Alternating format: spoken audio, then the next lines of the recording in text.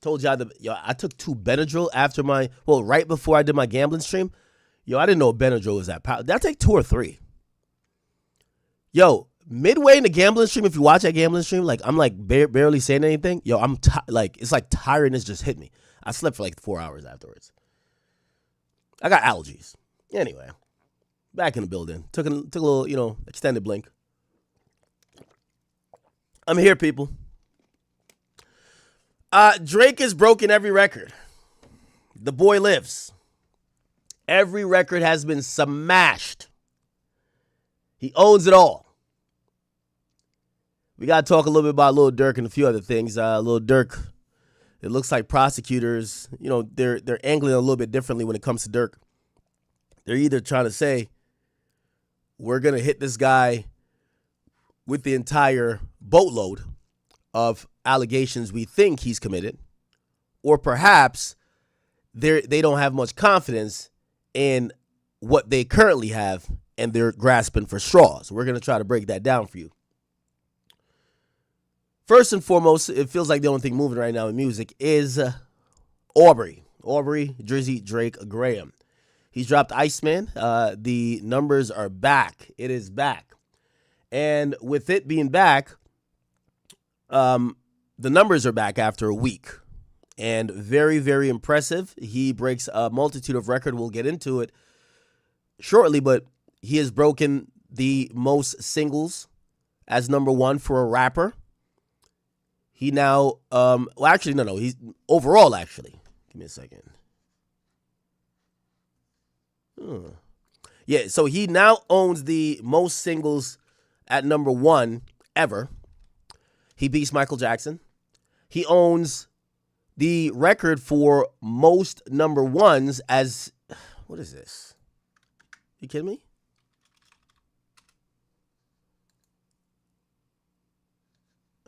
Okay. Give me 1 second. All right. He also owns the most albums at number 1 for a rapper. He's now right behind, or I think he either tied Taylor Swift or he's right behind Taylor Swift, but he also owns the record for charting the most amount of singles on the Billboard Hot 100. He charted 42 songs. Now, he dropped 43, so we got to find out the unlucky song that didn't get charted. But he charted pretty much every single song on his project on the Billboard Hot 100. Very impressive. Very, very impressive. Yeah, he's tied. Yeah, he's tied with Taylor. We're gonna go down all these records. The interlude didn't chart. Okay, that makes sense. I wonder how you guys are taking to these songs. Every time I talk to someone, this is why I know he put out a good body of work. Someone tells me a song that I haven't even gotten to yet. I talked to a couple of girls, a little tings. You know what they told me? Yo, Drake is in his bag. This song, Classic, it's an R&B song. It's on a BT. Amazing. They're loving it. I ain't even get there yet because I'm still dealing with him violating half the game. I hear people say, yo, little birdie got me feeling away. Obviously, that's a Floridian bop. You know how that goes. I've been on the burning bridges. I love the sample, the bridges, burn bridges. I love that. All love to A$AP Rocky, but he's giving you a little bit of belt. That's my joint. National Treasure still going up. Out in the 6, I'm a national treasure. Come on now. Of course, we have the number 1 song in the country, which ended up being the Janice record. So that's dope as well. But also, I got to be honest, when it comes to, for everybody who is, is Drake just swag rapping, always whatever, all the MCs had to come out and really tip their hat to Drake because Drake is in his bag. Make him cry, make him pay, make him know. You get so many records, even a few conductor produced records that is heavily bars influenced. Triple entendres, quadruple entendres. You see him doing listen, he's like, yo, it's like I rack up blah blah, not Dubai, whatever. Like he does a lot of really clever wordplay, really showing people that his lyrical dexterity, his pen is still at top tier peak position. By the way, I said it earlier on the stream. I said what he did with this album and also the intro is his best intro since Tuscan Leather. Well, and when I'm saying intro, I'm not just saying as a song, because he's had like Free Smoke's a great intro. I do like, Poppy's Home. I do like what else? I do like, is it Survival? Is it Survival or Elevate? I think it's Survival. I do like that as an intro. Those are songs. But when it comes to bars, and sometimes we want him to have that, either the intro or the outro when it comes to bars. After Tuscan Leather, I probably got to give it to this, Make Him Cry. It's amazing. The beat switch in the middle, amazing. Even the third beat switch, I'm like crazy. The outro, I will say the outro, his goated outro is still Do Not Disturb. I don't think no one touches it, but we'll get to all that in due time. I thank you guys for being here with me. I thank you guys for being here with me. We're going to have a lot of Drake conversations. Again, I know some people might be like, come on, we can't be just fucking. I know you got the chain. Let's not fucking just suck dick here. Pause. That's not our goal here, people. We're finally talking about music. J. Cole gave us a weed plate. We haven't played that shit since. Okay? We all remember when, there's a lot of forgettable albums dropping. So the mere fact that, and I told you, this is going to feed the streets for the year. So we're going to come back, and then, I seen someone today, and these guys are so disingenuous. Like, I'm going to be honest with you, like, after today, what I seen, man, like, I told the squad, we got to declare war on the rest of these hip-hop media niggas, man. It's so disgusting. These guys who have picked the wrong side of history, they're all popping their heads up now, and it's just nasty. It's like they're lying. They're doing the things they would accuse, like, people like me of doing. They're editing songs because they're in their feelings. I told you. Like, with all due respect, these West Coast dudes are the most sensitive people ever. I told you. I told you. Dave Free, I ran into him in person. He's foaming from the mouth, eyes all, like, glassy. He's just like, I told you. This whole thing, the West Coast dudes are the most sensitive niggas in history. I know they might be like, Drake filed a lawsuit.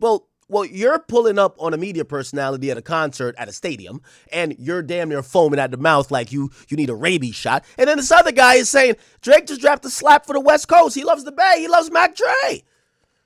Oh, we got to edit out the disses. Oh, this is too harsh. This is too harsh. You hear these guys? Disingenuous. Chat. They say heavy is the head that wears a crown. They've put out the hip-hop media list 4 times now. I'm batting a pretty good rate. Twice at number 1. What's the problem? Well, I'll tell you what the problem is. The severe belt to ass, and now since most of those guys who used to feel like they had a chance of competing, they're all unemployed.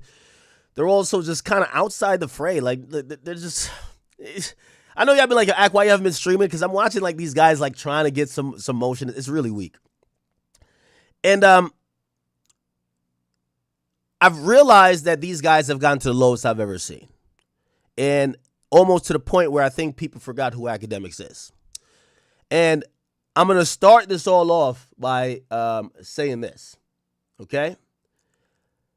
I see and I hear what a bunch of y'all media niggas in hip-hop is doing, which is built purely out of jealousy for me and the platform and because we run this shit. And I want to let everybody know, the gloves is off. I love this part. We could all go to war. I'll tell you what that entails. I like to get personal. And for anybody who's going to be like, you're going to be doing too much, because you know how I get super personal. Oh, I'll find out the baby mamas. I'll find out the missing kids. I'll find out everything. It's okay. And I'm putting this out for every media personality. Not because they put me number 1. I'm not the same slimy, sick nigga that really got at everybody else. But I'm saying that because I don't know if maybe I'm supposed to take the high road now, but I'm never the high road type of guy. I'm always the where did they go? Where did they go? Low, you can take him to help. So I'm going to just warn y'all now, prepare for all fuckery. And I want to also make it clear, there's no bystanders. So they ain't no you listen, we ain't doing no DJ Khaled shit. But I want to explain where that energy's coming from. Chat, I've been just sitting here doing my thing. Iceman's number 1, biggest media personality, biggest rappers. I've been watching the jokes. I love the jokes too. They'd be like, Drake, I like it. It's cool. Y'all did the same thing with me in 6ix9ine. It's fine. Cool.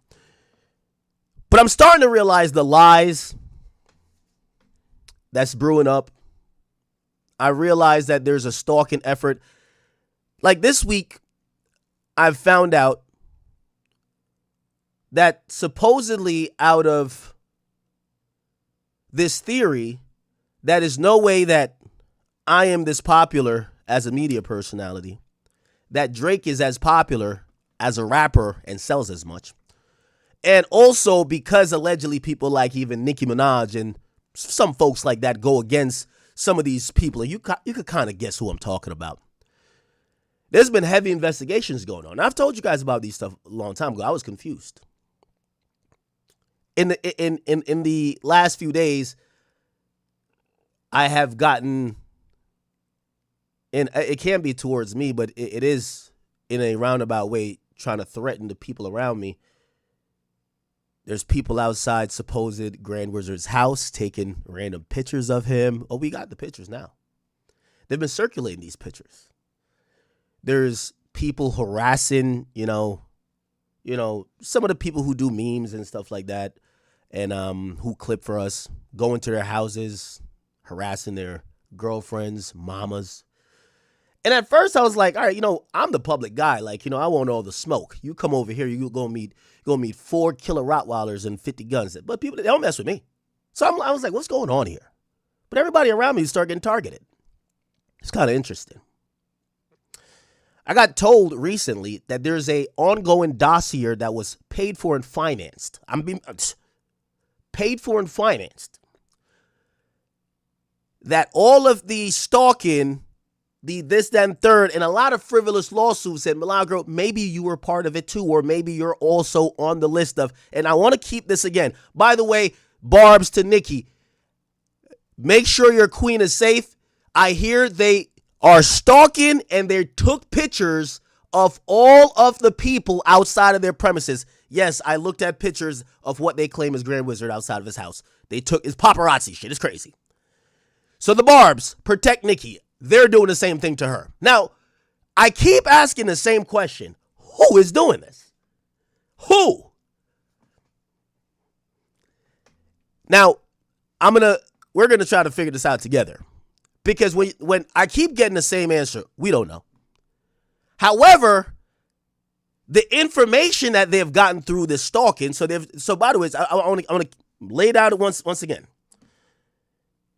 They have this theory going on that Drake is funded politically by MAGA.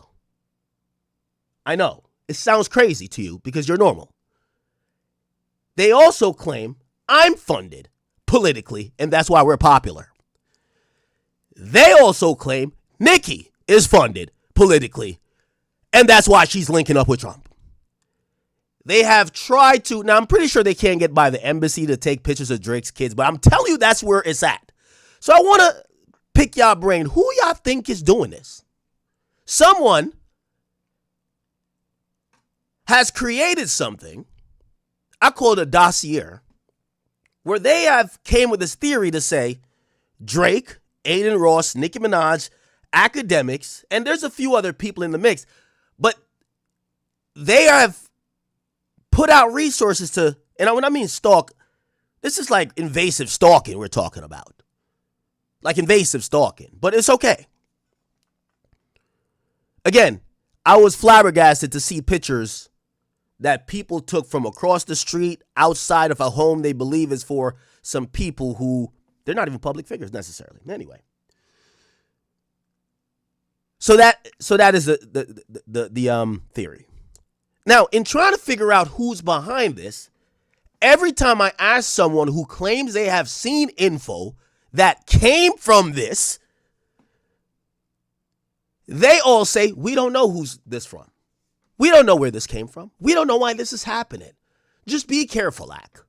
Be careful who you associate with. That's odd. I'm going to tell you why that's odd. Because even if you don't know where this info came from, it is ironic that only people that align a certain way gets the info. It's not everybody that has the info. It's a certain people that have the info. Shout out my man Charlamagne. He gave me a call. He said, Ak, this was going around. I seen it. So what? Where'd it come from? I don't know. Oh, okay. Charlotte, if I wasn't supposed to air you out on that, it's okay. But listen, I got to get to the bottom of this. I hear Laura LaRosa got it in the background. What Laura LaRosa got? What? Then I hear, oh, you got like one of the stooges that was on this show and then this other guy that don't like you. And I'm like, what's going on here? Now, like for anything, I like to address things head on. But with that, I don't like doing proxy wars. I like to just kick it off. I tell all y'all eat a dick. Straight up. All y'all eat a dick. Y'all ain't stopping nothing. All y'all can eat a dick. When there is entities that's plotting against me, don't be the messenger. You either with me or against me. No DJ Khaled's around my book. No DJ Khaled's around my book. Get the fuck away.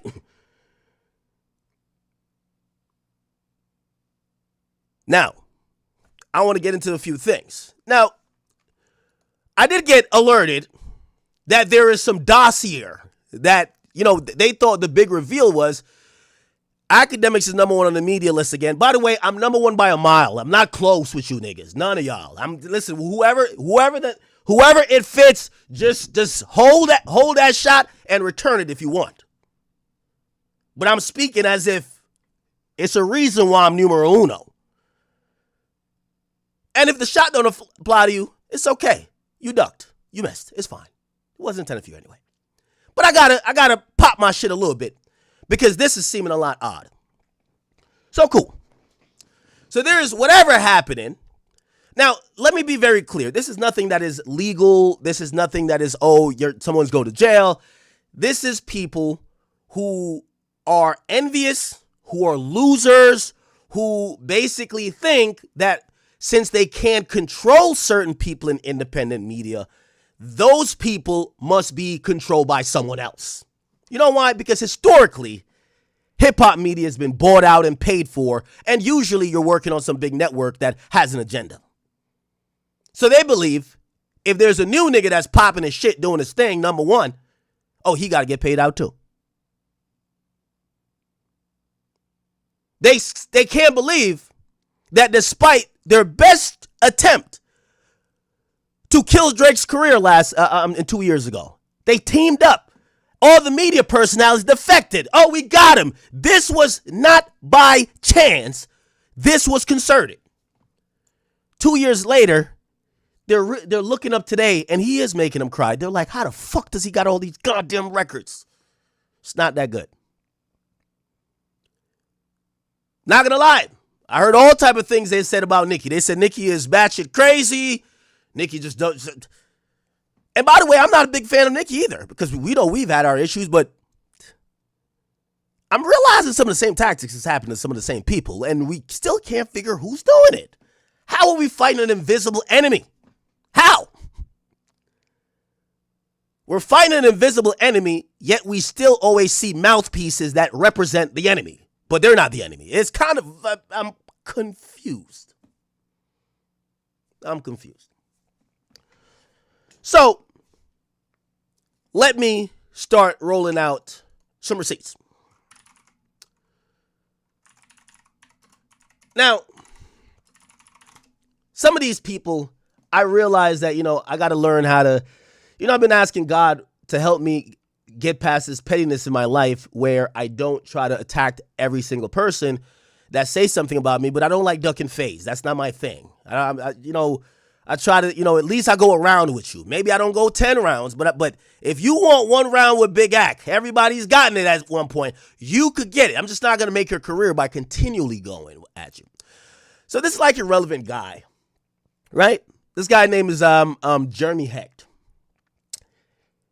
He is not to be focused on. He's a mouthpiece for what I'm telling you is happening. So this guy had tweeted out that Drake should denounce getting posted by the TikTok account of the White House. I said, what are you talking about? That doesn't happen. Why would a rapper have to denounce that? Politics or not. Casey Wasserman, who was in the Epstein files, basically a bunch of their big acts left because he was running their agency, Kendrick's over there. Kendrick didn't say anything. Still on there. No one, at least I'm not saying he got denounced. Well, I think he should denounce if he's going to be in your mindset, which you got to denounce and act like you're whatever. The White House gets a TikTok account. This is the White House that's ran by the administration of Trump. One of the first songs or the first TikToks they post, they use a Kendrick Lamar song. Kendrick Lamar has never responded, has never co-signed, nor has he ever denounced it. No one required that of him. But these days, after Drake has defeated the 50v1, because it is more than 20v1, right? I've been streaming. I've been watching all these guys like trying to like contort their views of, oh, we weren't hating. Yes, you niggas was. Yes, you niggas was. Y'all always hating. Now all y'all got egg on your face. Like now y'all want to have these different discussions. Shut the fuck up. You're on the wrong side of history yet again. Shut up. It's no fucking coincidence that all of y'all basically were anti-Drake, and when we look up at the niggas who run media, it's me looking down on y'all like Drake looked down on the rest of hip-hop. Facts. Y'all were just a bunch of hating ass losers. That's what happened. I'm not holding punches. Facts. Now y'all all trying to, oh my God. Yeah, I was like laughing at y'all like, bruv, you see with me, like, I don't care if a nigga winning or not. If I'm hating throughout. But it's okay. Y'all come back in. Okay? Y'all come back in. So, this guy, and I'm telling you, he's a mouthpiece for what's happening. If you're a fan of Drake, I'm telling you there's a smear campaign going on currently. They want to paint Drake as being an anti-black, MAGA-funded guy who is using all these nefarious means of you liking him. And let me explain that a little bit more. Influencing media that you would like him, which means he's doing things to make sure he's all over your timeline. He's not that popular. He's getting funded, that's why. Now, this sounds retarded because it is. But this is the theory, and I got to point out the mouthpieces. I have to. Because when I hit a brick wall in figuring out what this is, we're all going to figure it out together. Okay? So this guy's a mouthpiece for the people in that theory. By the way, if you're a Nicki fan, pay attention. And I keep saying, I've gotten pictures. Supposedly, they have private investigators outside niggas' homes. I wouldn't be surprised if they have pictures of Nicki, this, that, and third. And by the way, I hear there are rumors circulating regarding her. I will stay out of it, but don't be surprised if they start dropping some stuff trying to take her down. This is a nasty, nasty game. Nasty. So, when he said that Drake should denounce it, I was like, this dick sucker who thought Drake was done. This is a distinct conversation. I'll share a little bit. I hate when I have to gotta tell you some shit. I talked to me and Drake reasoning one day, and I told Drake, because he's a thinker, man. We go back and forth sometimes, and I said to him, which he agreed. And he said, yo, bro, I had to save that because you're right about that. I said to him, dog, you realize that these guys, and this was during the thing, I said, you realize that these guys, especially when they're trying to break news early, they're like, oh, this is going to happen on the album. Oh, it's going to be like this. It's not that they want you to win. They want to put you in a situation that you can't win. It's either you didn't rap enough, you rap too much. It's either that you're stuck in 2024 or 2026, you're scared to acknowledge what happened. You can't win. The only way you can win with them, you got to stand on one toe, do 10 twirls, walk across a tightrope, and basically do 3 backflips and not die. You can't win. These guys are telling you things because they want you to fucking lose. You think these guys really want like Drake to be good? They're like, oh, he doesn't grow.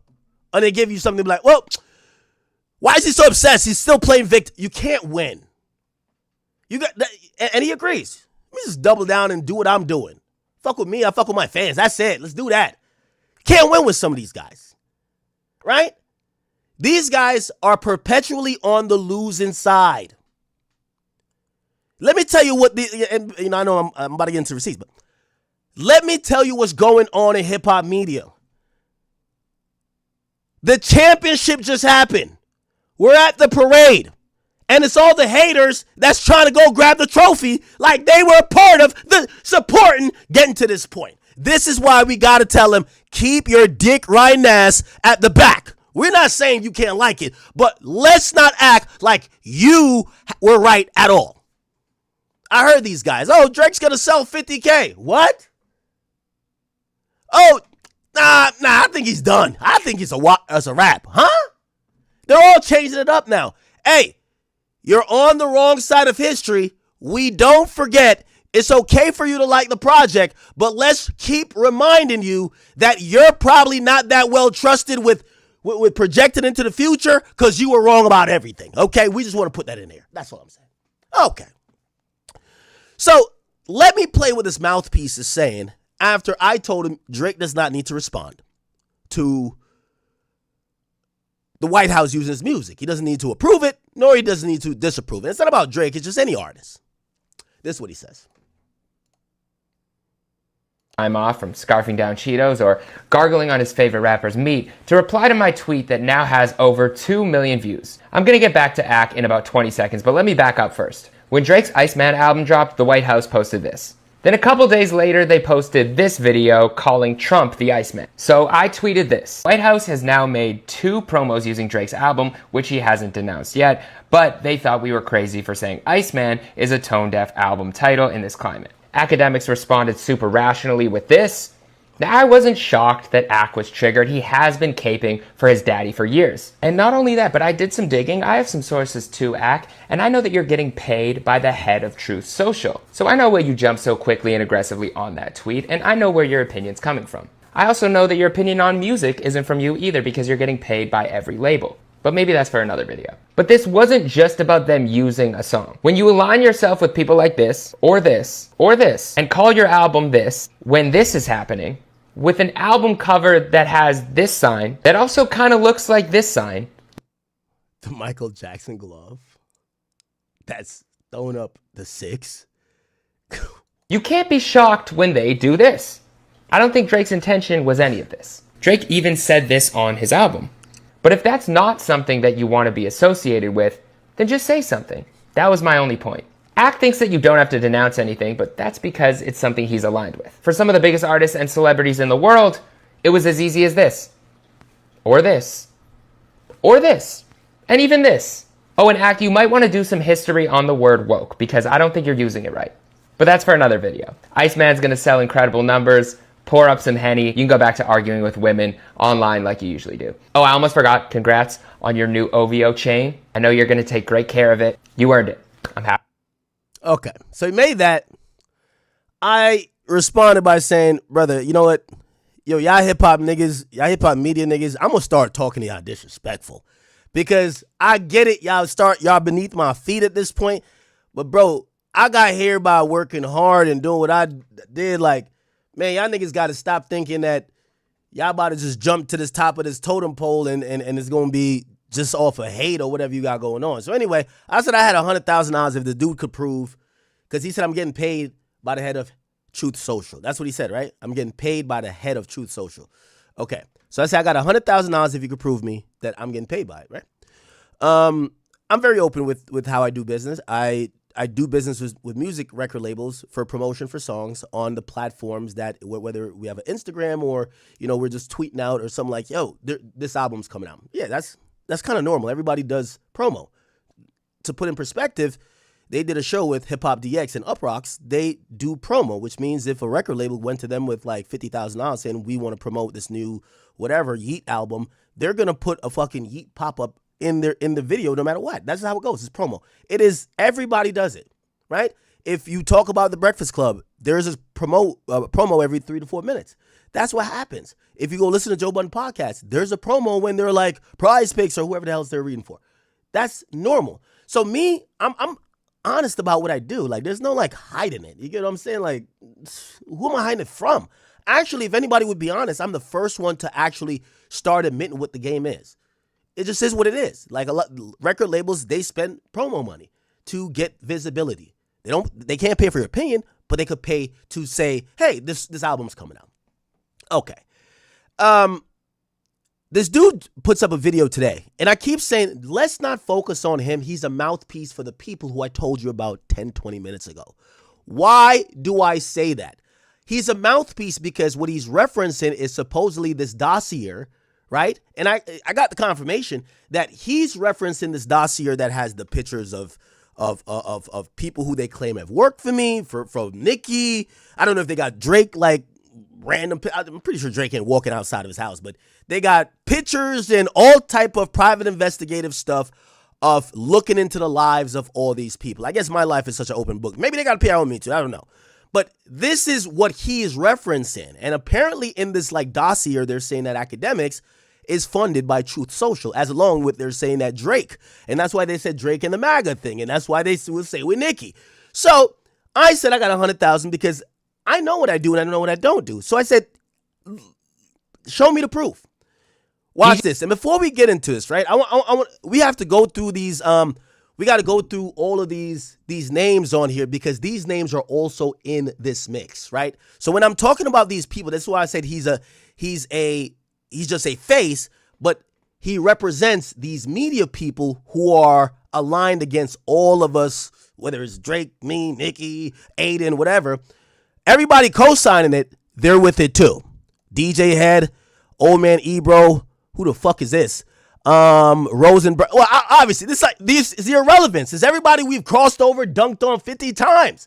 So they're in it, but everybody else who's been getting belt to ass by Big Ack and the coalition over here, it is what it is. So now, let's listen to him when he said he had proof, okay? DJ Snackademic says that he has $100,000 for me if I can prove that he was... Now, I'm going to stop here too, because I'm done talking to any of you niggas, because I'm going to start talking to y'all with straight disrespect, and now we're going to be on the offensive. When I start posting y'all mamas, y'all kids, because you know I do all that too, right? You know, that's my forte.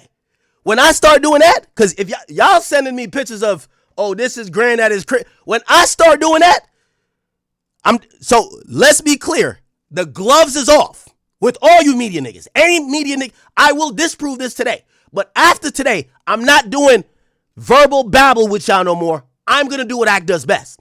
So, let me just play. Was being paid by the head of Truth Social. Jeremy, I got 100. Oh, and this is the thing too. I was so confident. I didn't even make a bet. I should make a bet. I should have made a bet where you have to pay me. Because in reality, obviously you don't got 100,000. Never mind. Let me keep going. $1,000 for you if you provide that. Let me read some receipts. November 14th, 2025.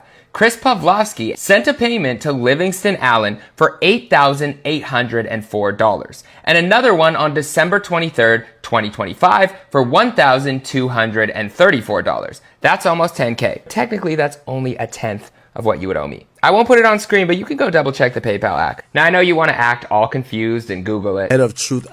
Listen, who's this person? Is ran by who? But you know this man very well since he and others have been paying you for your Rumble deal since 2023, which is public information. And with these unstated transfers, who knows what else he was paying you to say. You can DM me for my Zelle info. Although since you said that you could basically be paid off by anyone, any politician, any party. If a politician comes and says, Ack, I got 50,000. Okay, so let's get to the expose. And this is what I'm telling you. DJ Head, Ebro, y'all niggas can eat a dick straight up. Anybody who's behind whatever it is, like, oh, we think we got the info on Ack and Drake and Nicki and we got this, whatever. So let me disprove this fuck nigga real quick. I'm going to put it up there once again.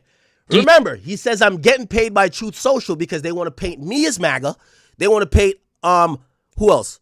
They want to paint Drake as MAGA and obviously Nicki, right? That's their new thing. So that's the new smear campaign that they're sending around this document that has private investigator info about Nicki Minaj. Supposedly she's at her crib and people are taking pictures for whatever reason of people that work for me, and they're alleging whatever with Drake, claiming that they have proof of Drake's like financial, like what? Anyway, listen to what this guy is saying. DJ Snackademic says that he has $100,000 for me if I can prove that he was being paid by the head of Truth Social. Cool. Jeremy, I got $100,000 for you if you provide that. Let me read some receipts. November 14th, 2025.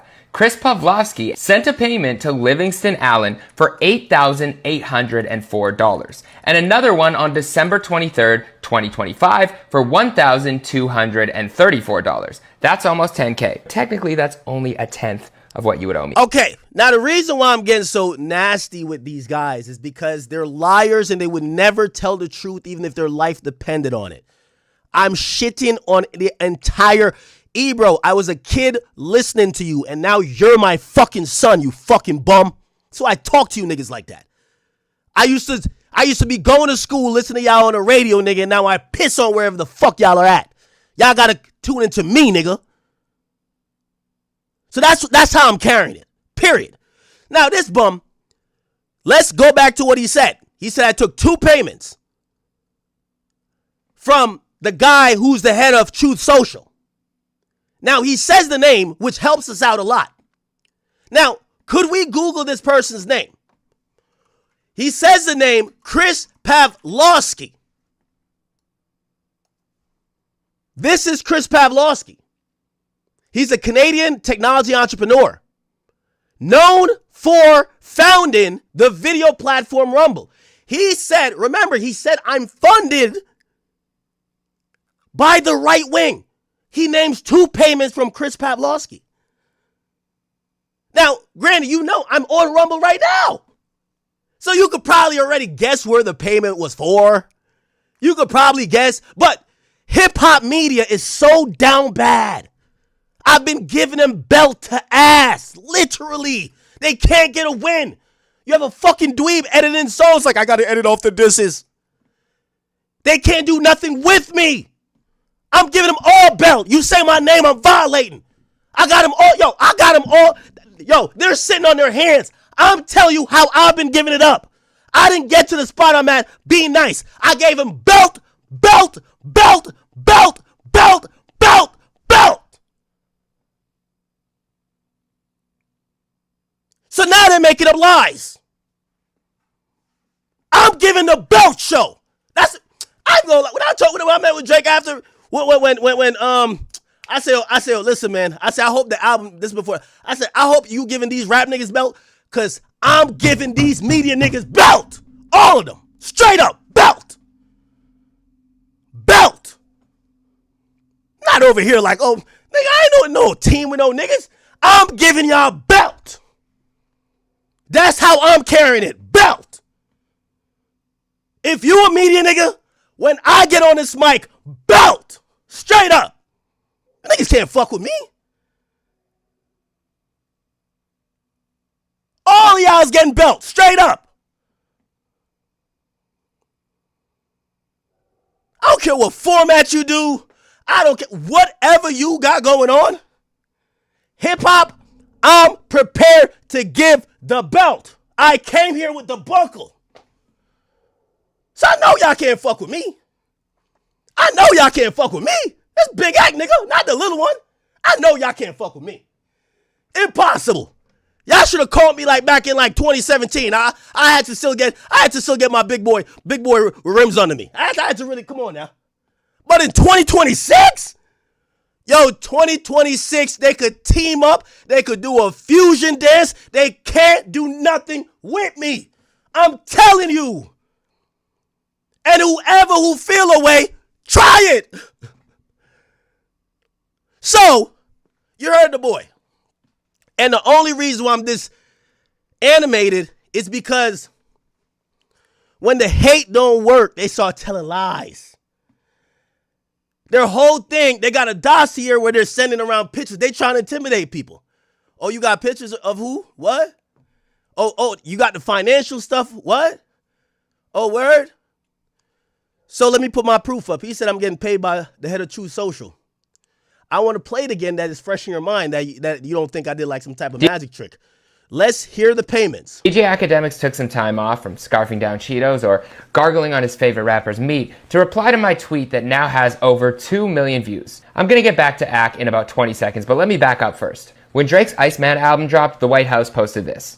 Then a couple days later, they posted this video calling Trump the Iceman. So I tweeted this. White House has now made 2 promos using Drake's album, which he hasn't announced yet, but they thought we were crazy for saying Iceman is a tone-deaf album title in this climate. Academics responded super rationally with this.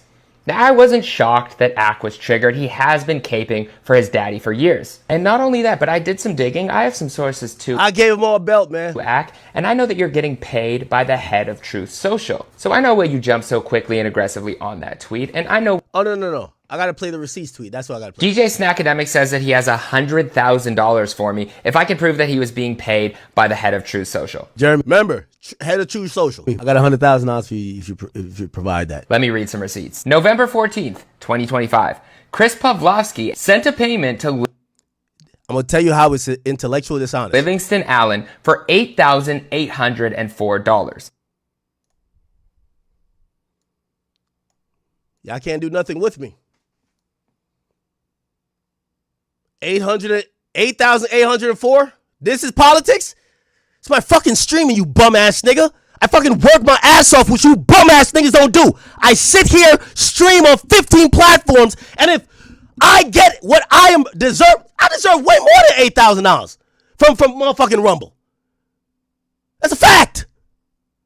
Look, the custom note. Thank you for using Rumble. Note from, hold on. It says from Rumble Canada. Hold on. What date did he say? November 14. Rumble. Thanks for using Rumble. They're accusing me of, because I stream on Rumble, I am now some, bruv, come on, bruh. Yes, Rumble is a Canadian company. They're saying this is a propaganda pay. They're saying this is a propaganda pay. Bruv, I forgot. I don't even like be looking at money that Rumble sent me. So I was like, what? So I went in the ship like, what the fuck? Oh, they're talking about Rumble. Rumble paid me. It didn't say Rumble paid you for Trump. By the way, here's the funny thing. The account that sends me the money is Rumble's account. It's not Chris Pavlovsky, who is the CEO and the founder. So that's the funny part. I'm like, huh? But let me continue. And another one on December 23rd, 2025 for $1,234.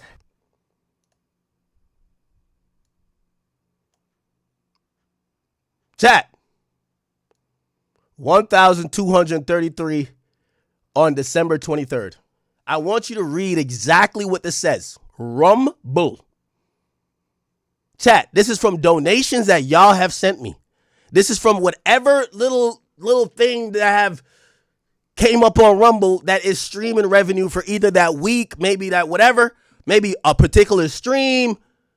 That's my little Rumble money, $1,000. Actually, I'm a little bit embarrassed because getting paid $1,000 on Rumble, shit, that's why we over. No, I'm playing. Love you, Rumble. But yes, it's our payment for, or our cash out for like, it was a week or something of the sort. It's not that much, but it's nothing to do with politics. It's me streaming. We actually did a 30 for 30 that week or that month. You literally see it. It says, thank you for using Rumble. Like, Rumble is a publicly traded company. Its financials are open. So you could have found this transaction somewhere in their files that they have put out, that you could have tracked it back. But these people, they think that Rumble is a political outlet. Now, here's the thing too, which if we're talking about intellectual dishonesty, and this is why I say I gotta take the gloves off with these niggas. Mick says that okay, so I already debunked it. So the nigga is calling my Rumble paycheck, right? $10,000 from Rumble.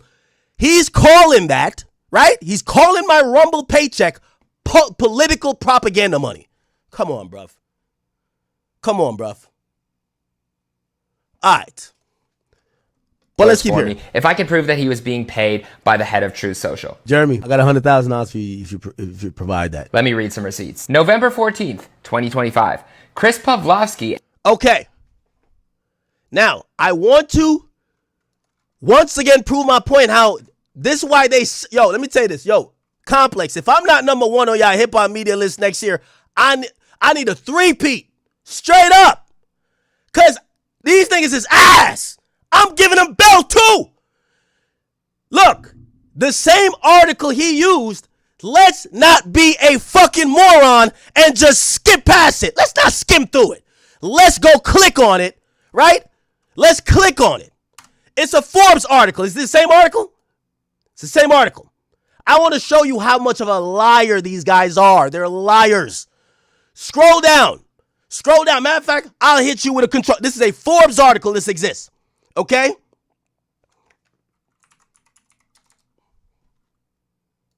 Here we go. Remember he said, look, in 2021, by the way, I got nothing to do with what Chris got going on with Trump. But whatever. In 2021, Chris Pavlovsky drafted in a small cohort of technologists and Trump loyalists that created Trump's Truth Social. Pavlovsky was offered the role of Truth Social CEO, but he turned it down. So even the article he's trying to use to say this guy's the head of Truth Social, which he's not. The guy's the head of Rumble. He's not the head of Truth Social. He's the head of Rumble. But even if he's trying to lie, if he read his own article that he posted, look, he used this article. I'm reading from this article. It said he was offered the job and he turned it down. So basically, what have we learned here, people? And this is why I said I got to take the gloves off for these hip-hop niggas. The gloves is off. Because it's one thing when y'all are getting belt from me fairly, and you don't got to play fair back with me.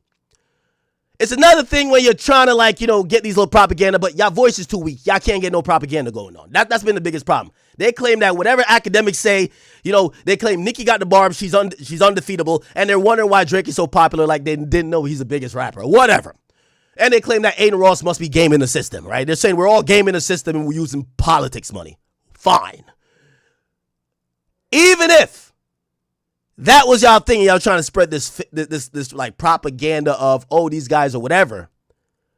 It's another level when you guys are trying to prey upon the lack of knowledge or the lack of research or the belief that fans might have in you or your platform to not even put out the truth. You said the guy's the head of Truth Social. It says in 2021, he was offered the role. He turned it down.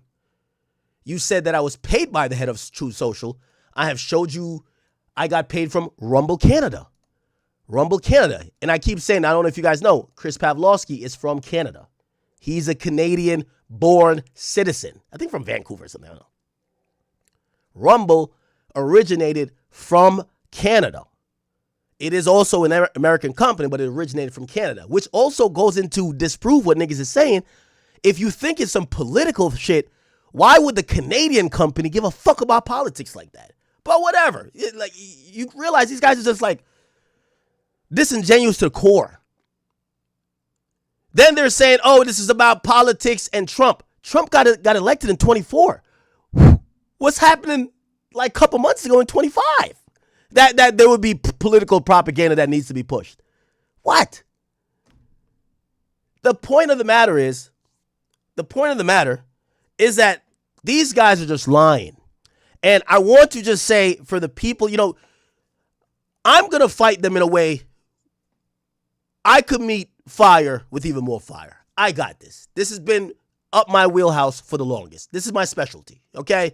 You know that kidnapping movie when I'm I got a special set of skills. I got a special set of skills too. Don't you worry. I got the names down and just trust and believe. Nothing is off limits. You know how I get down. Nothing. So it's all good. I got all y'all names on it, and trust me, I've authorized you. I could print it, press it, I authorize. Because there's sometimes shit's going on, and I'm like, what the fuck is going on? I've told the team, if you catch him lacking, bomb it. I don't even need to approve it. Just run it. It's all good. Run it. Whatever it is, run it. Wartime, nigga. Listen, I'll be the Joker. Let this be Gotham City. All right?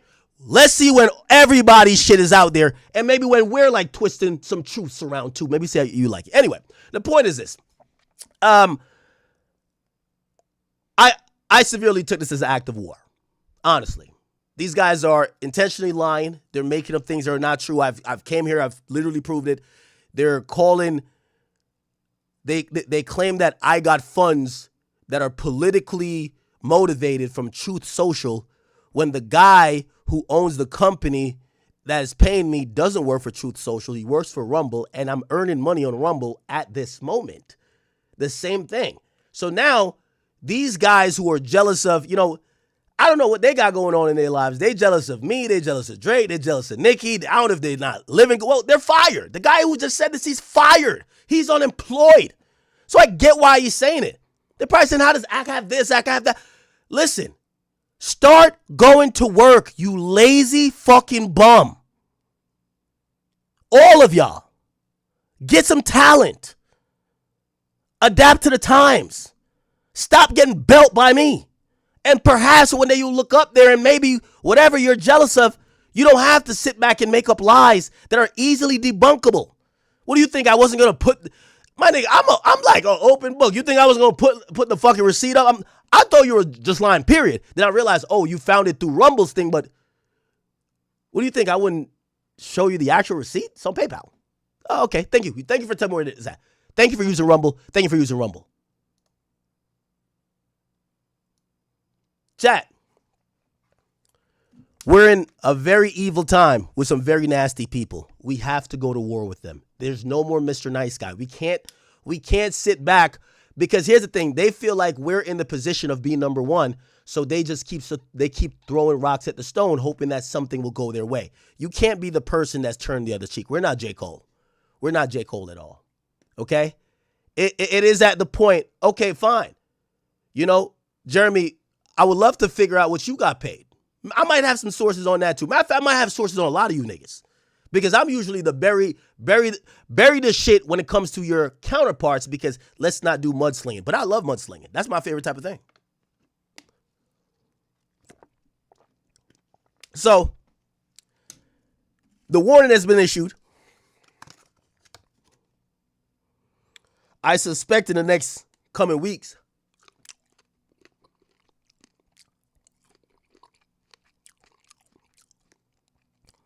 we'll have some favorable results, right? All right, chat. Let's get to it. The belt show will never die, man. All right.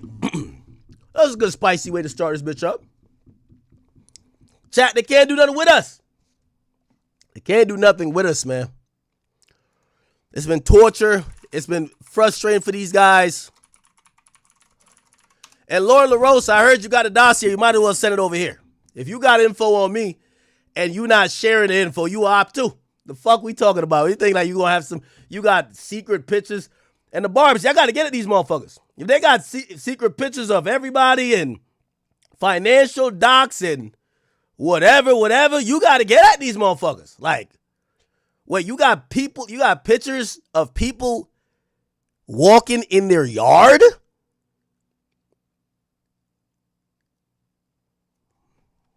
Can't play nice to those people. Anyway. Chat, the Billboard chart says, I thought they said it was going to be delayed till tomorrow. It's actually, it was put out today. And a lot of records were broken. A lot of records were broken. We're gonna start this out. And by the way, I do have some more breakdowns of the album that I do want to do. But let's read the article that Billboard put out. Billboard has put out this article saying that Drake is the only living soloist to achieve the feature since the chart combined stereo and mono albums in 1963. Now, Drake today, he charted 12 albums on the Billboard 200 chart. And they said he did this for the first time ever. Now, not the first time he ever did it, but the first time it's ever been done. Now, I want to show you the albums that were charted. And they've been tweeting out records for this guy all day.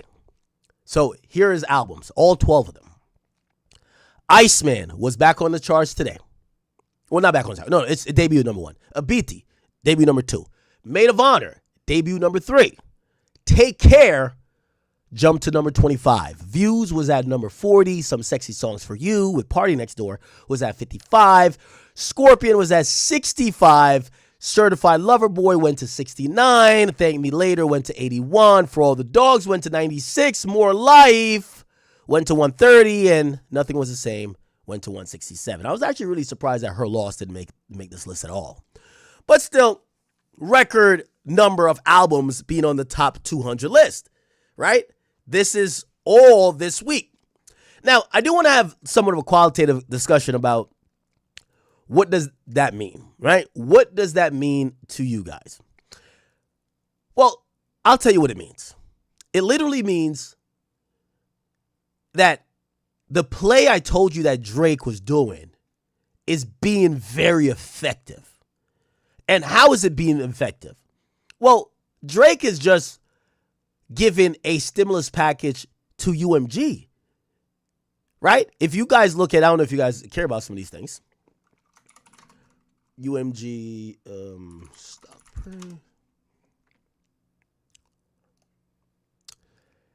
In the last month,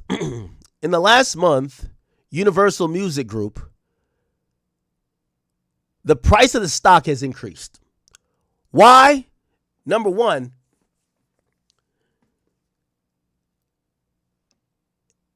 they have told people they're a catalog company. Now, even though Drake has 3 new albums, look at all these other albums that are catalog albums. And they're getting a lot of profit from that. But it's not only just Drake, but other artists as well. Also, it seems to be setting Universal up. And that's what I'm saying. Drake's move might have worked. If I'm Universal, you got to retain Drake. This beef or this battle is not a beef, obviously. You don't beef with your record label. This little feud, it's so minuscule that you got to solve it. Yes, I know Drake sued. The lawsuit got dismissed. He's filing an appeal. What I believe is going to happen is that this is going to be settled at some point. By the way, Drake has a song. What song is it? Is it Firm Friends? Where he's kind of like talking about it a lot. Where is it?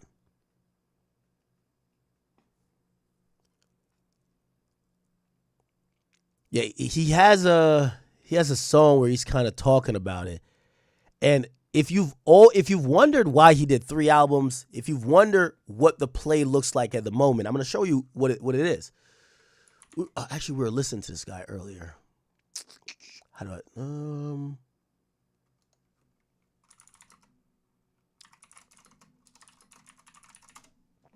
He pointed out the lyrics. I'm trying to figure it out. Is it this guy?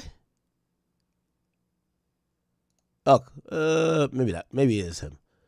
It's the UMG stuff. Here we go. Okay, right here. Good. Right here. It's fried to the R switch place with the I. Says, yo, this lawsuit I got is fried until the R is switched with the I. The frame of this people retired, but we know it's the truth and a lie. But then they'll frame it as some people retired. Okay, so Drake actually gives us, and by the way, thank you to this guy. This guy's pretty good. I wish him and What's the Dirt would collab. But Drake actually explains in a roundabout way what's up with his situation. And he always does this. What's up with his situation with UMG and what's the current plan?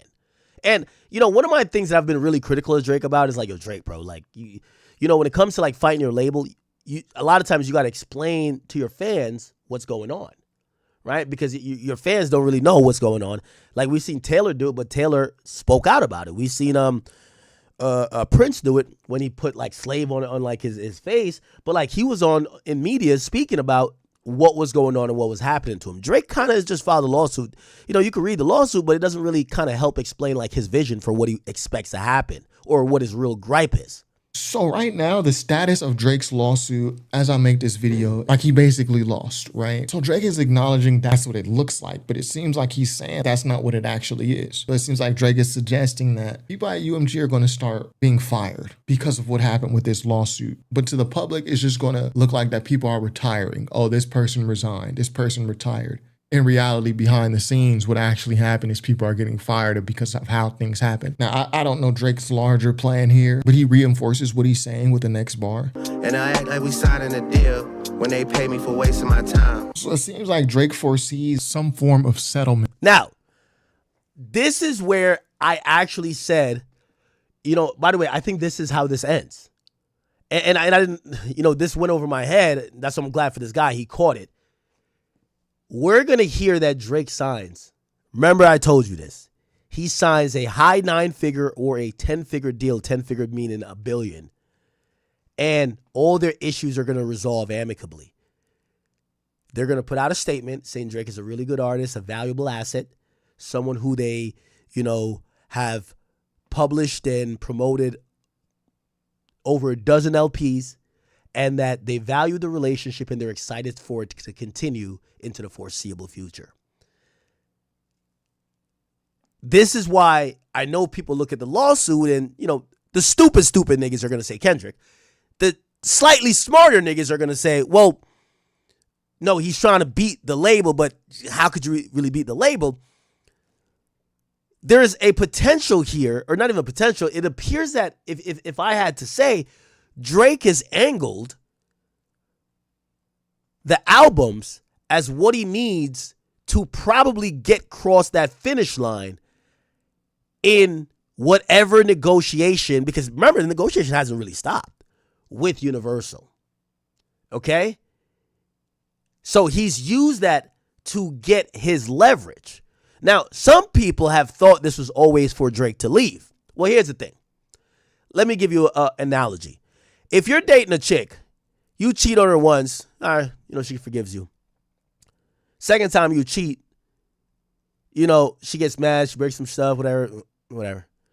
But basically, you get the feeling that this bitch ain't going nowhere. You gonna stop cheating? Fuck no. Like, again, in any discussion, you go buy a car, right? And you're haggling with prices. The one advantage you have is like, you know what? I'm going to the Nissan dealership, okay? Toyota, whatever y'all call it. We're going over there. That's how you cut the short shit short. And people like me, I say, you know what? No matter how much Drake put a lot into this album personally, a lot. But I still don't look at Drake as an independent artist. I don't think that, it would be so costly. It would be so much of a headache to run an operation of Drake as an independent artist. I don't know if he wants to do that. So I've always said that what's not going to happen is that Drake is not going into the free market.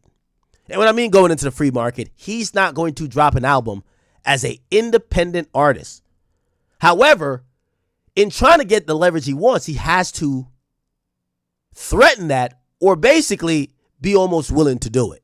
He got to walk away from the negotiation table. Oh, all right, word? All right, bet. I'll be a free agent. I'll catch you guys on the charts. All right? Now, with him dropping all these albums, with this is a huge week for UMG. A huge week. They're also reminded that, hey, with these 3 new albums, by the way, Drake drops more music than everybody in the top 10 streaming usually, right? And well, YoungBoy's not in the top 10 streaming, but he drops more music than obviously like Rihanna, Abel, Taylor Swift. The way how streaming is monetized these days is that streaming is old enough that Drake new shit makes his old shit more money for UMG. So UMG even this week is eating more off his old shit than his new shit. So the thing is, why not keep Drake pumping out albums on your label that's going to help the old shit that you're getting money hand over fist with? And yeah, just kind of rate him at a different financial level and do the numbers. But $1 billion, yeah. Yeah, also, here's the thing too. What is the cost of going through this whole litigation with Drake? Right? Do you want to go through this whole thing and then, I don't know, I'm not saying they're going to necessarily lose, but they could. You want to limit exposure. Remember, these companies don't have like that ego, right? They don't have that ego of, nah, fuck that. We're going to do something that doesn't make financial sense because Drake has kind of dissed us. And I think Drake has kind of like put this lawsuit out there and then did all these albums and set up a whole bunch of plays while they're still negotiating. And the final act of the negotiation was dropping the music. Because think about it. If you're beefing with your label, why not just wait? Like, the buzz was up crazy. Why not wait till the end of the year? He could have waited till the end of the year, right? But he wanted to do it now. Why? Your plan here, but he reinforces what he's saying with the next bar. And I act like we signing a deal. So he says they're going to act like we're signing a deal when they pay me for wasting my time. So he's almost saying if he gets a settlement that keeps him with UNG, really that's the lawsuit money. That's how he's going to take it, if you get what I'm saying. right? deal when they pay me for wasting my time. So it seems like Drake foresees some form of settlement or payout from UMG in his future. And Drake continues. And I act like I lost my appeal, but they'll pay me for changing their mind. They'll act like I lost my appeal, but they'll pay me for changing my mind. And lastly, and I think a perfect end to this video. What happened to Drake from 2009 when Yeah, it's just an advantageous position that Drake is in, right? So again, let me kind of like further like build this out. At some point, UMG probably says, "Hey, we have a valuable asset. He has the most profitable catalog in music right now, right? That we own or we retain a huge ownership portion over it, especially his earlier albums. He's also suing us. Fuck it. Whether it's considered a new record deal or is considered him thinking he won the lawsuit, we're gonna have to pony up some money to either keep him or fight him. Let's just give the money. Who cares how it's interpreted?" Now Drake might be like, "I told you I was right. I got paid," right? They might just be like, "Well, you're gonna get paid regardless from the fact that we were gonna re-sign you."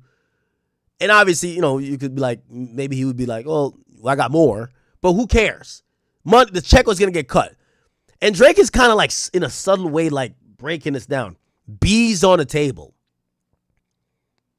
B's on the table. And it's clear, like in a negotiation sense, I'm not sure if it's multiple B's, but Drake is basically kind of like setting that as a barometer. That's the floor. I want $1 billion. If I ain't getting $1 billion, see your ass in court. So now we could assume. And by the way, you know what I think is going to happen? You know what I think is going to happen? Let's go. Universal Music Group quarterly. We want to go to the quarterly calls though. Actually, oh fuck. UMG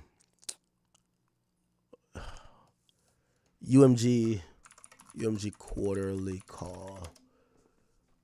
Okay, I'm gonna tell you why I want to go here. No, that's just my email. I emailed myself the fucking thingy. The screenshots. Okay. Okay, so these are weekly. Let's go by these are financial results. Let's see.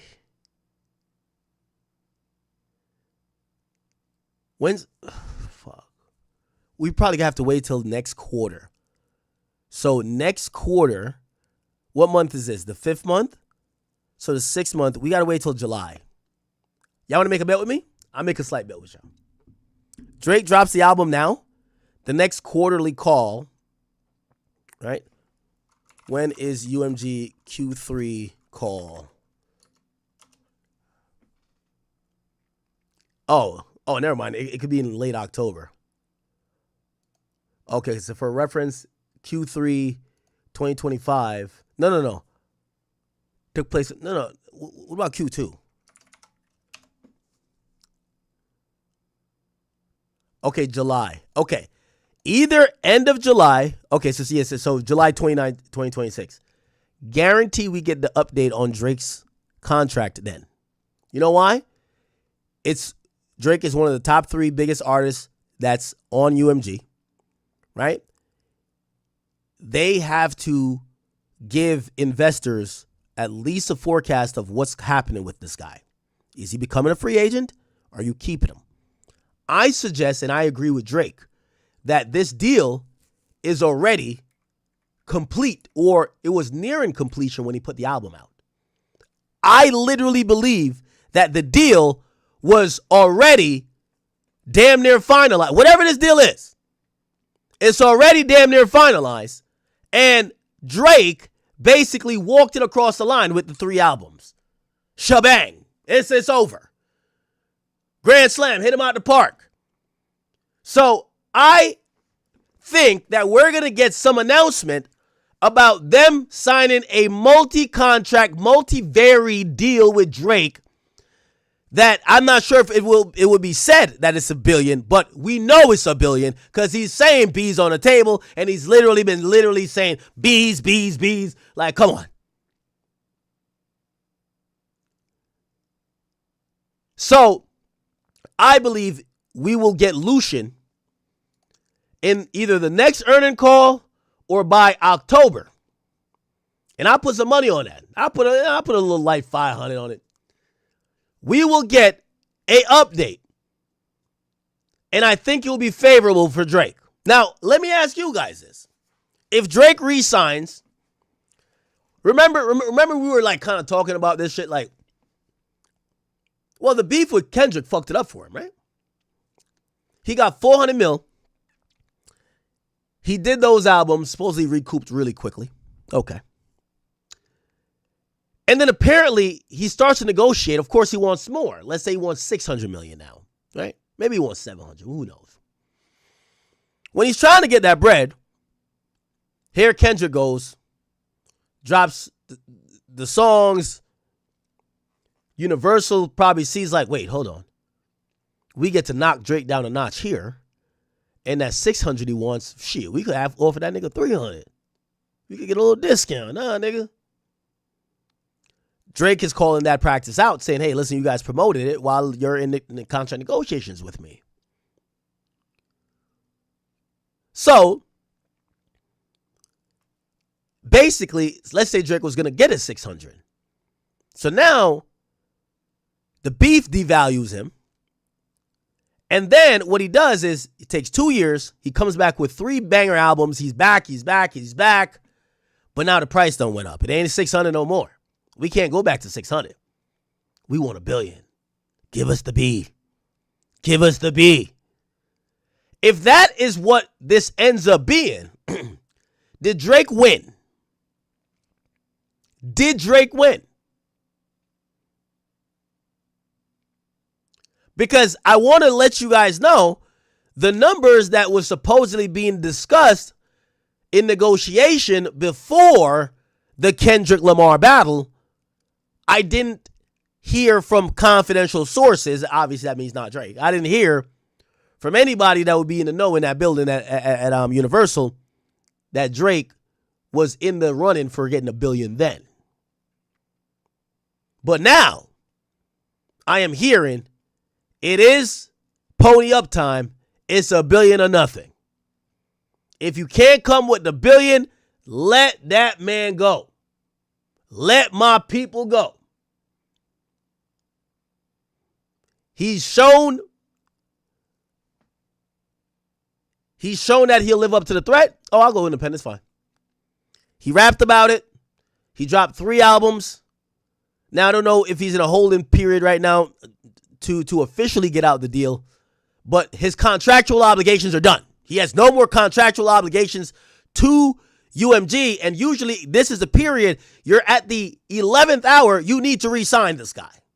Because if he could drop another album, and we would imagine if it's like a standard contract, when you complete your contract requirements, they bar you from putting out any music for a certain time. Why? Well, if they want to re-sign you, it gives them a chance to have that leverage to re-sign you.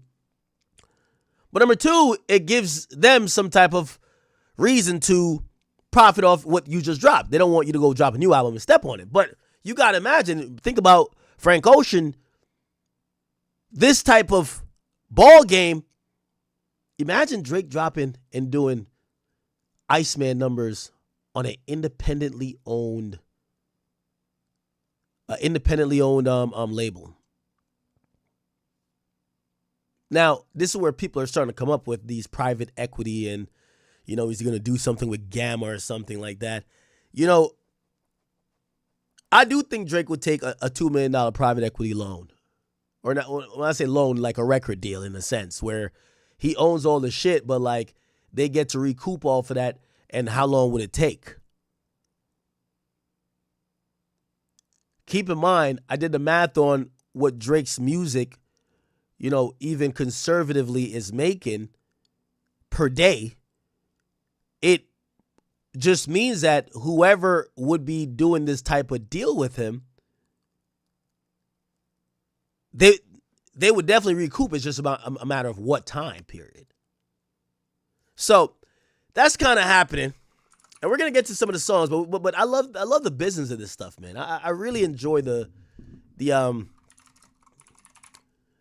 business of what Drake next move is, because he's playing a big boy game right here, huh? Anyway, give me a second. All right.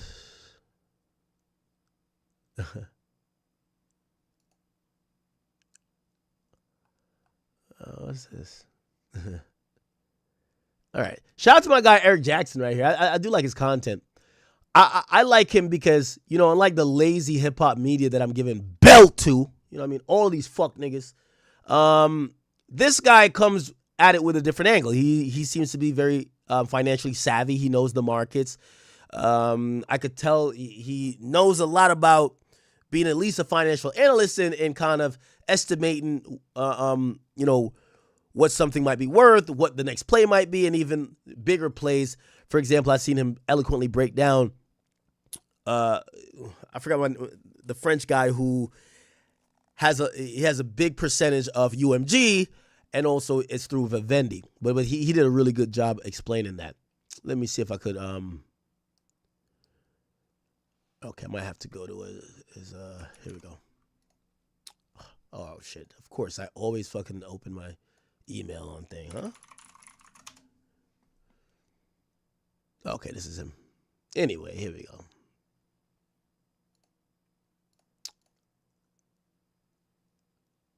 Okay, this is interesting. G Live. I'm fresh back from the wet Sunday morning. Okay, maybe is this? On Friday, in a Paris courtroom, the man that Sir Lucian Grange answers to got some bad news. Vincent Bolloré. It's day 278. Most Drake fans have never heard of Vincent, and he prefers it that way. African ports built his fortune. Universal Music was his trophy. The CIAM case, the Advocate General turned against him on Friday. Quote, Vincent Bolloré has been able to impose his will on Vivendi's general meetings through a strong relative majority. The court rules finally on July 8th. It's the same fight, but 25 years ago, Edgar Bronfman Jr. inherited Seagram, his grandfather's Canadian liquor dynasty, and he bet the whole thing, 100 years of tradition, on Universal, the studio, the theme parks, and the music business. Then he was forced to merge everything into Vivendi in 2000, right before the dot-com bubble burst. And he watched his whole family's 100-plus year empire crater. Edgar lost the dynasty. Bolloré inherited the piece that survived. 12 years later, first Vivendi and then UMG. Bronfman, meanwhile, rebuilt at Warner Music, sold it to Len Blavatnik in 2011. The Canadian who blew his family's dynasty is still swinging. He's on boards now. He does deal making, or tries to, but he's got. Okay, this is not one of the most interesting like breakdowns, but essentially there's high level business happening. So one of the guys who like have a big stake in UMG, he's doing some angling that if he has to sell UMG, right, he gets to sell for the highest price. And there is an offer to buy UMG. The guy, Bill Ackman, he came in and offered $64 billion, right? Currently, they're trying to figure out if they're undervalued or overvalued, or should they take the deal. And all of these parts are happening at the same time. Now, I've made this like, you know, this connection before, but one of the reasons why Drake also is playing 4D chess as well is that Drake knows this is happening. The Bill Ackman offer to buy Vivendi, no, not Vivendi, but Universal. Bill Ackman, Universal. They've offered $64 billion. Well, it's like, imagine buying, Imagine buying the San Antonio Spurs and they say, oh, yeah, you get the Spurs, you get the arena, you get the team, you get the jerseys, the design, you get the trainers, you get the coaches, but you don't get Wembanyama. Wouldn't you be like, no, hold on now, nigga. Give me a discount. Nah, I'm not buying it, period. So Drake's situation before any sale of Universal happens needs to be finalized. It needs to be understood to a potential bidder or buyer what's happening with a top 3 act that moves the bottom line. You can't just have this guy like say, I might go independent. I might not. No. We need it set in stone. Also, they're getting sued. So it kind of, that's what I'm saying. Drake is operating also in the right timing. Because as they look towards possibly selling, they need to figure out what's going on with Drake. Drake drops new albums. This is going to be something that artificially inflates the value of Universal, but it's going to severely deflate it if Drake leaves. So now they're really incentivized to give Drake what he wants. And whether you want to call it, they're going to acknowledge that Drake had a case or whatever, I'm pretty sure they're going to do some type of deal that says no more lawsuit, new record deal.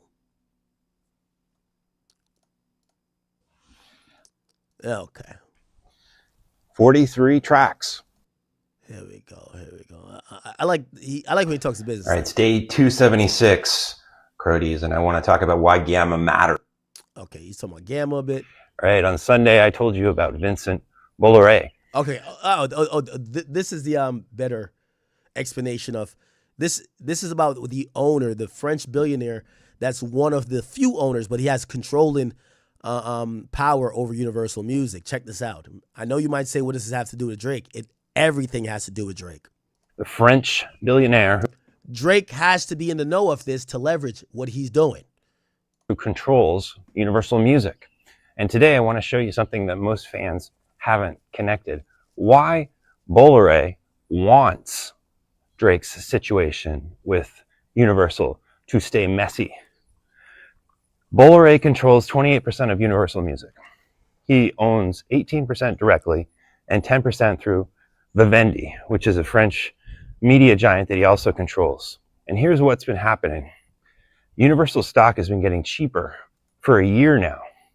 It's half. Okay. So he's actually, this is like 4D chess. I like this guy. So remember, Universal is going to sell at some point, right? One of the guys who owns the majority of Universal right now, he doesn't want a deal with Drake to be struck. Why? Because as there is this dysfunction or uncertainty, the stock will get cheaper. Now, when it's cheaper, he wants to buy it, that he owns more. When he owns more, then they'll figure out what's going on with Drake, and then they'll sell it for way more. If you get what I'm saying? They're basically actually, well, he's going to explain it, but I hope you get what I'm saying. As expensive relative to its profits as it was 12 months ago. And the profits grew over that 12-month period. It's not like this is a declining business. It's getting better. So Bolloré is buying his own pyramid level by level. He wants Universal to stay cheap because a lower Universal means a cheaper buyout when he takes control down the road. And this is where Sir Lucian Grange comes in. Sir Lucian runs Universal for Bolloré. Lucian's pay, his 5-year, $550 million compensation plan that he's just received, his board seats, they all sit inside of Bolloré's cascade. Every major decision that Sir Lucian makes operates inside of that incentive structure, including how he handles Drake. And now here's the math that Drake fans haven't connected yet. Every quarter that the Drake situation stays unresolved is another quarter that Universal trades at a discount.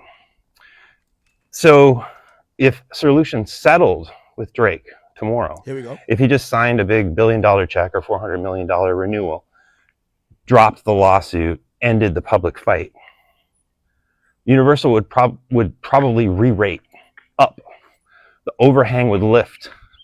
UMG's stock price would be higher, and therefore it would become a more expensive purchase for Bolloré. The buyout math would get expensive at every level of the pyramid. So that's the controlling shareholder's worst case. So if you, I hope we're not like drown you out in some of like the business details here. From the top down, from bottom up and top down, people are playing games to get their billions. That's why Drake needs to play his game to get his billion. So even at the very top of this chain, you have one of the owners of UMG. He wants the stock to get cheaper that he could buy it back. And then when he buys it back, he's going to figure out all the stuff that's made it cheaper, i.e. Drake, not whatever, pay Drake off. And then, because think about this, right? Like, here's the easy math.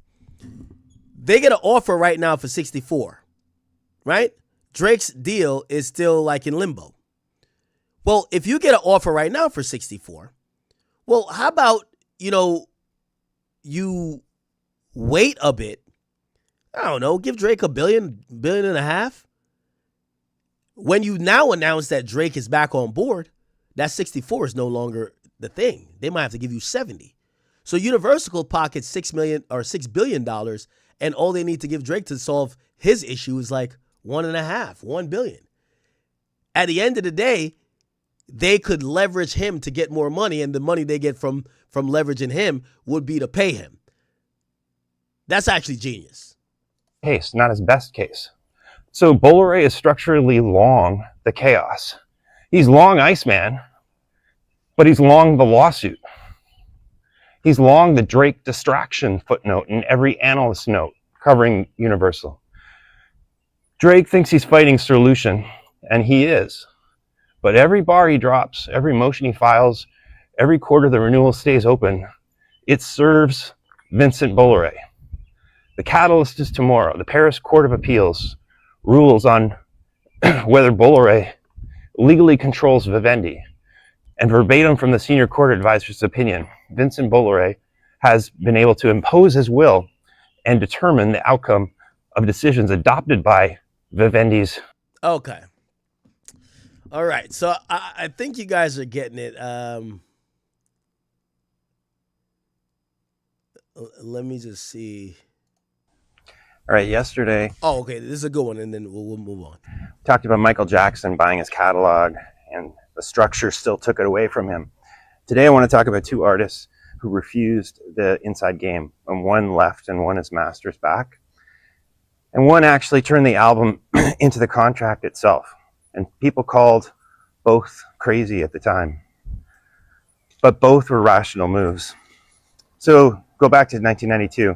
There was a headline, a Warner deal, 6 albums, 10 million each, 25%. And the publicist touted it was a $100 million deal. But if you read the small print, Warner kept the masters and rationed when he could release.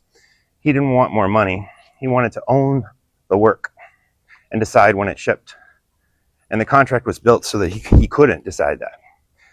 So this is the MJ lesson inverted. You can't get out of a contract where you're out negotiated by a counterparty who controls your masters and your release pace and your name.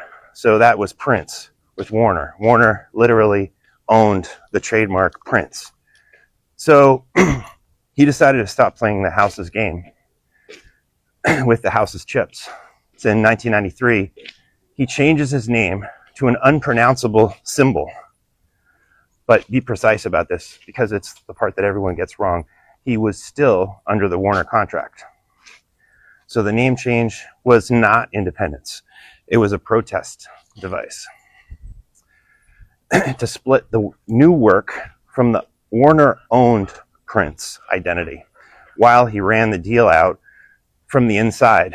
So he wrote Slave on his face on live TV. 1995 to 96, he was still inside Warner, and his own line was, if you don't own your masters, your master owns you. So the actual exit for Prince happened in 1996. So he parts with Warner's. He releases Emancipation on his own NPG with EMI handling distribution. And here's the part that ties straight back to what we talked about yesterday with MJ. And get this exactly right, because it's the whole point. He did keep working with majors. Arista in 99, Columbia in 04, but album by album on short-term deals, keeping his masters. So never again he signed an all-encompassing, perpetual masters-owning contract that Warner had him in before. Never again that deal that owns you. So this is how the MJ Beat 6 HOW alive in one career. Cost was brutal for Prince. He paid in the currency that the artists fear the most, perception, because there were years where he was called crazy. His commercial peak spent in this fight, but it worked. From 96 onward, he owned everything new. And in 2014, about 20 years after it first started, Warner returned full ownership and control of his Warner era masters to him on his terms. So that's one clear case of a maximal artist taking the structure head on from the outside and walking away with the masters. Come on, dogs. In 1978, though, I'm going to give you a second example. Here, My Dear, which was a divorce settlement between Marvin Gaye and Anna Gordy.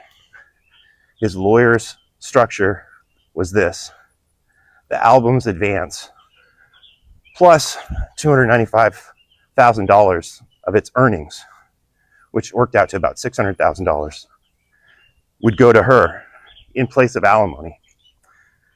And the catch most people missed was that if Marvin under-earned on the album, he'd have to pay the difference.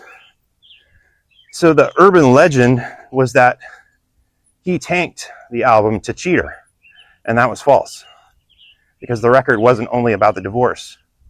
It was about a contract that you could put on a turntable. And so that's the form precedent, not the road that Prince took.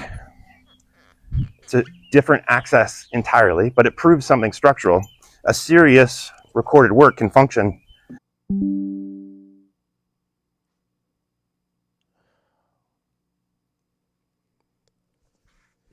Yo, I hate my ISP, bro.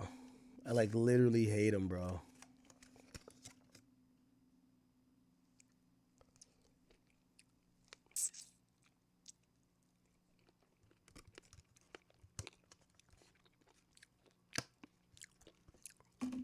Refresh, y'all.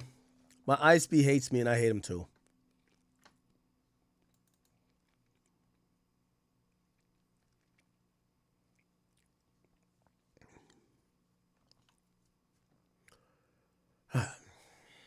I apologize. We back. Yeah, we're dealing with my ISP in the morning, so I apologize. I know, it fucking sucks. So that was 47 years ago. Okay. On the record. By the way, he tells the MJ story. The MJ story is crazy too.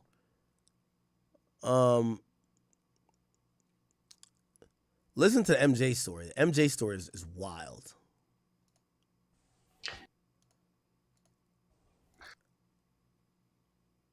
Okay. Listen to this MJ story. Michael Jackson made the single greatest asset purchase in music history, and the structure still took the position from him. And the interesting part isn't that he lost. It's exactly how, because that's the trap that others, including you, need to avoid. He didn't grow up thinking about publishing. Michael didn't. in 1983, he was working on an amazing music video, Say, Say, Say, with Paul McCartney. And Paul showed him the secret that most artists never learn, that song copyrights are an investment, that you can actually own the asset, not just make the songs. And MJ was floored by that. So 2 years later, 2 years after Paul told him about this, he acted harder on that lesson than anyone has ever done before.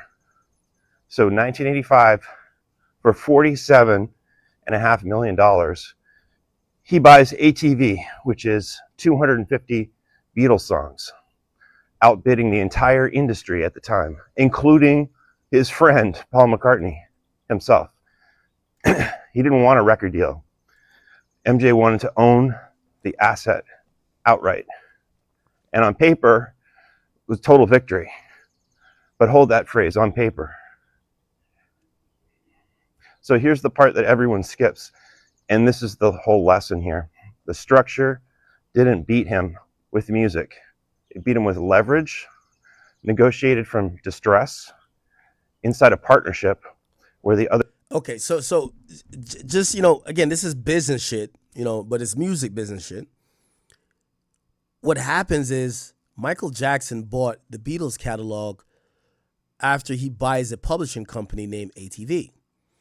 And not even sure, apparently he just outbid everyone, which means it just shows how rich Michael was. I forgot how much money he spent. We could probably Google it.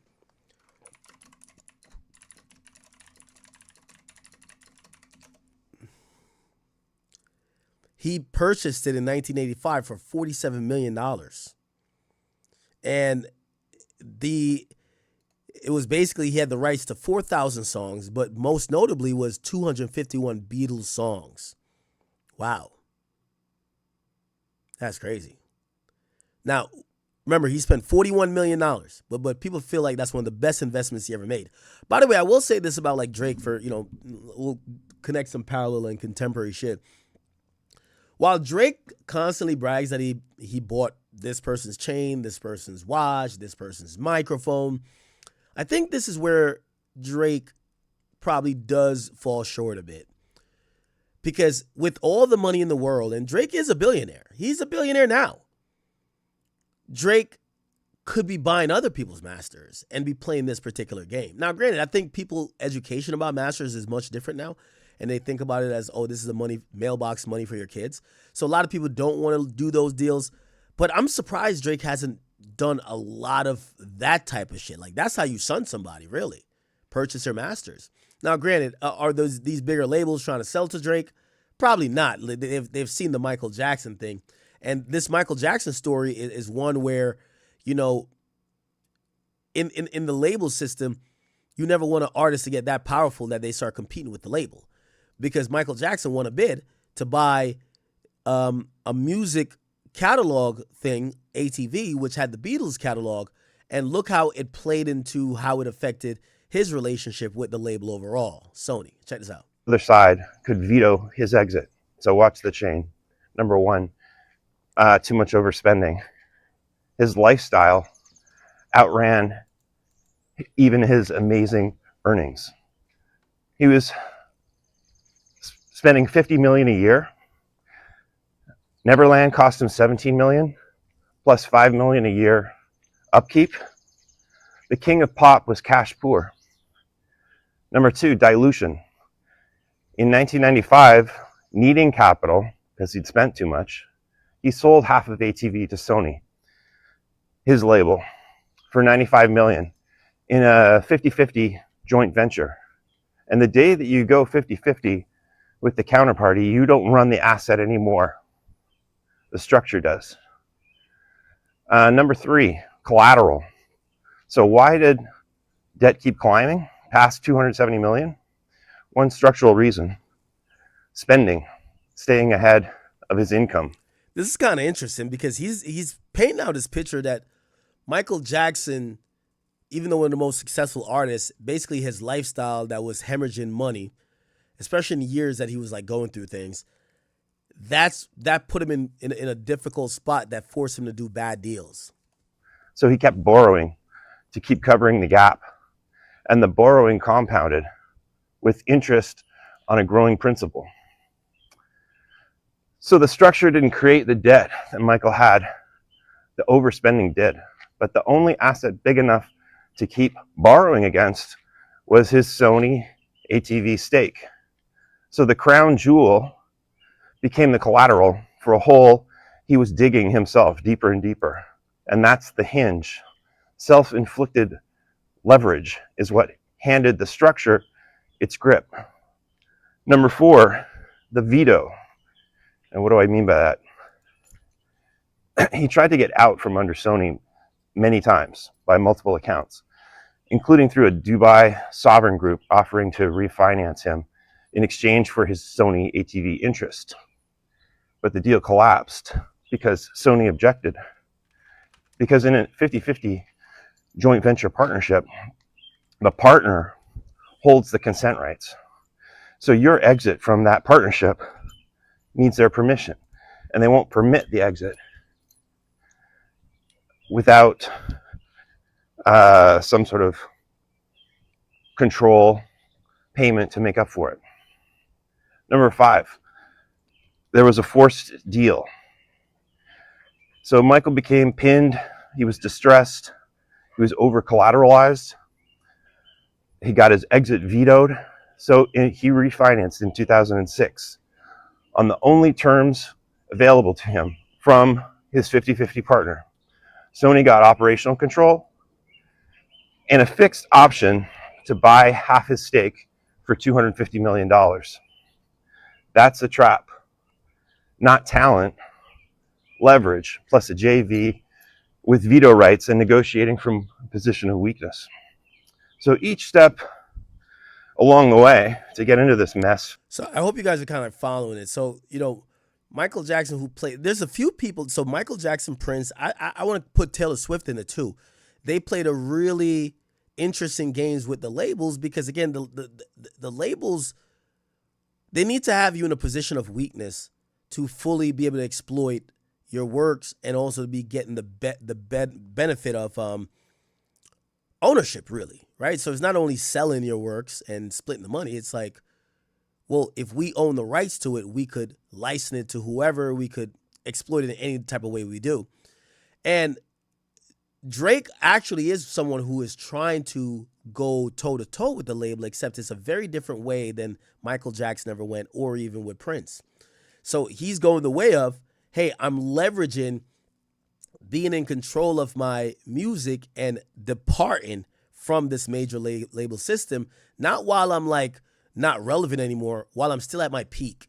And you got to imagine that Drake rolled the die a little bit with this particular project. That's why, you know, I don't want to put, you know, Fully's business out there, but when he told me the amount of money he spent, I could see why he spent it. You spend that money because you don't want them to shortchange you, the label, not promote your stuff. Then your stuff doesn't do as well. Then they get to use that as leverage and say, hey, well, you know, without us, your sales went down. If anything, Drake kind of looked at them and said, I did better when you guys didn't really use any of your resources. I spent my money. I did this. So now it puts him in a really advantageous position because he proved to them that without Universal, he wasn't going to be like irrelevant in 2 years.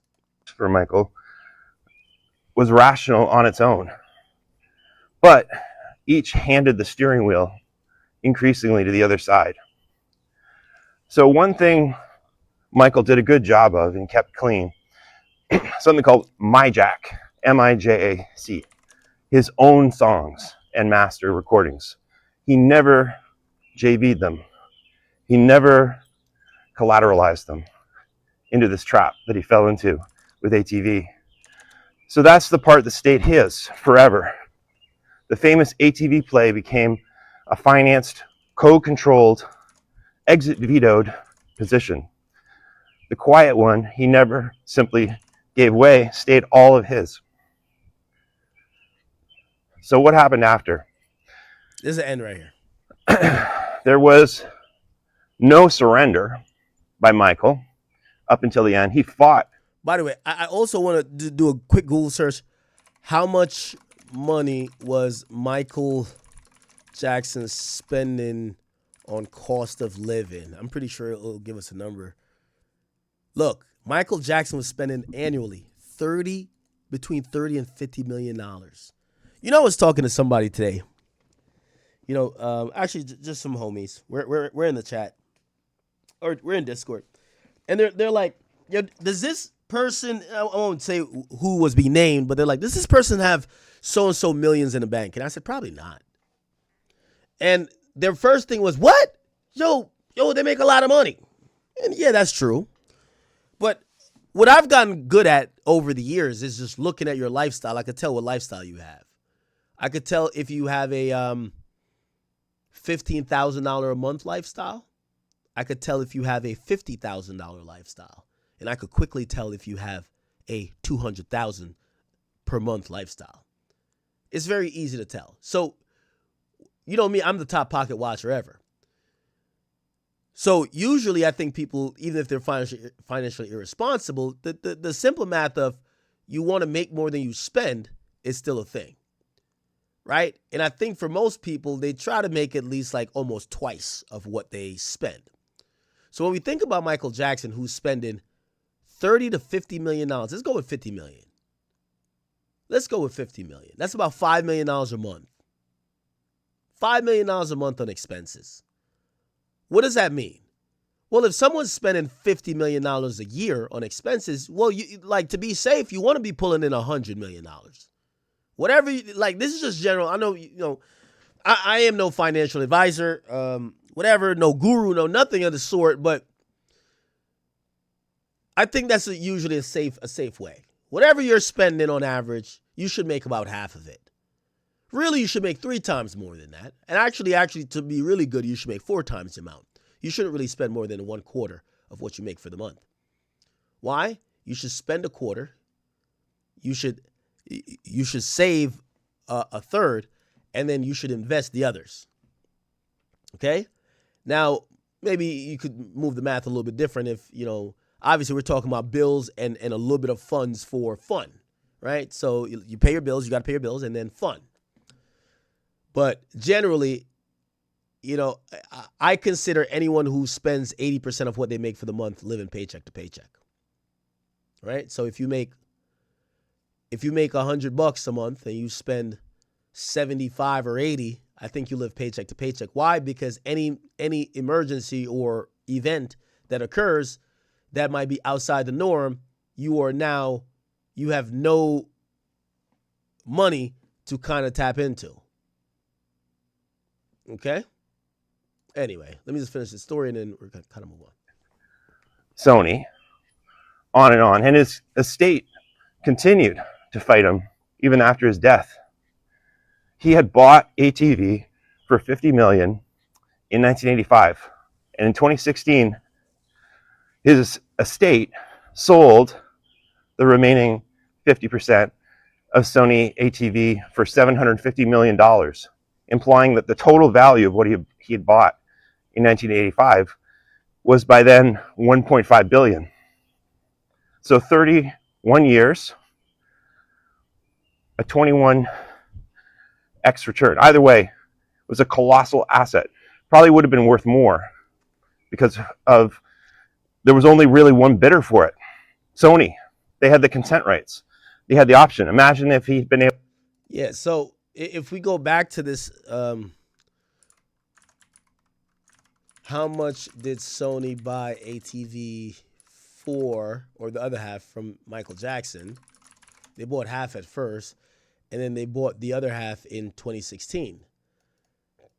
They purchased the rest for $750 million. Now, just to put that in perspective, talk about a hell of an investment. Michael Jackson buys it for $47 million, okay?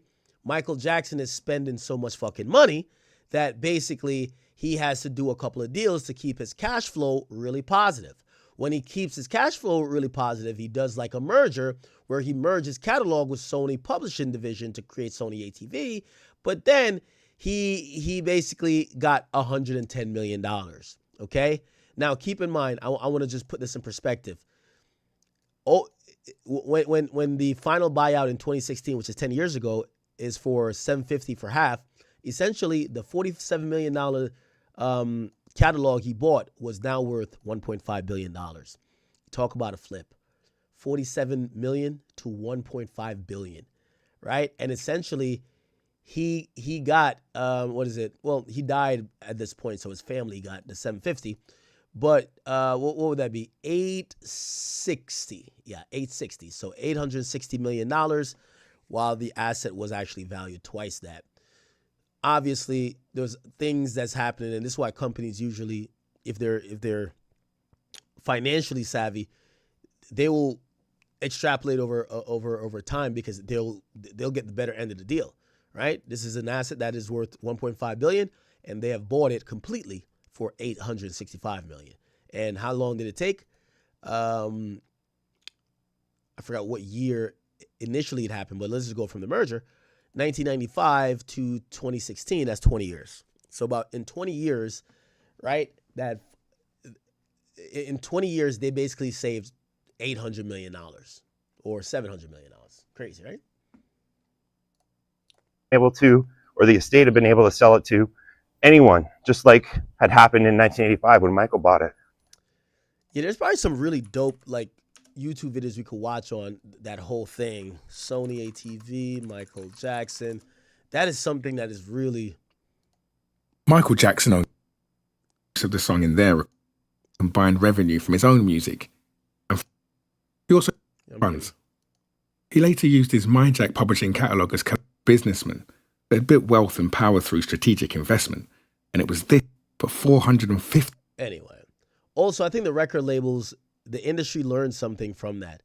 Never let a artist gain that much with a publishing stake in catalogs that they could leverage. They would never let, I don't think they'll ever let that happen again. But I do see when I think about like people like Drake, if I'm Drake, and this is where some of the rumors come around, like Drake has something to do with Gamma.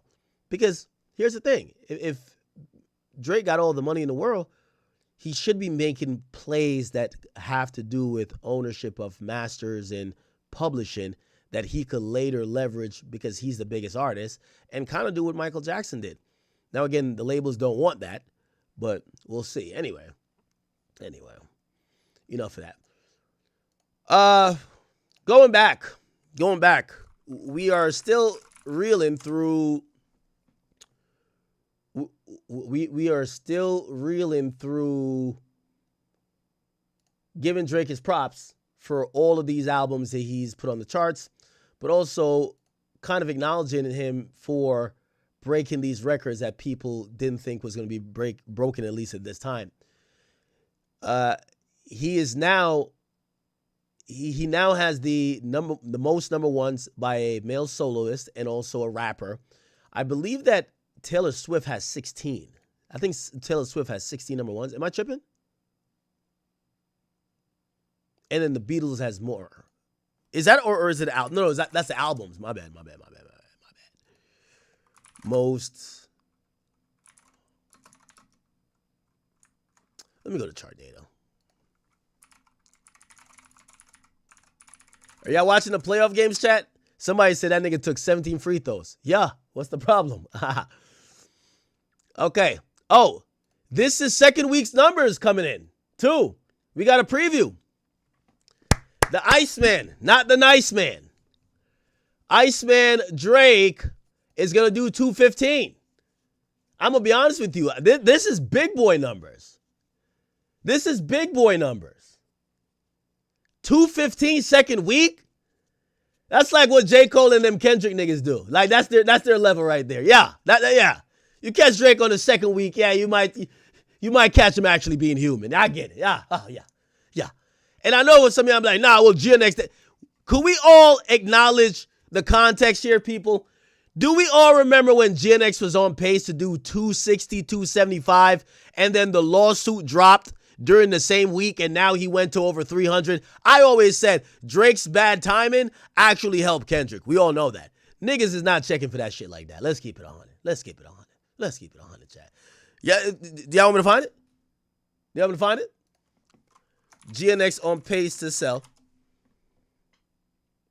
The very first, like first day predictions, yeah. So now it went to 350. It went to 350. Look. At first it was 290. First it was 290. He was not going to do 300. He was not going to do 300. And then you know what happened? This same week, the motherfucking lawsuit. I think it was a lawsuit or something that happened. Drake sues UMG. Or maybe it was a petition.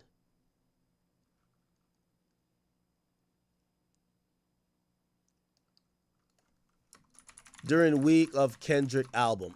Yeah, I always felt like where people start talking about Kendrick, it's like, no.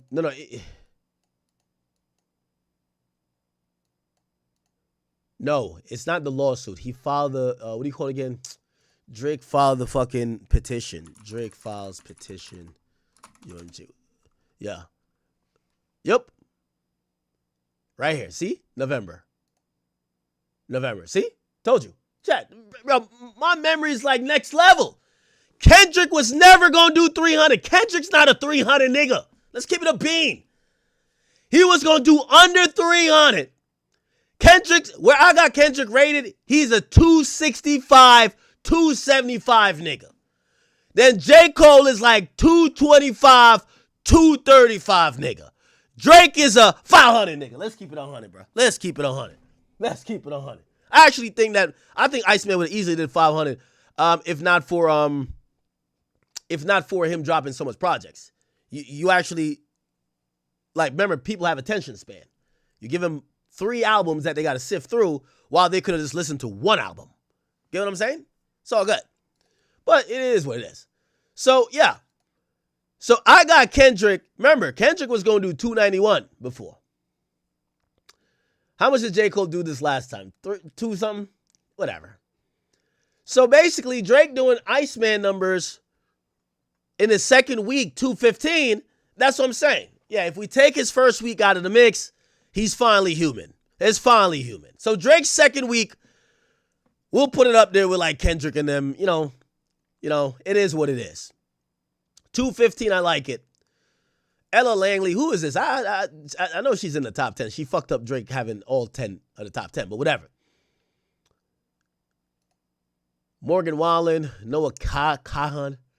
A BT 45, decent, and Maid of Honor 45. He's keeping track, people. He's keeping track. About a 50% decrease. About a 50% decrease. We're not doing minus 70% decrease after the second week. We're not doing that. Everybody's bumping these albums like they're going out of style. And I've seen some of the Kendrick fans, they're coping. These guys are coping so much. You know what they said? Yo, look at Baby Keem pure sales. Like, this guy's talking pure sales. They're talking pure sales. Yo, here's the thing, goofballs.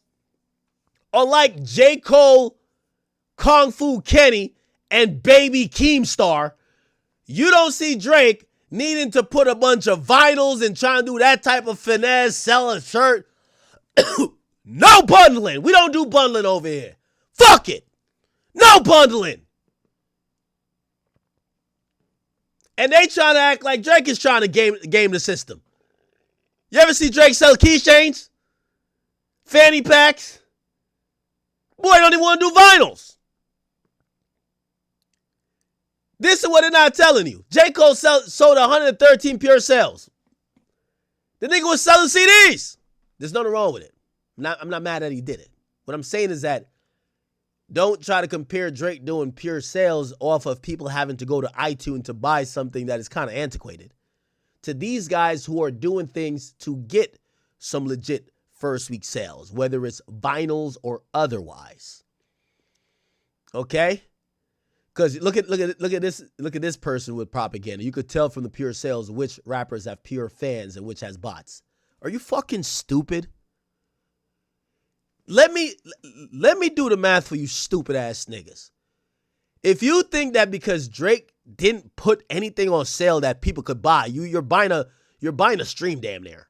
So these 13K is like these niggas wasted their fucking money. You're not getting nothing out of that. Well, you want to have the fucking file on your computer? Good luck. Kendrick and Cole, you're going to get something from. And if you think what Drake is doing is any type of bots, well, how about this? Put this nigga's last tour with this nigga's last tour in the US, and it still don't equate to this nigga's last tour in terms of actual tickets sold. So I guess Drake got the bots that spend the most for his tour. I don't know. Anyway, it's all good, man. It's all good. So let's keep it going. Let's see what else is going on. Let's chart data to hold us down. Iceman. Oh yeah, it's another number 1 week. Okay, we know that. Let's see what else. What else? Iceman has a 45% chance at spending 4 weeks number 1, according to Polymarket traders. Okay. Damn, chart data got that Polymarket sponsorship. Hey! Yo, Polymarket. Polymarket can hit chart data with the sponsorship? Ill. All right. Oh, WNBA charted. Oh, wow, number 28. Don't worry, it's 23. Whole face, 22. Make them know. Oh, man, this is some good stuff here. This is some good stuff. I can't even lie. Make Them Remember was 19. Wow. For just a freestyle, basically, like, that's a top 20 song. Little Birdie. Ooh, I like Little Birdie. Little Birdie's my joint, huh? Artist with most number 1 debut in Hot 100 history. Okay. Oh, this is debuts. Okay, so Drake has the most. So he's debuted the most songs, number 1. That's nice. Let's see. Burning Bridges is 13. I like that. Bees on the Table. Shout out to Savage. Even though I didn't want a Savage verse on there, but Drake was being pretty stingy with doing the most. He was being pretty stingy. I like that, though. Artist with most weeks at number 1 in Hot 100 history. Mariah Carey's 101. You can imagine why that's for. Mariah Carey has she has a Christmas song, but she has an incredible catalog too. Rihanna, number 60. I'm so shocked but impressed by Rihanna. Like, she's quit music 10 years ago, and she's still, like, up there. She passed the Beatles. See, Drake didn't pass the Beatles on this one chart yet. He has 2 more weeks to go. So 2 more weeks. So if Janice goes back to number 1 or stays number 1, he'll pass the Beatles for 2 more weeks. Oh, he could be tied to Rihanna if he gets 3. Interesting. Drake becomes the first artist in history to debut a milestone 10 songs at number 1. Okay, we read that already. Drake officially becomes the first artist in history to earn over 400 Hot 100 chart entries. No one else has more than 300. Wow. Suffocating the whole game, huh? Boys are suffocating the whole game. Give somebody else a chance. Give somebody else a chance, Drake. Give somebody else a fucking chance.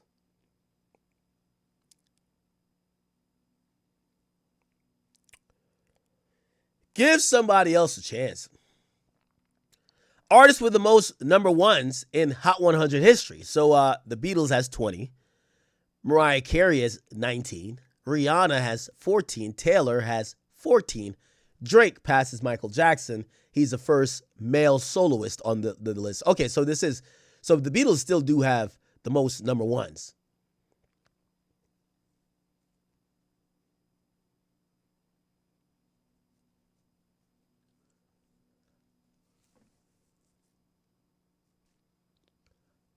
Wait, what did he pass the Beatles for when he was like, back home smoking legal?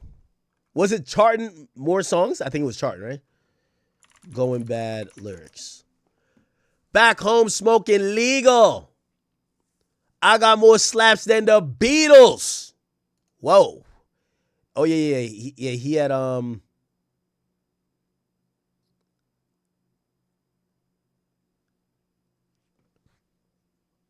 Wait, what record did he break? It was 12?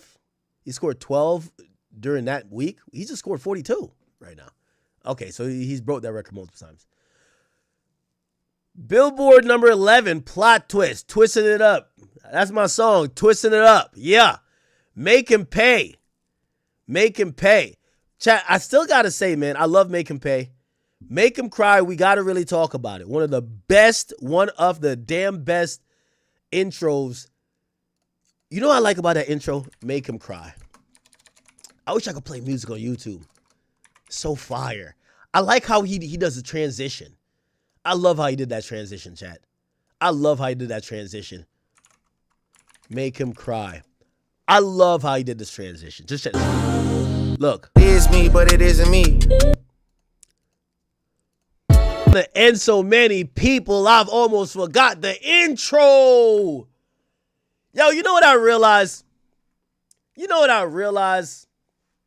I gotta, like, these are like dime a dozen, like, videos at this point. Like, all the haters, they're trying to figure out, like, a way to, like creatively hate. Like, this is creativity hate now, right?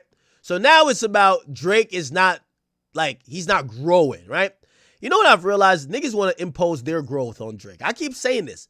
If Drake music don't apply to you no more, fuck nigga, move on.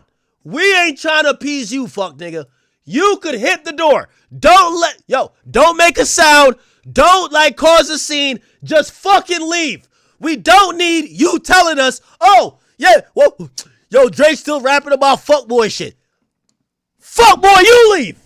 I gotta let y'all know the truth. It is what it is. You know, I hear one of these guys talking about it. They were like, yo, Drake needs, you know what they said? They said Drake needs to rap about, like family. I'm like, fuck? Like, bro.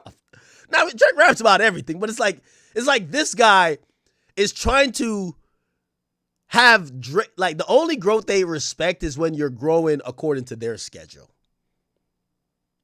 You're growing to their schedule, and that's a problem, you know? Been so sure of my words that I haven't used a pencil. Been so paranoid that nothing in this world seems cool. Yo, I'm not gonna lie, man. I couldn't hope for a better album. Chat, are we happy with this album? Are we happy with the music? He's flooded the scene. You know what I like that he said on Ran to Atlanta?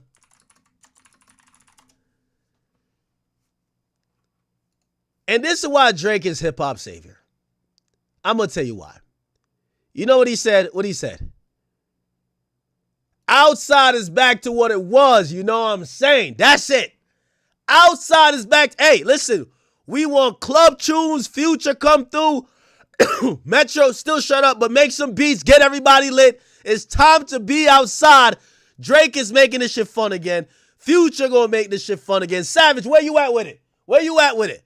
Hey, y'all put on that helmet on Lil Baby. Maybe even he could come up with some good shit right now. Even he could come up with some good shit. Gunna, where you at? Yo, I see Gunna ain't wear sneakers in goddamn 3 years. This boy got loafers on and some silk bottoms. And that boy has been overseas. Y'all gotta see Gunna. Gunna don't even hang with niggas no more. Y'all seen Gunna? Y'all see Gunna? I gotta show you Gunna. He was overseas or something.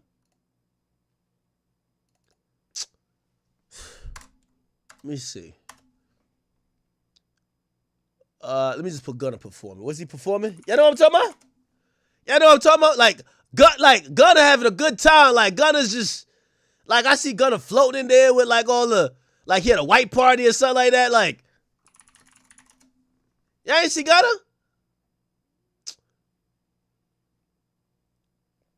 Hey, could y'all send me the picture? Send me the picture of the video of Gunna. Gunna is having his best life. Gunna was partying. Everybody's realizing that, yo, you know what's funny? Gunna ain't do one interview. Niggas have realized maybe them Atlanta niggas was keeping him back. I ain't gonna hold you, bro. Them Atlanta niggas was keeping him back, bro. I ain't gonna cap with you, bro. That nigga overseas, he going to soccer games. He left all the dice games to y'all niggas in Atlanta. That nigga's overseas having a blast. He's Niggas having a black. Could y'all tell me what event Gunna was at? Gunna was just at some shit recently, man. Gunna was at some shit. Yeah, y'all know what is it? What is it? It's on his Insta? His Insta? Nah, Gunna's having a blast, y'all. Gunna's having a blast hanging with white people. Like, that boy Gunna looking like he's just... You know what's so crazy? It's like karma has affected Gunna in a positive way. Lil Baby look more and more retarded by the day. Young Thug looked like no disrespect, Thug. Young Thug really looked like King Yella back in the Chirac, like Warren Chirac era. He looked like a pregnant roach. Come on now. It's like all of the niggas that went against Gunna, not one of them looking good. They're not looking healthy. They're not making good music. I don't know what's going on. Gunna got a curse on these niggas. Young Thug walking around like a pregnant roach. Lil Baby, he just looked fucking slow. The whole Atlanta, except Future, I don't know what's going on. Yo, I gotta show you the video. Gunna is partying, two-stepping and shit like, oh, he having a good time. Yo, Gunna is in his bag. Come on, man. Come on. Y'all know what I'm talking about. Like, yo, Gunna, like, somebody even commented, like, yo, this nigga Gunna been looking the best ever since he... Yo, we get to realize them Atlanta niggas was pulling him down, bro. Like, I ain't gonna lie to you, bro. Man, who messed it? Oh, it was Monaco. Saint-Tropez. Yeah, it was some shit like that. Yo, bro, who messed with my internet, bro? Who messed with my internet, bro? Gunna, Monaco. Yeah, that boy was in Monaco, two-stepping and shit like that. That boy moved. Yo, who the hell messing with my internet, bruv? Look. Yo, look at Gunna. Look at Gunna. Gunna running a 5K in shape. Everything he put out is a hit. Right? Like, yo, Gunna got it. Like, even, look. Look.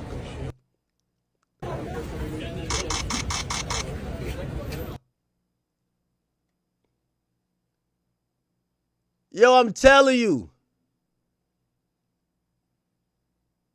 I seen some other shit. There's one where he's at this party and like he's really getting it. What video is that, chat? He's really getting it at this party. It's like, I was like, what the fuck?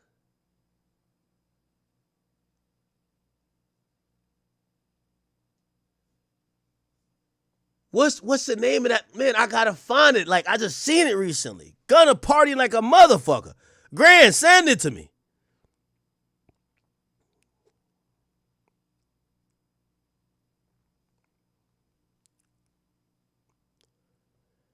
Oh, I like this. I like this. Oh, I like this. Oh, I like this.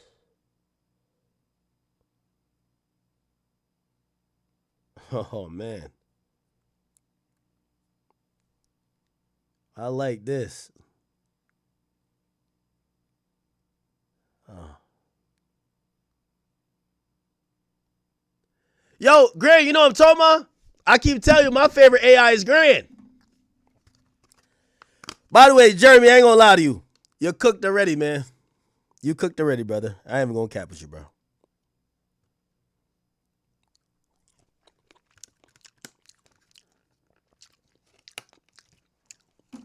Damn. Anyway. Now, I just gotta show y'all that video. Like, Gunna looks so happy. I'm realizing them hating ass niggas in Atlanta was like bringing down the spirit. Yeah. Let me see. It was like a day party. It's like some day party shit. Nah, it was some day party shit. Like he in like white or something. Like he kind of dancing like he not from the A, man. He dancing like He don't be hanging with niggas after 5 p.m. Like, he dancing like he cooling. Once I seen that, I was just like, yeah, I see why he said, yo, them guns in the car belong to Young Thug. They belong to Young Thug, man. Fuck that. Look. I want to show you the difference, man. Karma is a bitch. You got Gunna performing like this. I want to show you. I want to show you. Karma is eating Thug up. No disrespect, it is. It's a fact. I want to show you. Hold on. Here we go.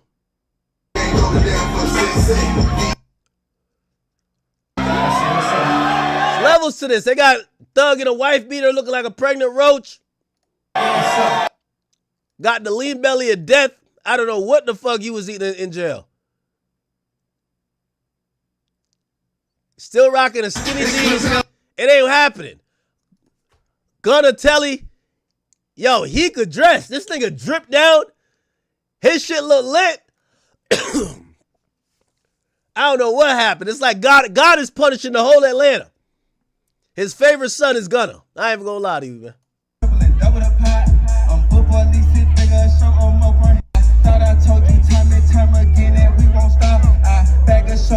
Not gonna lie, man. That boy Gunna is... Yo, Gunna these days got his shirt tucked in his pants? Oh, man. Yo, Young Thug showing up in a wife beater with ketchup stains looking like a pregnant roach. Gunna is overseas with his shirt tucked in his pants. It's levels to this shit. It's levels to this shit, gang. It's levels to this shit. You got Lil Baby popping out, got drool on his t-shirt. You got this guy, he got his shirt tucked in his pants. Look at the type of shoes he wearing. Hey, come on, bruv. Come on, man. I'm telling you, Gunna moving different. Gunna moving, what the fuck is that? Gunna moving different, bruv.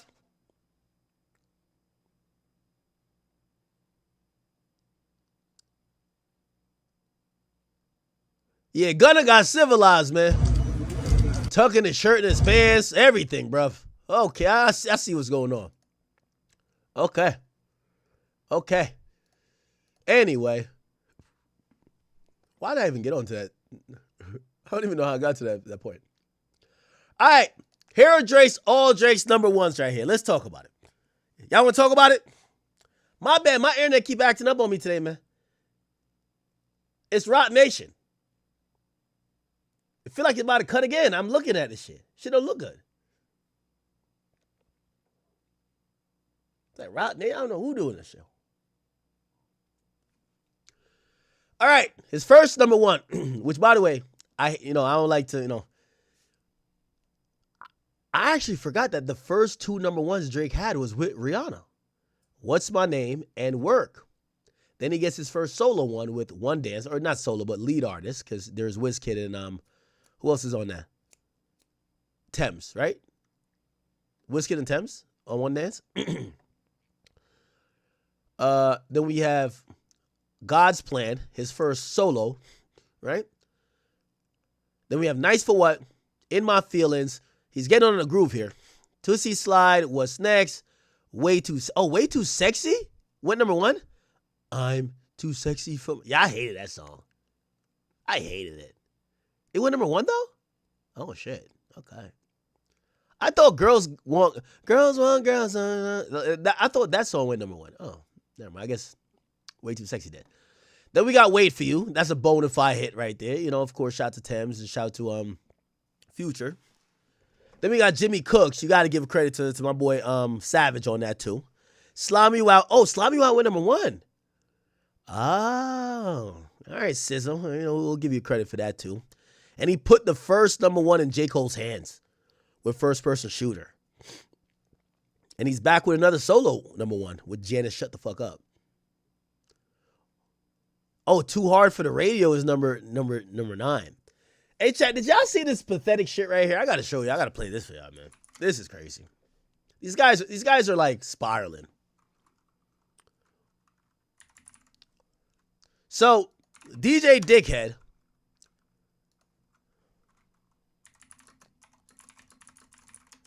claims that he had to edit the song that DJs could play the song. I got listen to this shit, Chad.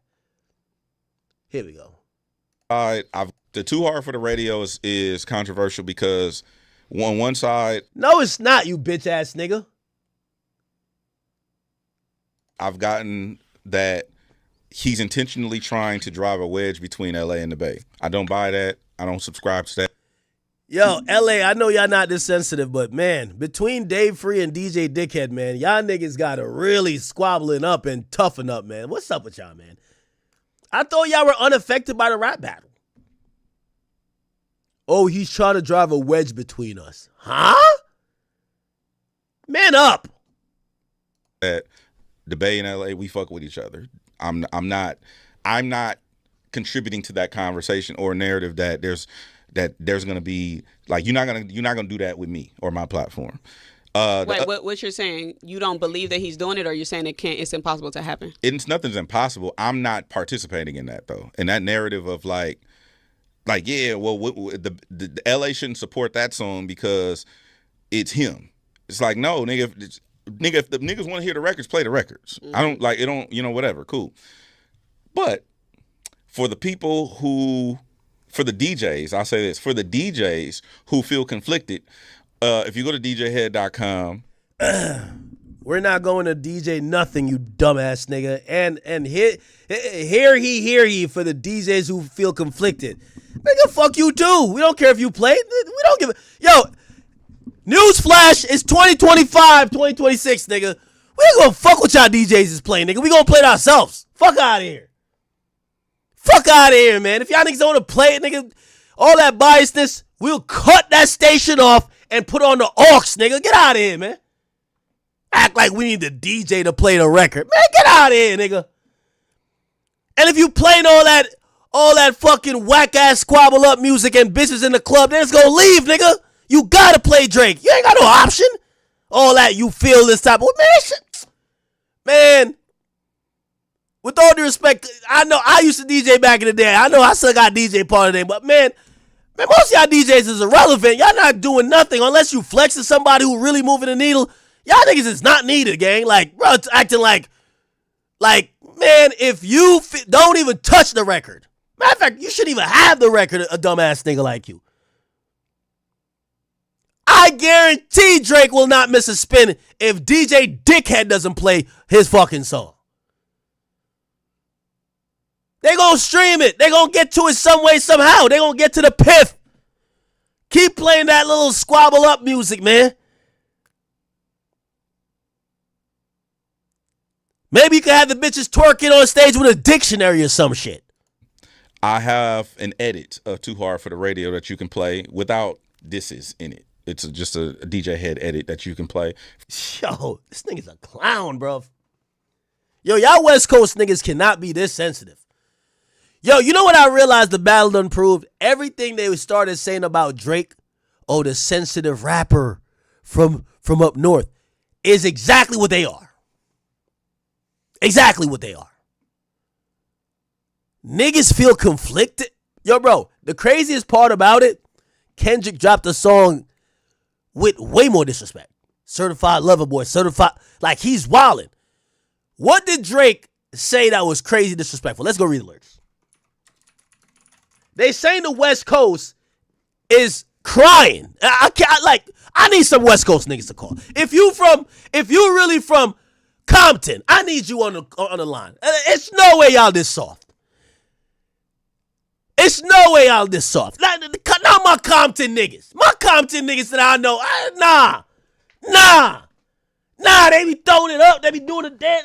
Nah, they didn't know it. Yo, take that Drake shit off, man. Man, he dissing the homies. No way.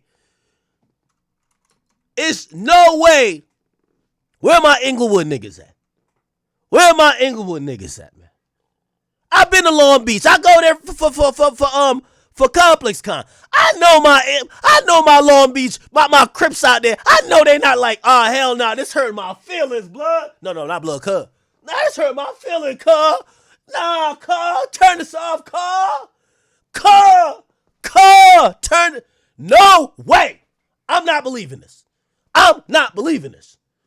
You're telling me that my essays over there in California, they banging all day doing their thing, but if Drake shit comes on, just making the bitch dance like, too hard for the radio, that's what's offensive? Oh, hell no.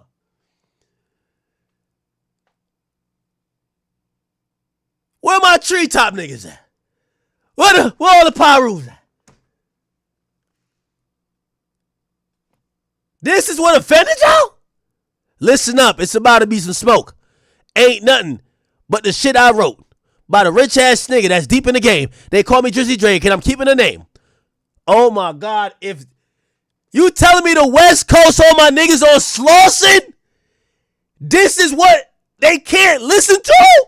Oh my, so you telling me if niggas banging at the Marathon store right now, nigga, I'm about to get a Marathon burger, nigga, on Paru, nigga.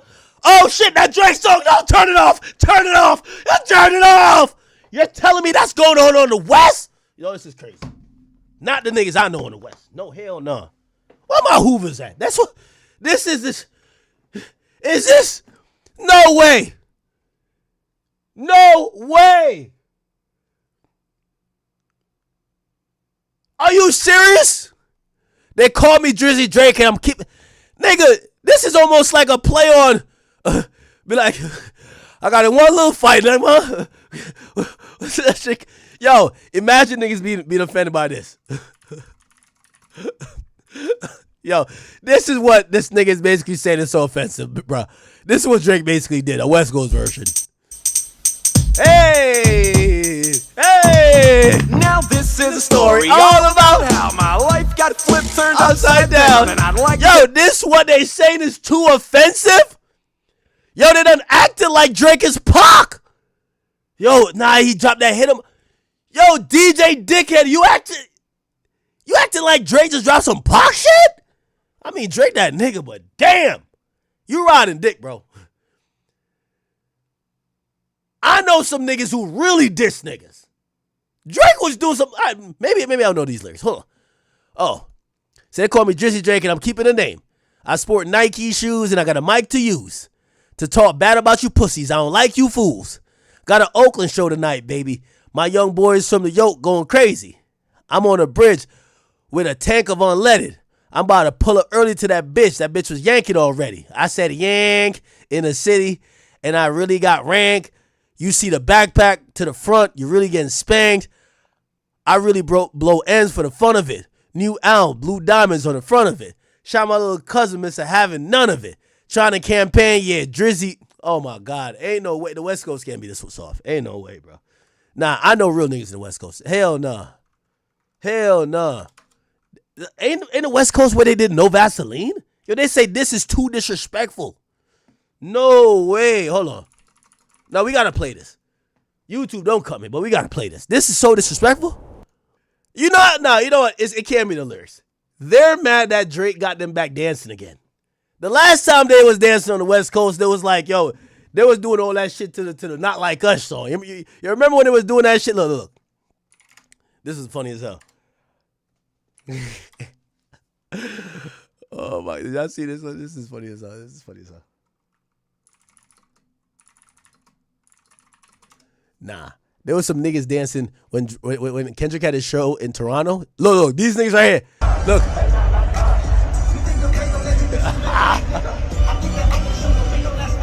Yo, y'all could do this. Look, I'm gonna play Drake's song over. Y'all could do the same dance. Look. Hey, actually smoother than Not Like Us. Nah, we got it. Nah. Yo, West Coast. My boy got a heater for y'all. Y'all could dance just like y'all. Nah, the footwork right there, crazy. That was crazy. Nah. Yo. I know my West Coast niggas ain't, like, y'all not scared of this song. This on fire. Yo. You know what's crazy? Yo, Drake gonna be, he might even go to Dodger Stadium. Either Dodger Stadium or the SoFi Arena, or on the SoFi Stadium, that's Dodger Stadium, or the Staples Center. Bro, when he performed this, the whole West Coast gonna get down, bro. Like, it's gonna be lit. Like, bro, I can't wait. Look, what's going on for the West Coast? Yeah, this thing is hating. This is fire, chat. What? That's just fire. Yo, chat, am I tripping? Nah, this shit low-key a banger, chat. Like, yo, once I put it with the dancing right there, y'all was like, oh, hold on now. Hold on now. All right. I'm trying to find the disrespect, though. All right, let's see. He says, I'm too hard for the radio. That can't be what's dissing. All right, verse 2. Hey, first off, I make real town smacks. Boy, you know the motto, gotta push it to the Mac. Back when they was asking about where Davison was at, now everybody got a blue 30 on their back. Mustard heard about us, gotta catch up to the slaps. You ain't had one since me and YG rapped. Ooh. I mean, he did produce Not Like Us, though. He did Not Like Us. But shit, I guess like a non-beef song? Yeah, nigga, you ain't having a slap. All right, you getting off. Facts. 900 million for the tracks. Rack City, bitch, we remember that. Damn, you should try to get back to that. This new shit, you could have kept it on the laughing fact. And nigga doing laps, strippers on my lap. Bro, this is what these niggas is. Come on, dog. It's a good song. Yo, let me tell you this. Remember when I told y'all this? Y'all kept saying I was a liar. Hopefully, y'all believe me now. When I told you what happened with Dave Free at the goddamn concert, I told you, I said, they're not moving like they won the beef. They're moving like they're bothered by the beef. They're not moving like they won the beef. And when you get to this right here, we're like, wait, so Drake drops a song, and he's always dropped songs that's kind of West Coast influencer sounding. You have to edit the song to play it? You're not moving. Drake is supposed to be the bothered guy, the guy who can't take the loss. Y'all supposed to be the guys who, we already won. What is this? It's like, no, nigga, if the niggas want to hear the records, play the records. I don't like it. Don't whatever, cool. But too hard for the radio. For the DJs, I'll say this: for the DJs who feel conflicted, if you go to djhead.com, I have an edit of Too Hard for the Radio that you can play without disses in it. It's just a DJ Head edit that you can play free of charge. You can download it. Yo, who's man? Go to DJ. What did you remove? Well, he said something about mustard. He said something about I forgot. It was like a couple things he said. I don't remember the bars, but I just remember it was like some little slick shit that he said. So those things have been removed, and you could play the DJ Head version. Those things have been removed. This nigga version, free and clear with guilt free. Who's the targeted consumer for that song? For your edit? For my edit, for the DJs.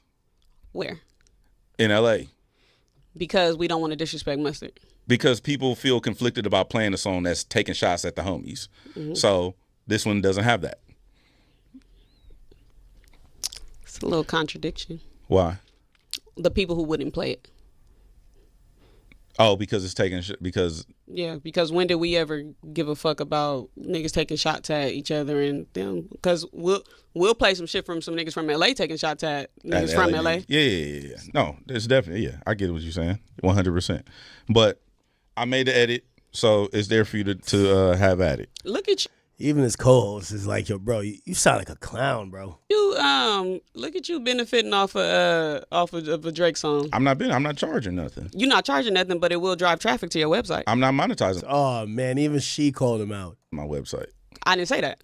I said drive traffic. You see how a nigga will flip your words in your face? Well, I'm not. Yeah. Okay. Well, I could put it on somebody else's website, but I felt like they was gonna take it down. You gave it to Mustard. I could send it to him. I don't think he gonna play it either way.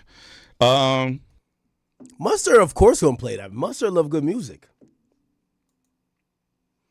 Of course, Mustard would play that shit. Okay, so wait, I do want to know: did you actually like that song? I thought that would have been your favorite one from that album. I like the song. So there's a couple things. These niggas sound like he about to chew his own tongue. I like that. That, and I don't know how much I can get into it, but the second half of that song, I don't know why he did so many beat switches on this album. He does that. He's done that multiple times on multiple albums. But to me, it's just a lot on this one. I don't know. Maybe I'm just. It's just more. I will say there is a lot of beat switches. Like I wish National Treasure beat went for longer. Like that is a decent critique. I wish National Treasure went for longer. I loved all the beat switches on the lyrical songs, but sometimes I'll get into a groove with joining any switches. And the one on National Treasure was a hard switch too. It's a hard switch. It's like sometimes you'll switch to a beat, but it's kind of same vibe or same bop. It was different with National Treasure. Still good though. Music. It's more of the rap music. Got you. It's just more of it. You get it's All right, man. Okay. All right. The OVO guys were having a little laugh at his expense. They said, "Do like Bryson." Do like Bryson, nigga? I don't know what that means. And then OVO Mark says, "Yo, these guys are weirdos, bro."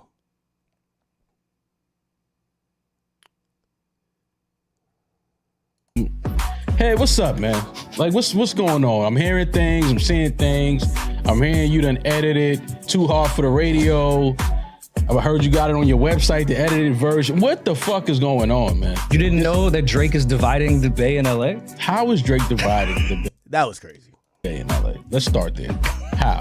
How does this song divide the Bay in LA? Because it's a Bay sound and it's talking about Kendrick. And no one in LA listens to Drake. Oh, okay. So Head was suggesting that some DJs are scared to play it. So no DJ in the Bay is scared to play it. That is currently the #1 song in San Francisco on Apple right now. So oh, really? I don't know who is afraid. What is the #1 rap song on Apple Music for San Francisco? Oh, shit. You're right.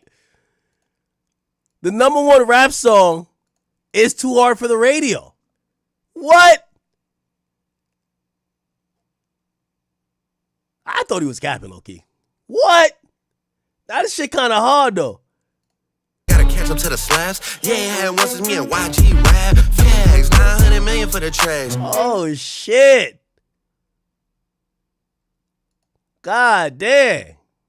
Afraid to play it. It's the #1 song on San Francisco on Apple right now. Just don't play the song. Yeah, start there. You just don't have to play the record or don't listen to it. Like, you don't have to edit out. And the disses wasn't even like, you want to edit out those disses, but you hey man, us, but retract all the disses. You want to edit out those disses, but you played Not Like Us. Wow. If I was DJing the Toronto party, yo, I ain't gonna lie, man. Y'all got me agreeing with Millie Mall, bruv.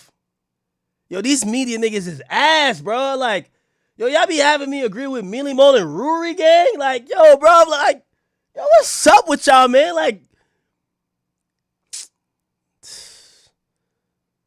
all right, man. All right. Okay. All right. Where were we at with this? All right, that was Too Hard for the Radio.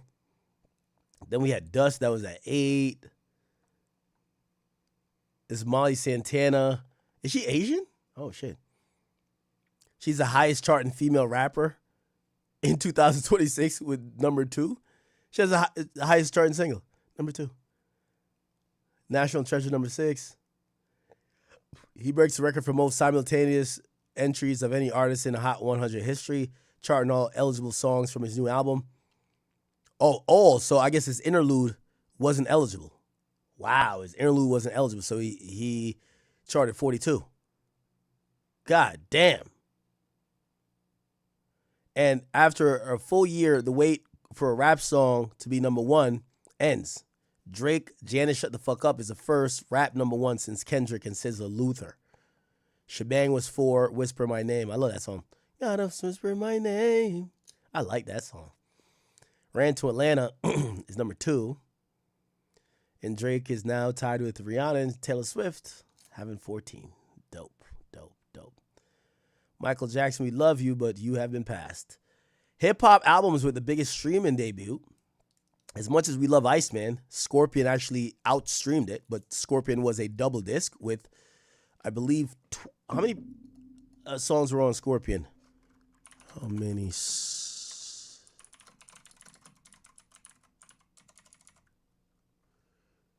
What? the hell? Javante Davis pulled up? I know him and 6ix9ine don't get along. What the hell is happening here? There was 25 songs. Iceman at 18, so we should keep that in mind. Certified Lover Boy. How many songs Certified Lover Boy had? How many songs did CLB have? CLB had 21. Okay, 744 though.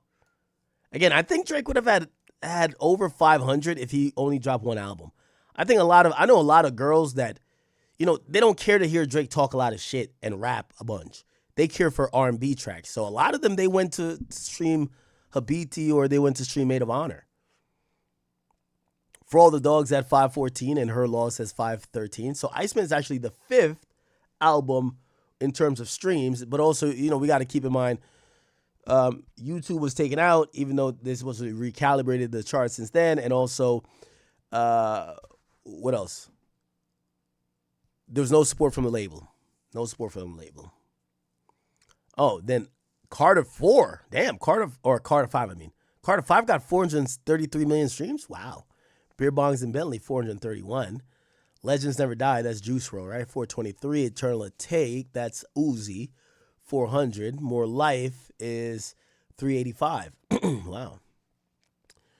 Most streamed artists on global for Spotify, Drake's number 1. That's dope. By the way, all the Michael Jackson stuff, ironically, is charting because he has a biopic in store. Or not in store, but in theaters. Our artist with most simultaneously charting albums, Drake has 12. What? Prince had 19 albums chart? What the fuck? That's probably when he died, right? And Michael would have definitely had that, but Michael didn't have 19 albums. When did Prince has 19 albums? It gotta be when he died. Most simultaneous. Oh yeah. He had 20 entries. No. Yeah, his death. Following his death, yeah.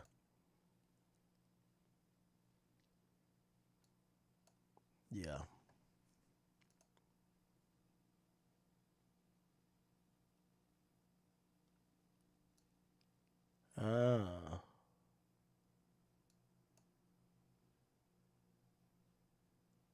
Shout out to Prince. What's this? Drake? Okay, we went through that already. It's all good. Let's go to Drake's Instagram.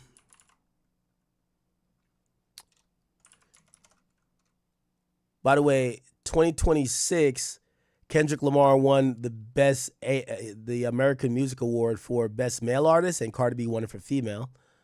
Last year, Eminem won it Eminem won it 2025? And Meg Thee Stallion, what the fuck? Yeah, bro, I haven't heard of Meg Thee Stallion music in forever, gang. Like, who's listening to her, honestly? This nigga look like a Spanish usher. Let's see what the boy Drake says. Okay, so here we go.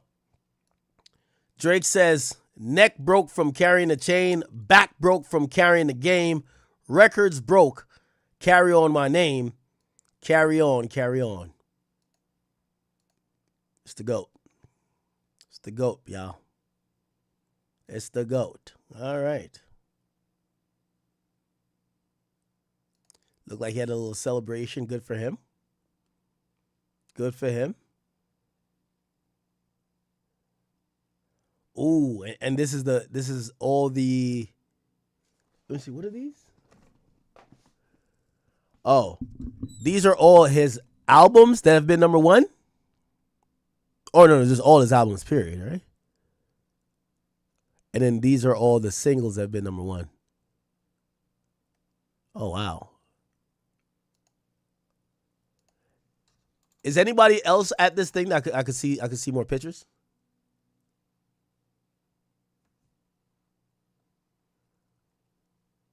This is dope.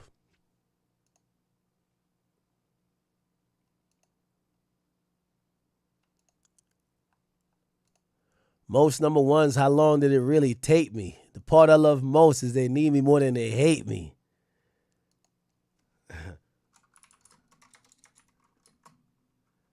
We got to play 5M in Toronto, just for a little bit. They underestimated me greatly. Letters inside of luggages, you gotta love it. Hey, chat, what do you think about this debate? I seen it happen on DDG stream. Trigger warning, but what do y'all think about this debate? It's warranted because Drake passed Michael Jackson. Exactly. So you telling me that niggas was passing off for Michael Jackson, it was okay, but I'm saying I passed off for Drake and it's not? Niggas Drake. was grown ass man was passing out at this nigga concert. All my life, I love Drake. But look though, don't do that. So it's warranted. He did. He did. Don't do that. Don't He do passed that. Michael Jackson. It's on the books. Billboard, nigga. In what? He got more number ones than Michael Jackson. That nigga was going for a minute. Michael Jackson was going for a minute. And I ain't gonna lie. Michael Jackson. And if it was streaming with Michael Jackson, it would have been over with. The shit is that Michael Jackson fell off when he was 40. Don't disrespect Michael. You out your mind. You out your mind, nigga. You out your mind, nigga. In 2010, Michael Jackson was irrelevant. Irrelevant. In 2010, Michael Jackson was irrelevant, nigga. He was only known for that one shit. Compare Michael Jackson to Drake? He just said he passed him. He did pass the nigga. So you saying Drake is bigger than Michael Jackson? Yes. Right now, yes. Wait, what? Oh my God. He is. Are you fucking serious? Bro. Whenever, when. Whoa. Wait, are you no, on some real shit. Listen, on some real shit. That's dead. That still fuck. I mean, that was fucking with Michael Jackson. Y'all niggas know who Michael Jackson is. Man, Michael Jackson died at 50. Right. Right. Drake is 40. Y'all know who the fuck is Michael Jackson. How many years? Drake is. All right. As much as y'all think I can't be the voice of reason, I will be the voice of reason here. Okay, let's do pros and cons. Let's actually talk about it, right? Who's been relevant more? I do think Drake, well, I can't say Drake's run has been longer than Mike, because Mike started as a kid. But Drake does have he's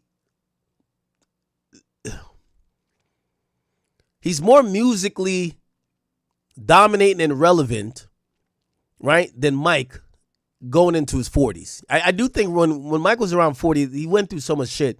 He was kind of...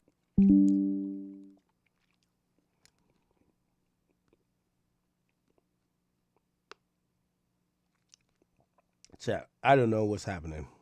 I apologize. It's the third time.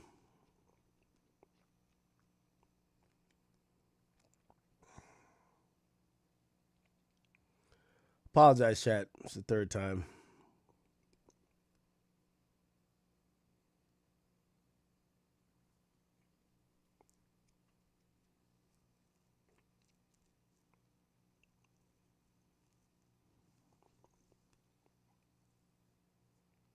Oh, wow.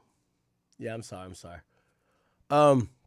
So what I'll say is that, like, it's arguable that Drake is still in his prime now. I don't think when Mike was 40, he was in his prime, still dropping music, but he still had that legacy. It was Mike.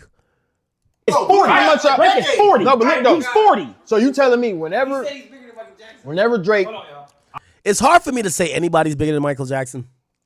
It's because what people are also not understanding. All right, let's say this is the Drake era now, right? There's still Bad Bunny. There's Taylor Swift. There was zero alternatives to Mike. Now, Mike is a little bit helped, if you ask me, by the fact that it wasn't internet and streaming. He was the de facto guy because the only places to see music, or not see music, hear music, or interact with musicians, it were all these linear programming that all really just showcase Mike. So there was not much challengers there, as opposed to Drake. He's in the internet era. There's a million, like, there's some people who probably, like, for example, that girl Ella, whatever her name is, I don't know who she is. She's in the top 10.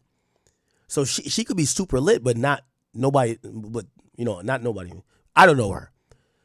Michael Jackson, it was impossible for you not to know him. If you listen to music at all, you'd have to know him. Because it was more unilaterally focused. And that's why it's hard to compare Drake with Mike. Because when you see those stats of how many people were tuning into the Super Bowl, keep in mind this is pre-streaming. Keep in mind there's more people that watch the Super Bowl overall now than back then. It's just that Mike was just that guy. So I guess I would disagree. I don't think Drake is more popular than Mike. Nah.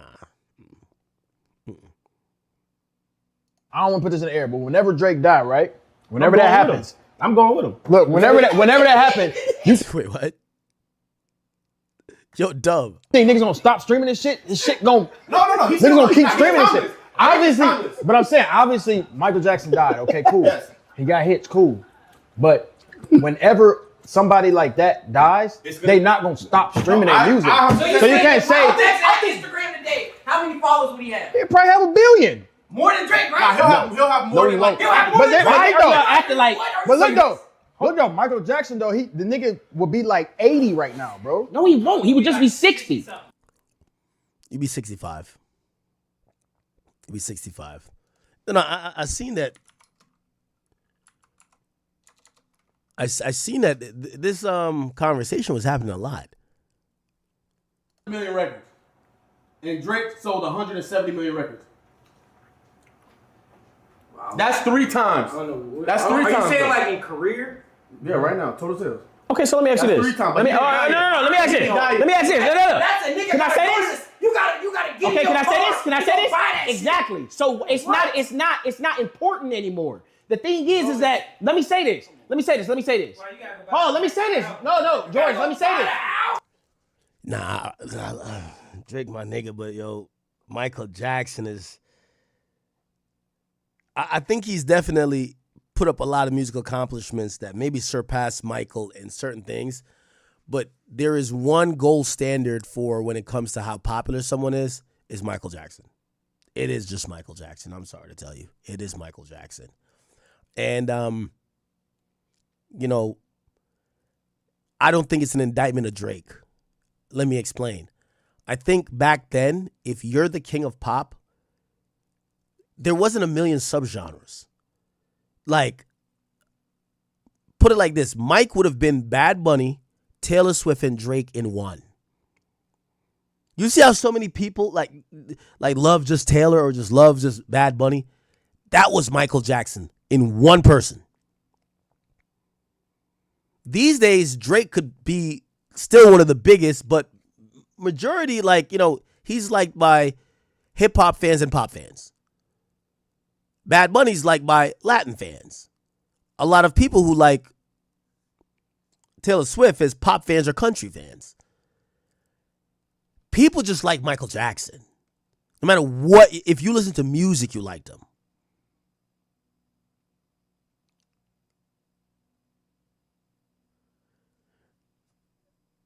It's hard to equate the popularity.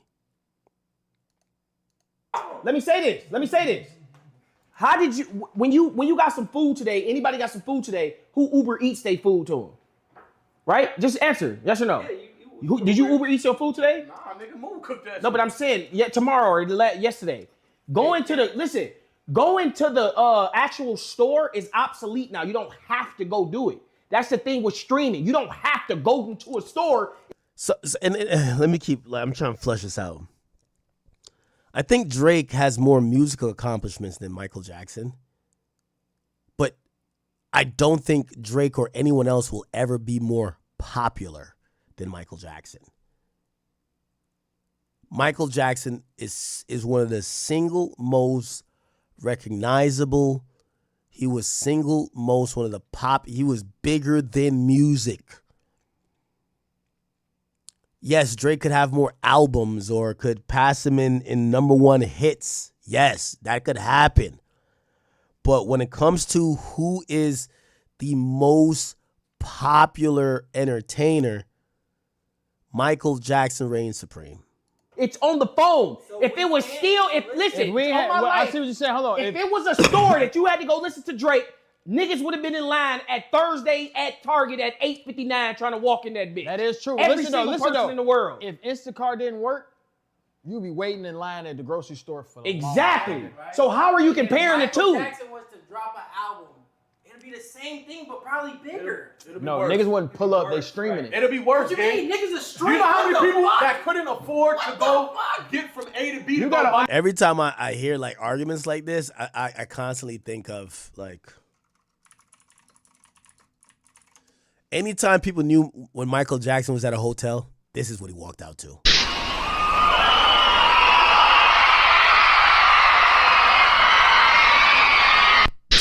Like, this is how the nigga, like, how popular was he is like bananas. How popular.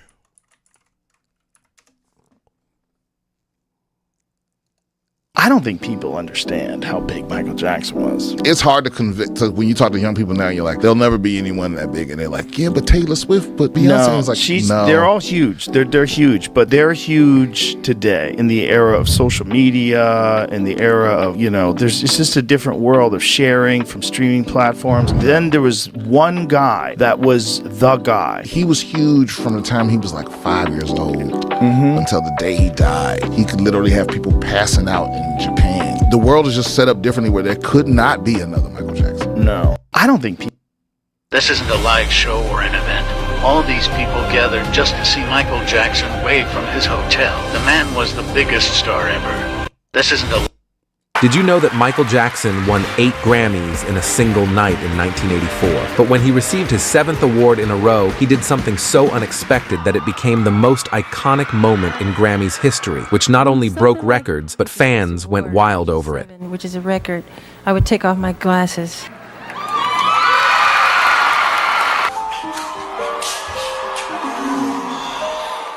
But now you're getting people where they say, man, Chris is better than. You know what I'm saying? How do you take that? That's cap. You're that guy that people always... Bro, chat, I'm so upset. Like, bro, this shit's like fucking me up, bro.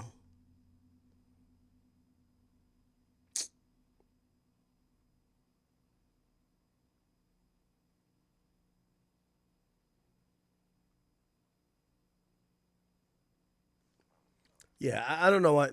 Again, I'm gonna try to handle it in the morning, chat. Always bring up, right? But just do everything. Sing, dance, perform, just everything.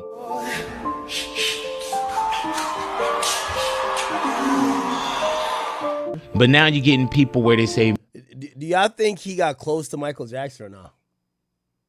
This is Chris Brown. Man, Chris is better than. You know what I'm saying? That's How cap. do you take that? That's cap. I'm glad you said that. That is cap. My personal take on it is like I wouldn't even be breathing or even being able to sing a song if that man didn't exist. I don't know if they look at it as the Jordan Kobe thing, but I don't. There is no competing with him. You know what I'm saying? Is it crazy? No, hell no. I got shrines and this shit in here of this man hanging up in my house. Hell no. I'm happy that they can say that. I'm thankful in any regards. I'm just gonna keep shaking my legs till I can. You're that guy that... I don't think people understand. That new Michael Jackson movie is cool and all, but come on. He wasn't that famous. Boy. I've realised that in my lifetime, this might be the biggest artist that ever comes to the country.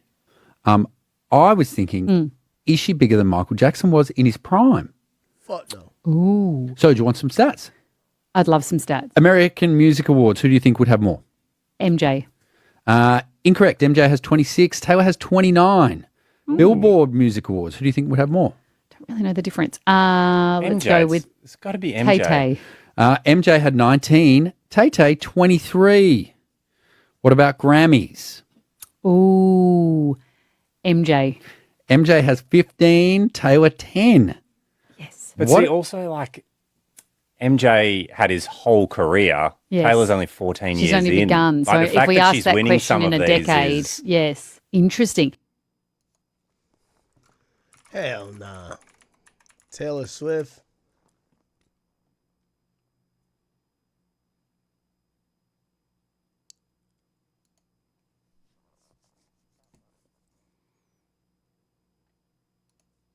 Who y'all think is more popular, Taylor Swift or Michael Jackson?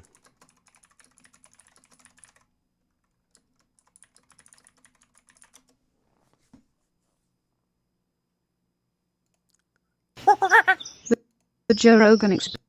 Level, and I think because he never had a normal moment. No, he was famous when he was a little boy. I remember when what show did ABC what did they broadcast That was it Ed Sullivan? Was that? Then when they first hit, yes, it was either Ed Sullivan or Dick Clark. I think it was Ed Sullivan when they blew up. But I remember him singing ABCs when he was just a boy, and I was like, my God, he is so talented, like exploding in talent, exploding in charisma, like I'd never seen before. You'd seen so many artists and so many people that were maybe it was because of the youth too. It's like he's so free. He was so free. Yeah, but it's so much charisma and talent. It was just insane. Like, look at this. Give me some of this. I mean, come on. Listen, you can't play any Afro. Or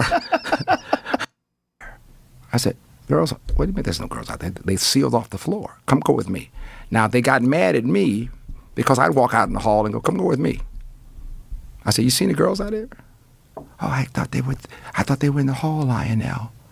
Whoa. Okay, so in other words, watch out, be careful. But they're protecting the golden goose, ladies and gentlemen. No. You follow me? Yeah. But the golden goose needs play period time. He needs play time. Right, he's still a kid. He's a kid.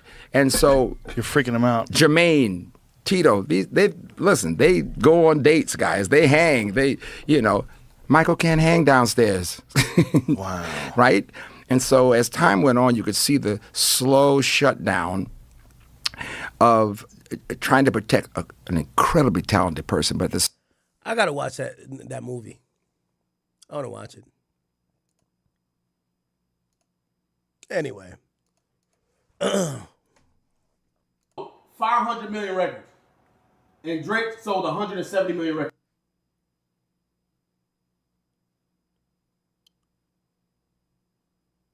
Yeah. I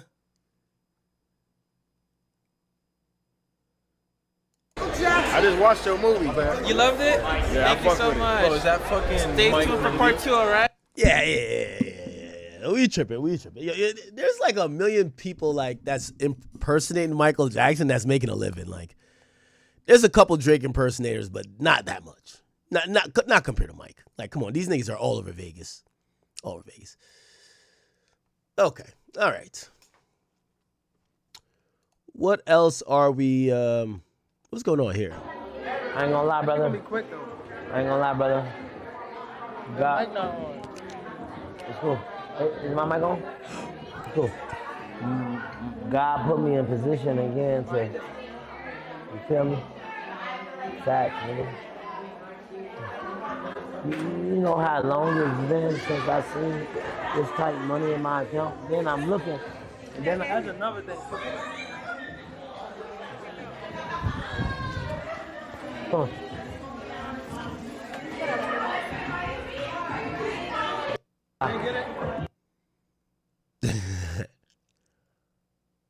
All right.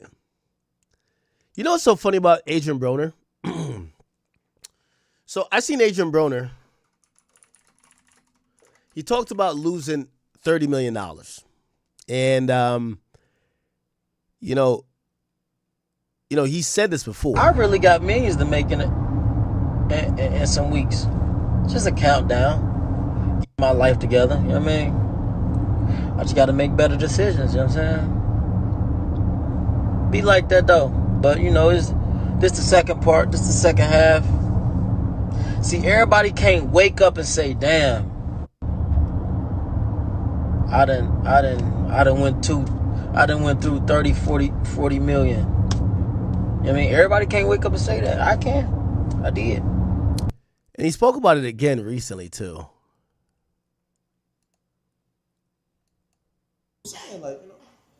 I pay my taxes and shit. It's pretty good. Like, it's pretty good. You're broke, bro. Really? Yeah. Shit. I gotta keep trying. You know the most I had? What? 30, 40 million. What the fuck? Yeah. How'd you lose it? Spending it on niggas like you. Hey, spending on niggas like me? Yeah, like you. What, bro? No, I'm just saying. I just spent it on my guys. And then I had my... I pay my taxes and shit. It's pretty... Yeah, he talked about, there's a longer clip. Hold on. spending on niggas like me? Yeah, like you. What, bro? No, I'm just saying. I just spent it on my guys. And then I had my habits too. I like to gamble a lot. So what's the most you ever gambled? So what's the most? The most I lost in one night was like 2.3 million. What's the most you ever seen in your account? I'm talking about liquid in your account. You seen that shit and was like, what the fuck? 8 figures. So at least 10 M's. Yeah, yo, I do want to shout out to Adrian Broner. I like that he's being transparent. You know how many rappers, I said this to someone earlier, you know how many rappers who broke right now? Who, out of pure ego and pure, you know, not wanting to look like they down bad, would never do some of these new age things. Like, for example, stream. This is why I said that, you know, no matter what people say about 6ix9ine, 6ix9ine's always be rich. Because 6ix9ine don't have that ego. Like, I know there's mad rappers who, they look at streaming, they're like, oh, that's some goofy shit, man. Like, nah, man. I know rappers who went back to trapping to sell. They rather sell drugs, risk their life, their freedom, more than like get into the streaming game. Adrian Broner, I'm glad that he's streaming. I hope, you know, I know he drinks a bunch. I drink a bunch. You know, I hope he controls it because, you know, sometimes you don't want to look too crazy on a thing, but he's highly entertaining. I will say for Broner, I like that he's being transparent. This is a reality of what athletes and rappers don't tell you. In entertainment, you make the money quick. And then you adopt a lifestyle where you're spending the money. And then usually the lifestyle is usually assuming that the money's going to come in for a longer period than it actually does. Adrian Broner is a boxer. He started living a lifestyle. And if he was Floyd, he'd be fine. Now, I know people saying Floyd's fucked up. But again, Floyd made $1 billion. He made 30 to 40 million. Just to put that in perspective, Floyd made 20 times more than what he made. At least. Actually, 30 times. So again, you know, for what he made, I'm pretty sure he probably spent money. Was like, you know what, my next fight, I'm going to get it back. Oh, man, all right, I just got to get back in the ring one more time. But it became a time that people didn't want to see him in the ring anymore because he wasn't that impressive, or people didn't think that he was a top competitor anymore. And at that point, what happens this is why basketball players go broke, boxers go broke, and even rappers go broke, because when the people say they're done with you in this entertainment business, that money goes from you getting $15 million a year to you making $2 million a year. But your lifestyle been $5 million a year for the last 6 years. What do? So, you know, I do want to shout out to Adrian Broner. I like the fact that he's, you know, it don't seem like he's filled with ego. He's hanging around the streamers, whoever that's kind of in this new space. It works for him, and I hope he learns from that and, you know, obviously make better choices. I'm rooting for him severely. Definitely rooting for him. Did y'all see this? So Ray J fought, and this was like an interesting fight right here. So Ray J fought this guy named Super Hot Fire. You guys might know him from like a viral Instagram video from way back in the day. And he fought in MMA, and he basically got knocked out second round. This was the fight. Let me show you. Here we go. Fuck no. Oh, man. I'm upset because I don't like what I'm seeing here. Here we go. Yeah, Aiden, are you making these? Entertainment's most recognizable name, coming all the way from Carson, California. Now I was a little bit shocked that Ray J was even in the ring, because we were hearing rumors that, you know, Ray J, you know, like he might be, what do you call it again, going through some health issues. But apparently, and I even talked to Aiden privately about it. He said, nah, he's good. Like, he got checked out. He's fine. But we didn't we see Ray J say he had like some Ray J heart monitor? I thought he had issues, right?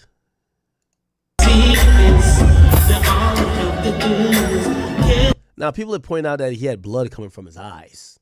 They were concerned about his well-being. This was a couple months ago. People also spotted between his shirt that there was possibly some type of heart, type of like monitor going on. And people were like, hey, listen, Ray J might not be doing the best. And here we go. And then also send a message out to somebody who with something that I need that's important. Every time I do One Wish, I try to jump out in the crowd and touch the people and sing the song with the people, because without the people and without the fans, without the people coming to the show, we're nothing, right? So I always want to go to the crowd. I always want to touch the people. Unfortunately, as it got crazy going in the back under the tunnel, somebody snatched my heart monitor off. If you have the heart monitor. So if he has a heart monitor, I thought he wouldn't be able to fight, but apparently got cleared. Anyway, the fight went down like this. You're a legend, bro. Am I Dick Rider right now? I'm not Dick Rider. I'm a big fan of you, Islam, Chimaev. Big fans of like the Dagestan. I know you're not from Dagestan, but by the way, that's 6ix9ine who's commentating. like Marab was here, right? Yeah, yeah. He's a big fan. Thank you. Have any questions from Rush? I had to say that on live so people know I'm like a fan. You gotta come Russia. I've been to Russia. I sung in Moscow. I sung in St. Petersburg. How was Russia? Good? I have so many fans in Russia. All right. I sang when like Russia and the United States were. All right, guys, come on, lock down the fight. Two black guys, usual. I can't believe I'm seeing this right now. This is awesome. Let's go. Ready? Mouthpiece. By the way, Chris Brown showed up to the fight. Tiger showed up to the fight. They were supporting Ray J. Round one. Fight. Hey, don't blink. That's All all right, I here can we say. Yo, Ray J, he talk shit about Kim Kardashian. Oh, wait a minute. Hold on. Oh, shit. Wait, Ray J, wait, what? What the fuck is that? What type of fighting style is this? That's how you... Yo, that's how he was on... If I had one Bro, what is he doing? What is Subafai doing? We can be best friends. What is he doing? He's running. Why? If I had one wish. But why is he not throwing anything? Super high fire would It's be a on game the plan. floor. It's a game plan. What's the game plan? Not throwing any punches? He's doing an LA Fitness technique. LA Fitness technique. Wait, didn't he get, in his last fight, Aiden, didn't he get knocked out? Oh, a Super? kick. No. No? Why is Super not throwing anything? No, it was a controversial like loss. Apparently, a lot of people got upset. But yeah. No, it says Super Hot Fire is coming off a loss to Gypsy. yeah, but why is he not throwing anything? A lot of people were upset about that, anything? but Well, I'm asking you why he's not. He's had multiple controversial losses. yeah, exactly. Yo, Aiden, I think Kanye is here, to be honest. I saw the impersonator. Oh, that's that impersonator. Bro, he's not throwing anything. Maybe Super High is just waiting for him to gas out.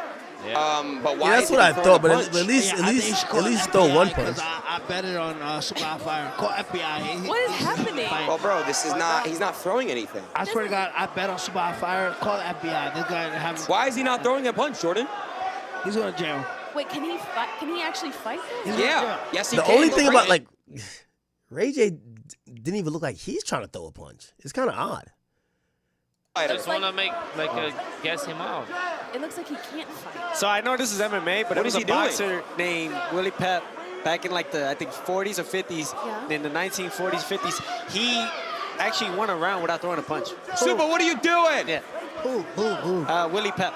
You know, you realize like I ain't gonna lie to you. Even Ray J looks pretty out of shape. I used to thought Ray J was like a pretty skinny dude. These guys have like a little, you know what I mean, a little beer belly, everything, man. Yeah, I was during the slavery time, and they're not. No, but he was a white guy too. Oh, man, sorry. Yeah, I think like Italian dude. Are you trying to bring back segregation, Aiden? No, I'm trying to figure out why he's not throwing a punch. I could be wrong with my facts, but I know Willie Pep won a round. I know He won a fights round. good?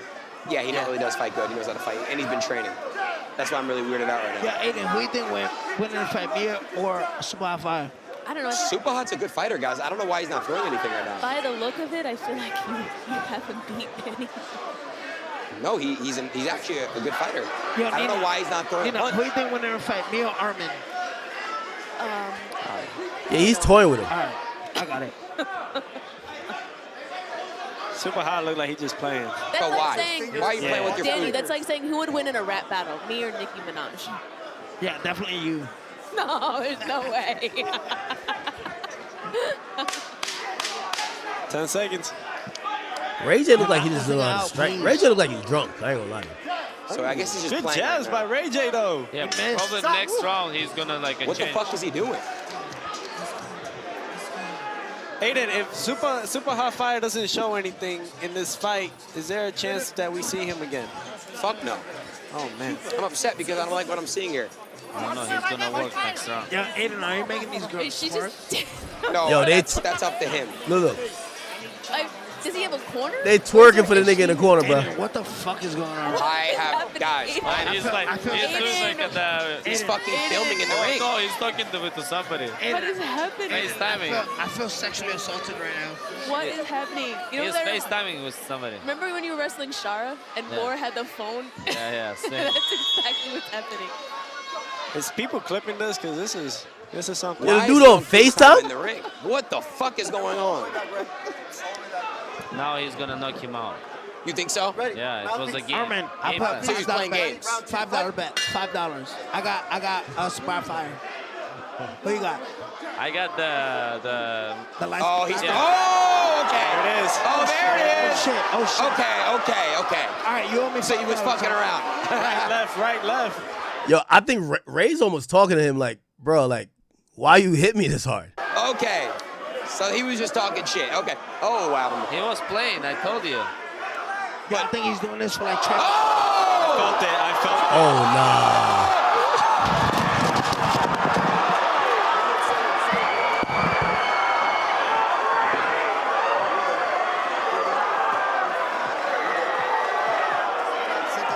Oh, shit. You see that lump on his head?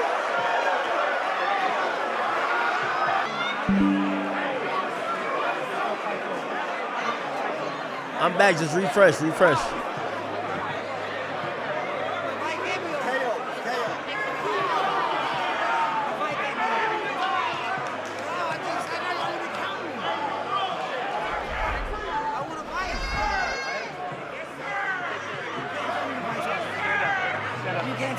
Listen, you can't tell me that. Yeah, the fight's over, AJ.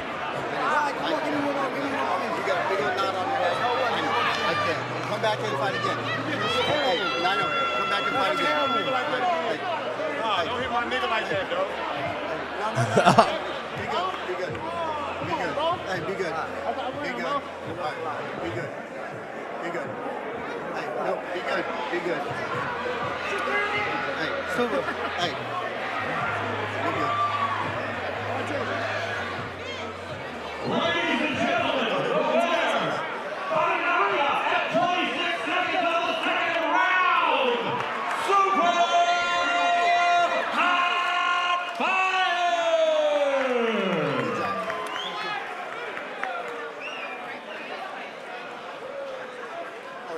Oh shit.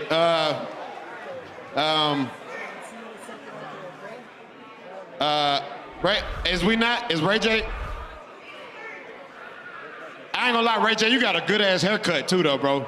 That's what matters most. So come here right beside. Is you good? Hell no. Hell no. He said, hell no, I'm not good. What the fuck just happened? Bro. What the fuck, bro? You talked all that tough shit. Yeah, hold on, don't talk to him. You don't deserve to talk to him. What the fuck was that? You done got a good ass haircut and then came here and got stunned. Yo, I thought we had a plan. What? Yeah, Ray J was making it sound like almost they had a plan to rig the fight, but I don't think that's what it is. I think he's disappointed he lost. But he wasn't really throwing shit. Like, why do you think he was gonna win? What the fuck you just say? Hot, super hot. Come here. You know what I think Aiden should do though? Like, you got people like Super Hot Fire who's fought a bunch of times. You should put Ray J versus another celebrity it's their first time in the ring. Like, this guy's been in the ring like a bunch of times. You should put Ray J versus someone who's their first time in the ring too. Come on. Like a motherfucker, bro. Damn, bro. Like that? For real, my nigga? That's janky as fuck. Nigga, say what you gotta say, man. I don't want to say too much because I don't want to get nobody in trouble, but damn, my nigga. We took a L tonight. We didn't take shit. You Your took a L. ass was over here. You want me to show you what you did? Where was y'all at? You were somewhere around this rainbed sign, and he took one punch. Nah, he fell in slow motion for sure. He fell in slow motion. Ray J, this is professional, man. You can't just do what the fuck. I gotta talk to the nigga about. Y'all talk backstage. I ain't even gonna interview y'all. Super, come here. Super. Money we lost, nigga. We didn't think you was gonna win. So how y'all lost money? Wow. Hey, I ain't gonna. That's a good method though. If I got my That's a good method. ass knocked out, I'd be like, nigga, you fucked up. Look at that. I can't see it, my nigga. You got one of them cartoon lumps. You know when I love you, dog. Well, Super Hot will holler at you. Shout out to Ben, man. Ben's like a professional in this bitch. That nigga shit lumped like. Scary dudes, man. Well, let's see how. Okay, all right. Jeez. Anyway, it's now coming out that supposedly Ray J's been in the hospital ever since. They're saying Ray J's hospitalized after being knocked out in the fight. They say he checked himself into a Vegas hospital hours after being knocked out. And they said he decided to go to the hospital and said he's been in the hospital for 2 days as they continue to run tests to figure out what is wrong. We're told his medical team is investigating whether Ray had a concussion or if he's also experiencing issues with his heart beating slower. As previously reported, Ray J has been experiencing health issues before the fight. The entertainer was hospitalized earlier this year for heart issues and pneumonia. I will say this. This might not be good for Aiden, because I'm pretty sure he had their own doctors clear him. But if Ray J, if it's now deemed that fight made him chronically even more ill, they might try to take aim at brand risk for even putting him in a ring. And I've seen some pictures. There's like more pictures. I don't know if y'all seen them. TMZ.TV. There's pictures of him like laid out in the hospital bed, like here. Wow. Rich Dollar says, who took these pictures? Gotta be Whack 100, man. You gotta be Whack 100, man. Let me call Whack. Whack.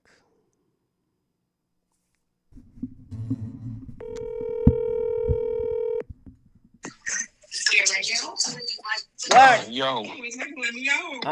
I'm on stream. Everybody sent me to call you. They just seen the pictures of Ray J in the hospital. They said, how did Whack allow this? What I tell you yesterday, Hack? The people upset with you. They said, I don't give a fuck about them people. Fuck them and their mama. What I tell you yesterday? What I tell you? You said you didn't know anything about the fight. You wouldn't let it happen. What else did I tell you? There's no way what? You said there's no way you should be fighting. Because what? He said he had a heart condition or some health issue. There's no way he can pass a physical. But he must have clearly did though, right? Bro, listen, bro. Let me tell you something.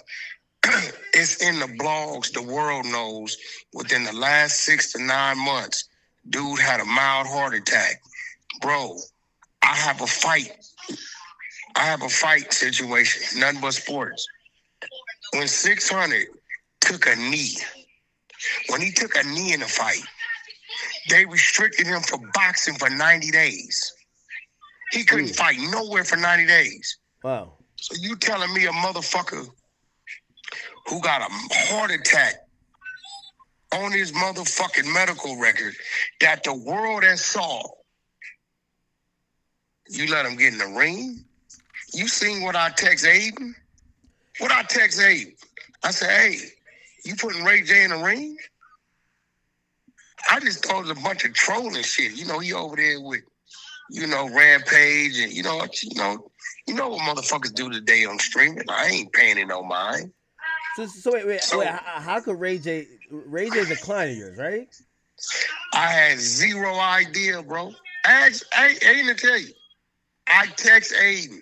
I said, hey, are you putting Ray J in the ring? Is that what I'm saying? Because I didn't believe it. Right? I just thought it was trolling. I see him down there with Rampage in his gym. You know, that's some trolling shit to me. Right? I would have never, bro, you talking like Ray J MMA. I'm like, nah, that's some bullshit. You know what I'm saying? That's some bullshit. It's like a motherfucker telling you, oh, whack in a hockey match. The fuck you talking about? You know what I'm saying? Like, you know what I'm saying? Whacked on some trolling shit. But I was even confused. How in the fuck? Look, I told Aiden, I said, yo, bro, no way he passed a physical. The nigga was taking 6 medications, bro. It's not possible.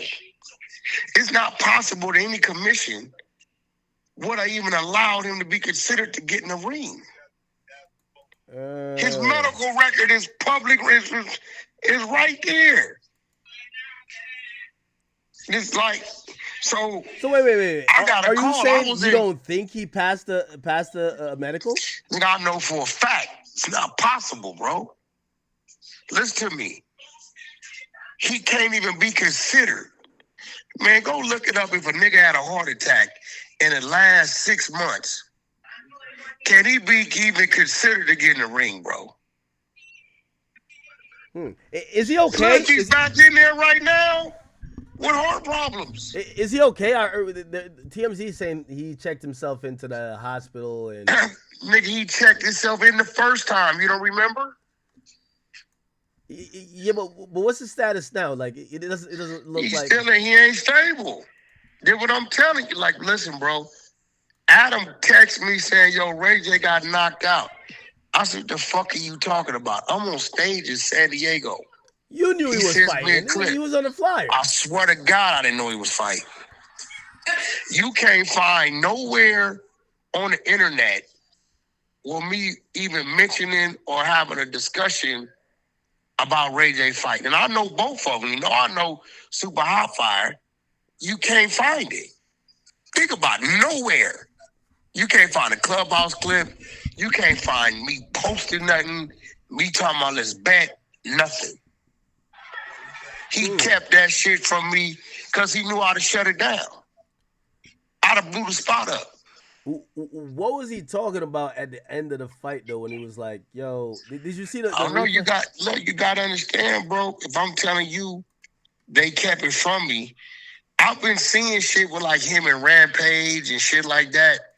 I thought it was some trolling shit. You know what I'm saying? Right? Rampage stream, Ray J streaming. I thought he was just down at Rampage gym fucking around. You know what I'm saying? Yeah. So when he says what he said at the end of it, right? I don't know. I mean, it don't sound right. Right? You know, Super Hot Fire got to answer that because he's talking to him. It definitely didn't sound right. And so what I paid attention to was this. It's what I paid attention to. I've never seen Super Hot Fire at the end of a bout not say nothing.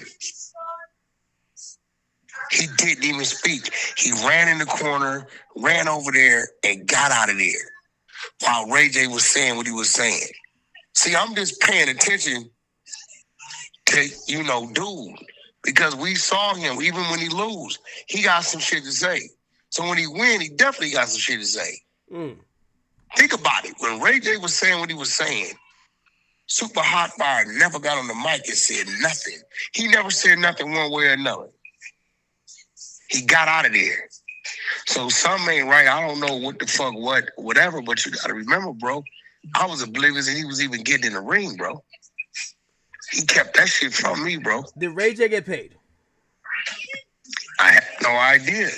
I would, me knowing how that shit worked down there, I would probably say no at this point in time, because like he said some shit without saying some shit. And even now, right?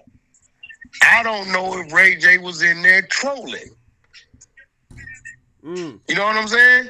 Hey. Because he started laughing mid-sentence. You get what I'm saying? So Was he trolling? Was he bullshit? You know what I'm saying? I don't know what the fuck he was doing.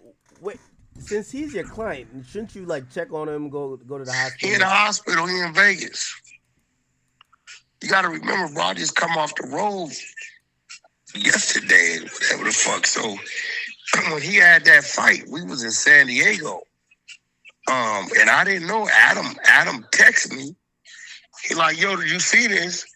When I seen the actual footage Adam sent me, is when the fuck I knew dude really was in the ring. Wow. I had zero idea, zero. But he kept it from me for a reason, because he knew how to shut that shit down. Well, let me see. Adam sent that shit to me at. Look. Watch this, bro. Look. I text Adam because I got his guy on stage. I'm going to send it to you so you know. You're going to see this shit, bro. You're going to see right now, I had no fucking idea. You looking at real live. You can post this shit, bro. I'm going to show you real live shit to where you see my response to Adam texting me. He said, you got to give Ray J an Hefe DP. He just got knocked the fuck out. I said, bro, the fact that he fought, or they let him fight, was crazy. You see, I didn't touch it. He has a fucking heart problem. Send me the clip. Bro, you see what time that is? I mean, clearly people had to know that he was fighting because Chris Brown and Tiger showed up. Hey, bro, you got to remember, my nigga, I'm whack 100, bro. I got my own life, my own world. If he don't call and tell me, bro, I see niggas do shit on the internet all day. I don't take the internet serious at all. Right? Period. The people I know, I know. Ray J, please do not get your ass whooped. In there with motherfucking Rampage at his gym doing fucking butterfly fury punches. Am I supposed to take that serious like he's training for a real fight? Like, come on, bro. Like, what the fuck are we talking about? I watched Blueface train for a fight. You running, man, you talking 6 weeks at least. You get what I'm saying? It appears that your fighter, not your fighters, but your clients don't really fear Will on brand risk, man. What? Well, Blueface lost. Blueface won his fight. I don't give a fuck what y'all say. Hey, listen, Blueface went 6 rounds with a nigga 100 pounds heavier than him and didn't get knocked out. So, you know, a lot of niggas ain't got the heart to get in there like that. Let's just be real. That's true. That's true. A lot of niggas ain't got. Dude's a fighter. His profession is fighting. Blueface ain't no professional fighter. Isn't Blueface? A lot of niggas ain't. A lot of niggas ain't got the heart to get in there with a nigga like that. Isn't Blue supposed to be fighting somebody soon though? Swaggy P, he backed out the fight. Really? Yeah, he said his kids is somebody's kids, you know, so I don't know. That's the homie, but you know, he said somebody's kids, he didn't want to risk the embarrassment or some shit with his kids or whatever. He said he went to pick his kids up from school. Yeah. And the little kids was running out saying, Blueface gonna whoop your ass and saying that kind of shit. So he was like, damn, the kids knew he was gonna fight. Oh, he felt he didn't think that, he didn't think that they, you know what I'm saying? So he didn't even want to run the risk of getting in the ring and not going his way, then his kids dealing with that shit in school. I get it. Hey, Wack, are you one of the people, they saying the people on the West Coast been complaining that Drake's new song is too disrespectful so they can't play it. They got to edit it up. Nah, I told dude, nigga, you want me to send you what I text him? Yeah. You want to send me what I text him just today? I'm not going to lie. A lot of people been saying that. They saying the West Coast... The West Coast is getting sensitive now, like they, you know. I said, bro, you out of line for that shit. I said, like, I don't know what the fuck. That was a bad move, bro. I told dude straight up. I sent him Wayno's clip. I said, imagine deleting A minor from Not Like Us. I told him straight like that. I said, nothing. I said, bro, there's nothing Drake said really hit hard to impact nothing. You looking emotional. Nothing is like, it's looking like y'all niggas looking emotional. He said, well, I'm going off what he said. He said people on the West Coast were conflicted, so I'm like, damn. I thought the West... No people on the West, something he chose to do. He don't speak for us like that. That's what he said. So I thought he said, like, niggas over there is getting emotional over the song. I'm like, that's yo. DJ Head is a civilian. He ain't no street nigga, bro. So if he's feeling that way for whatever, man, we don't give a fuck. Top don't give a fuck. Don't nobody else. He said it was the DJs. He said the DJs over there been feeling conflicted. DJ? You ain't heard no DJ say nothing. That's him. Oh. That's him. And I told him, he agreed. He agreed, like, yo, it was a wrong move. I said, bro, what the fuck? Who gives a fuck? Yeah, I'm not gonna lie. I never thought the West Coast was like emotional until then. I'm like, damn. He don't. He was like, yo, we got songs dissing the homies. That's what he said. It's like, yo, man, what? Don't nobody give a fuck about nothing, bro. There's nothing Drake said that impactful on nobody out here. And on some real shit. You know how Kendrick fucked him up with the pedophile and the A minor and all that shit? Yeah, but we gotta be honest. Like, low key, I think the West Coast been more emotional about the beef than really Drake. We ain't been emotional. Nigga, Drake, what? Drake didn't cry like a bitch on 3 albums. Get the fuck out of here, bro. Drake back popping and shit. Cried, bro, it's been how long it been? 2 years? 18 months, whatever the fuck it been. Drake been popping and shit. He still got real estate. He still got Kendrick of the Mind explaining himself. Hold on, Wack. Kendrick ain't saying shit. Kendrick dropped a whole nother album. But we're now being told that, like, yo, like, Drake words hurt. We gotta edit it up. No, nigga, DJ Head ain't Kendrick. He's speaking for the homies. He said, yo, he not gonna let Drake disrespect the homies. DJ Head, bro. DJ Head speaks for DJ Head. He's a non-violent, regular dude, bro. That's nephew, but we don't do that punk shit. He know that. Like, I was trying to figure out who he was talking about that was offended. I was like, I gotta ask Wack if it's the Pyros that's offended. I mean, bro, I'm gonna be real. Niggas didn't even make it through the album. It's like, I'm gonna keep it gangster. Nah, the album fire, Wack. Stop it now. That shit is garbage, bro. Wack, that song too? Average 250. Bro, he got one song on there I like, two Wack, off you for like radio that song? or some shit. That's a West radio. Yeah, Wack, it's the #1 song in San Francisco right now. That record go, but the rest of it's like, I'm gonna be real. I just felt like Drake should have came out and did Drake. He was doing a whole lot of explaining this and explaining that. The two off the radio I fuck with, but other than that, yo, it's the #1 song right now in San Francisco on Apple Music. It always gotta be a #1 something, bro. We ain't tripping out. We just telling you. Put it like this. Let me see if you're gonna keep it gangster. Yeah. Nothing on one of them 3 albums hit. You're lying. On the disrespect. Disrespect. Not like us. Oh, and he was being disrespectful to niggas. No, not like us. This is all I'm saying, bro. So what I'm saying is, this how I'm a gay. But he wasn't trying to drop a diss track. He was just. No, he was, bro. He was saying a lot of bullshit. Drake was not trying to drop no diss song. Bro, you think he was trying to drop a diss track? He went at LeBron. He went at DJ Khaled. No, he addressed his problems. He addressed his problems. Like, yo, Wack. If you my brother, and then, there's somebody else, maybe you cool with them, but there's somebody else, they're saying Ack is a PDF, Ack is whatever. If the nigga having a celebration of calling me a PDF, and I see you there, like, dancing, like, oh, shit, this shit turned. Me and you might be like, damn, I thought Wack was my brother. I think Drake's problem is he's getting it mixed up between what industry niggas do and what real niggas do. No. These people You're are really Drake, friends. I'm a ball player. You know what? My kids think you're cool. No, that was his real friend. He got him tatted on him. If it was his real, who got it tatted on? Drake did that. Yeah, but that's his man. That's his real friend. I bet you LeBron ain't got Drake tatted on it. Ain't no owl on LeBron. He tatted a 6. He tatted a 6.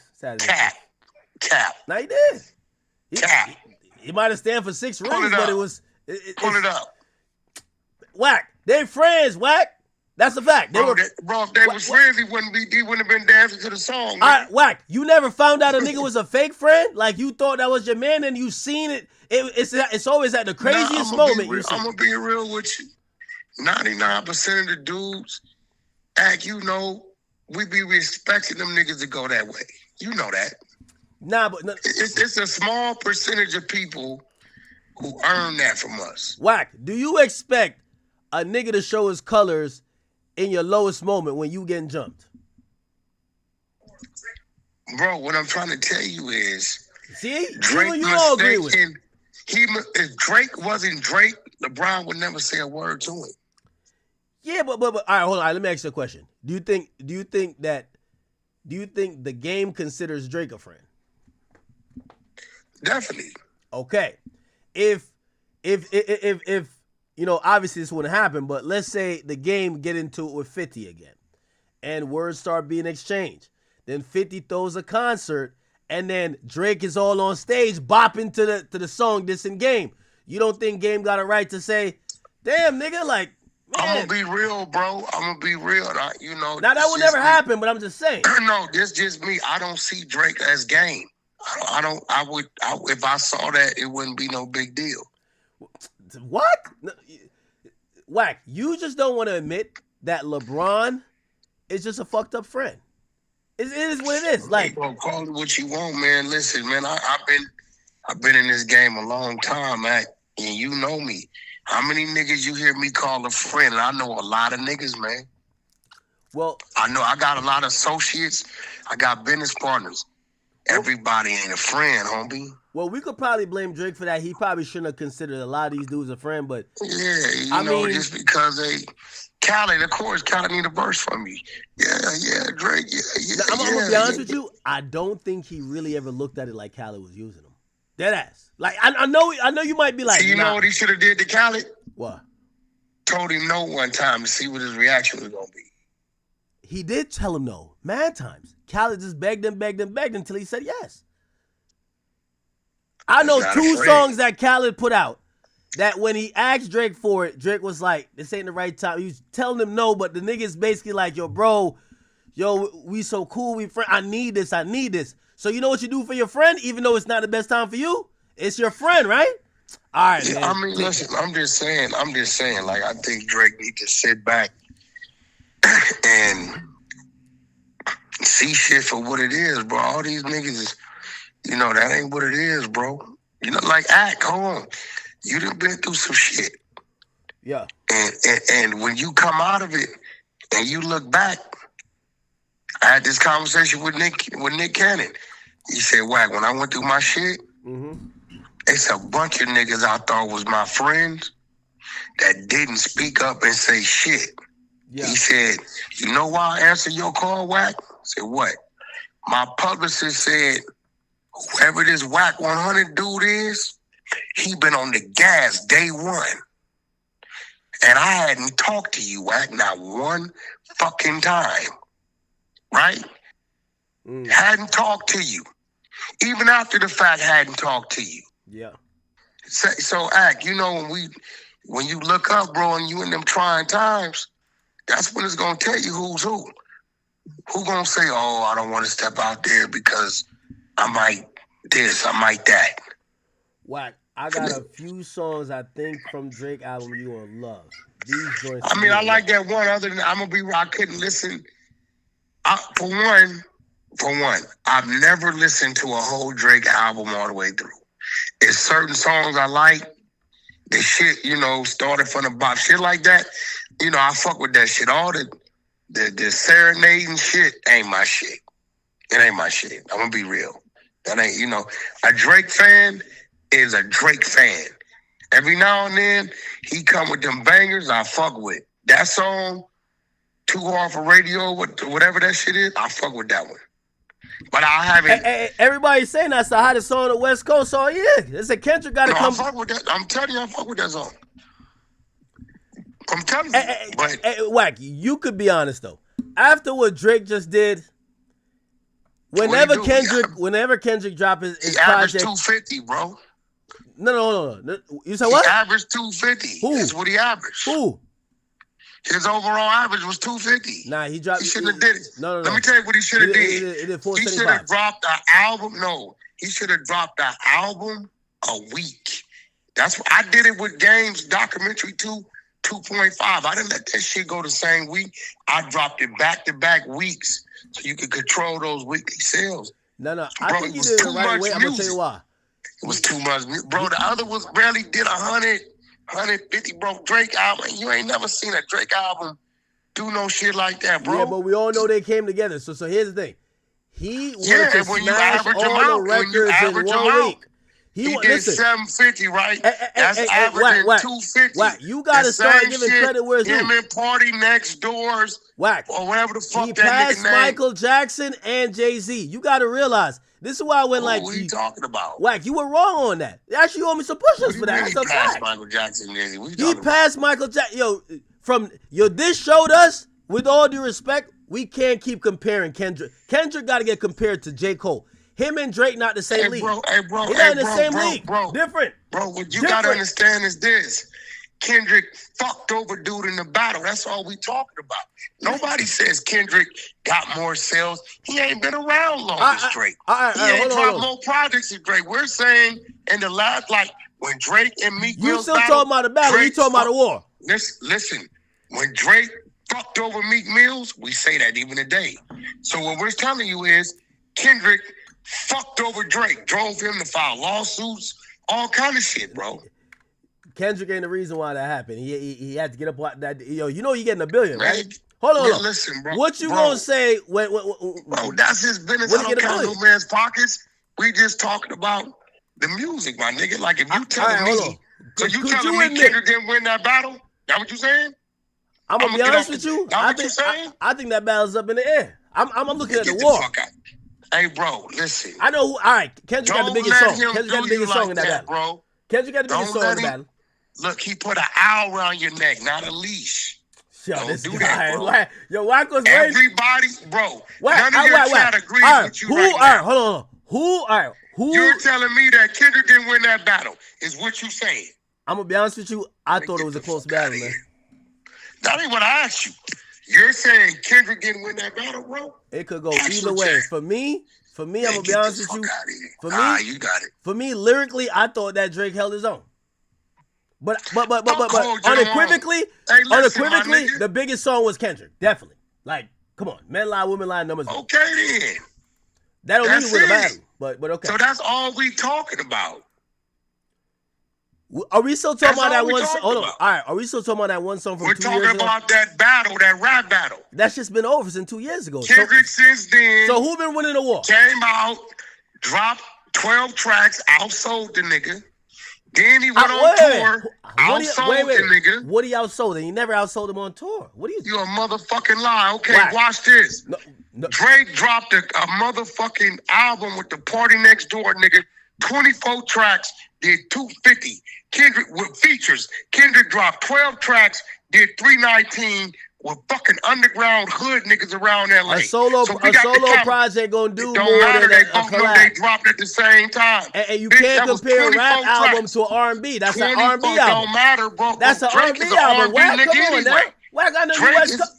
But Drake is an R&B rap nigga anyway. He ain't dropped a rap. Listen, the last rap album he dropped before this was For All the Dogs. That even did 400. Hey, until Kendrick get into the 400 range, that little boy gotta get it. He gotta get his stamina up. He can't run with Drake. He went on tour. He can't run with Drake. Then he went on tour and was breaking tour records. No, he didn't. Drake canceled. Wait. Canceling his tour. Wait. He still ain't break Drake record though.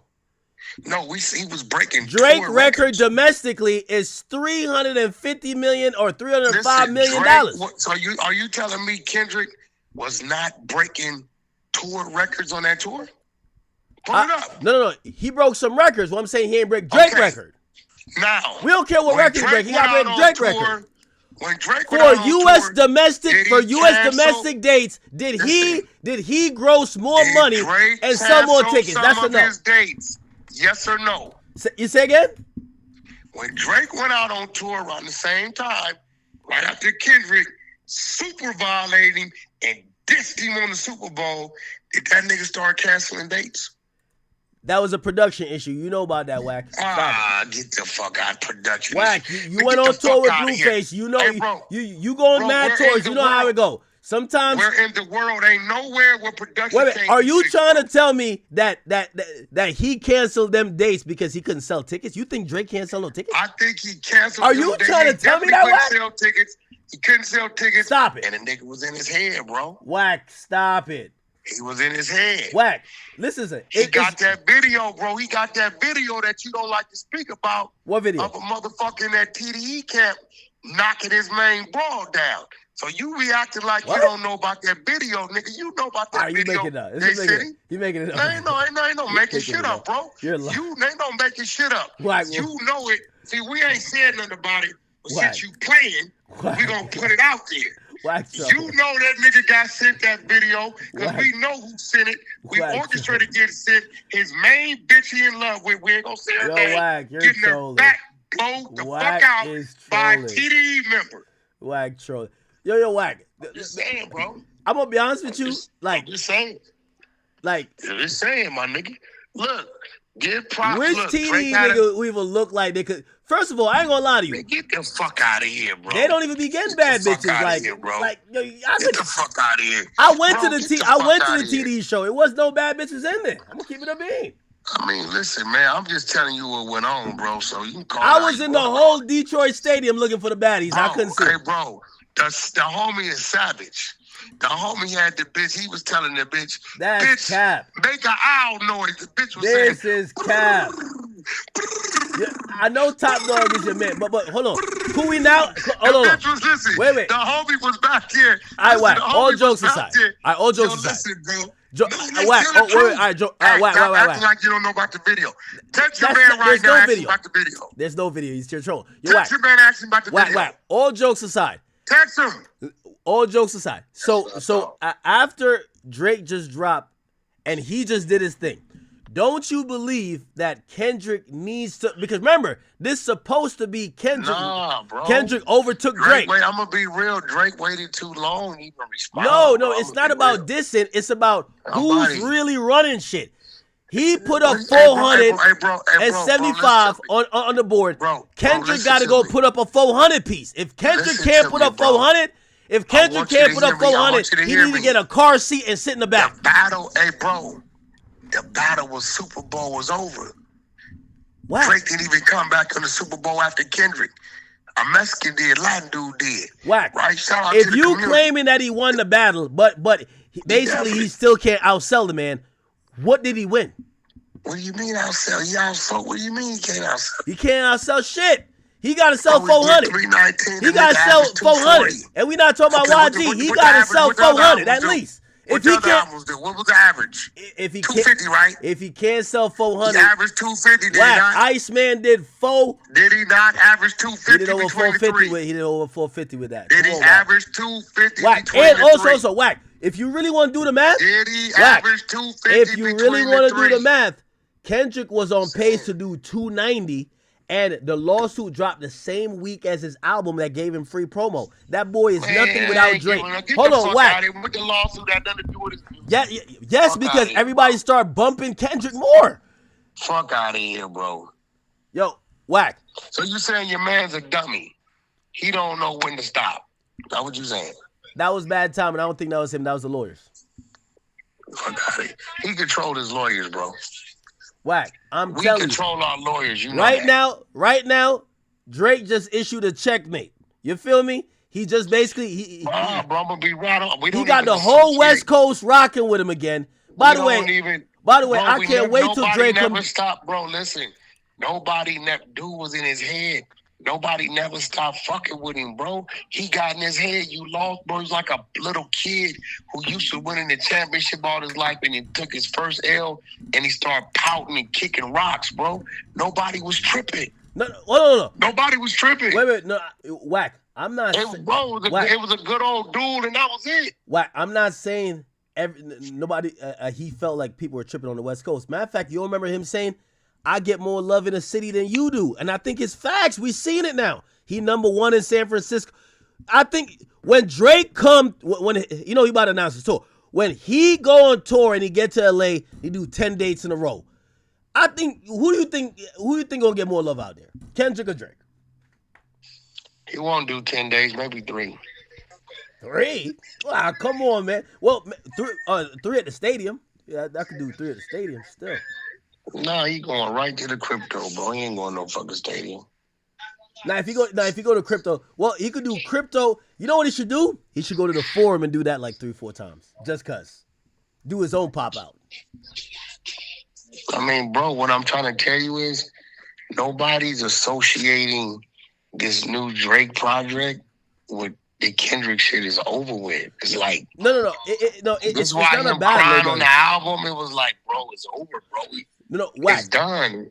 Like we're You're not. right. It's you know over. what I'm I saying? think dominance has been established.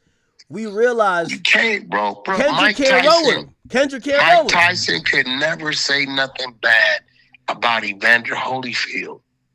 Kendrick hit that nigga in his motherfucking mouth, and he didn't expect it, and that was it. That is over with now. Drake comes back and whoops 2-3 niggas' ass. That has nothing to do with Kendrick, bro. Kendrick got his victory, his belt. He cool. I don't think he'll ever revisit it. For what? Why should he? Nobody. You don't hear Kendrick talking. This is a thing of the past for him, bro. Man, and just being real, like you're trying to make it a thing, and Kendrick is like, all right, let me ask you over one question, there Wack. Whistling Dixie, bro. Who is the most dominant and the most popular, or the person who sells the most in hip hop right now?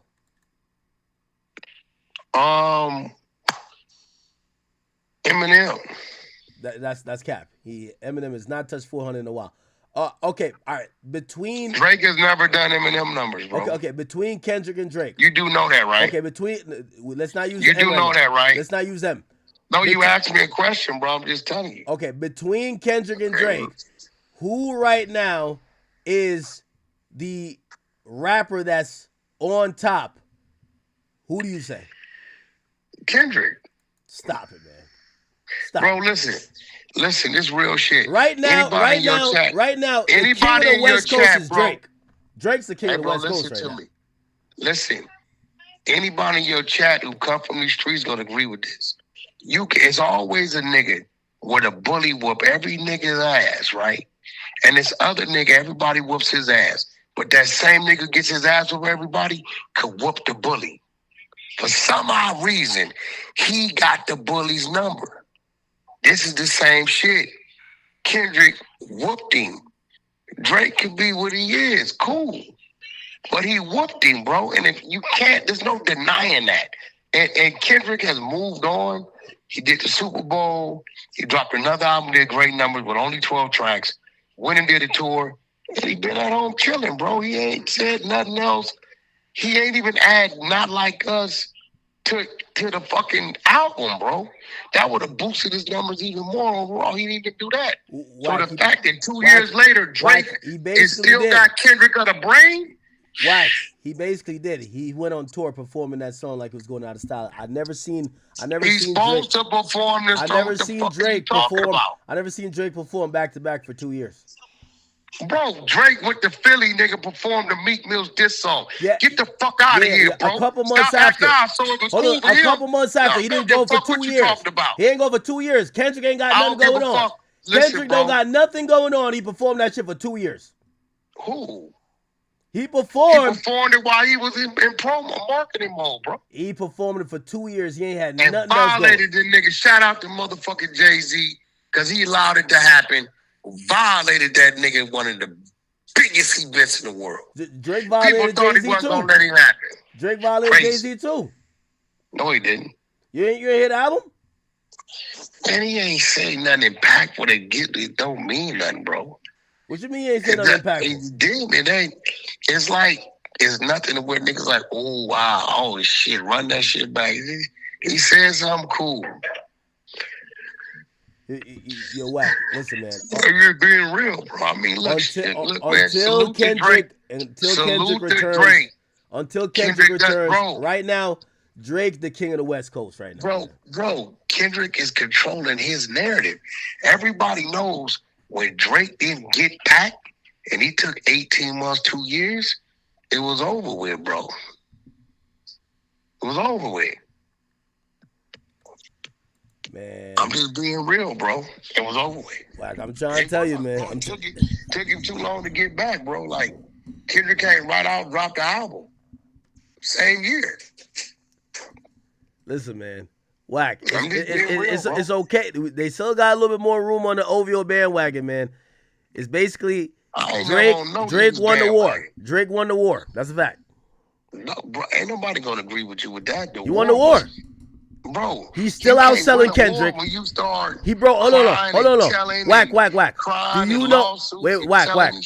Do you realize he broke the record for most streamed rap song in a day? He beat Not Like Us with his album. You know that, right? The first song on his album beat that. You know that? Bro. And the song fucked over his whole life to where he filed a lawsuit, bro. No, he filed a lawsuit to get his billion, and he gonna get it. No, I ain't never seen a nigga allow a song to fuck his head up so bad where it made him file a lawsuit. That's the first time that ever happened in history, my nigga. There's no other rapper ever filed a lawsuit about another rapper's diss song on him, bro. That's the first time in history. That's a record in itself, bro. You're looking at it differently because that's nothing but content. All right, hold on. Chat, y'all need to go subscribe to Nothing But Content. We got some shit popping off over there. It's on all platforms. Bro, we have never seen a rapper, and we done seen some battles, nigga. I've never seen Jay-Z go file against fucking Nas. I didn't see fucking Eazy file against Q. And Drake did not file against Kendrick. He filed against his label to get his $1 billion. About the song. He filed for his $1 billion, and apparently he named the song. All right, hold on. So let me ask you a question. He named the song. So if Drake sues his label and gets $1 billion, that's he not named the song. So if Drake sues his label and gets $1 billion, he ain't sued and got $1 billion. How you know anything about it happen right now? He hasn't sued. There's no suing and getting that. How you Whatever know? deal they doing with him, and for music is one thing. He did not sue and win no lawsuit, bro. That's cap. Yeah, they about to give him a settlement. They about to give him a settlement. That's cap. They about to give him a settlement. You know about a settlement. Get the fuck out of here, bro. You want a lawsuit with bro, a settlement, the judges, they all didn't root against him. Tony, fuck you about the radio shit. Fuck you about this shit. Ain't nobody ruling his favor, bro. Nobody. I'm telling you. Can you agree? This is the first time in history that a song made a nigga file a lawsuit. I agree that it's the first time in history that I seen a nigga debut 42 songs on a Billboard Hot 100.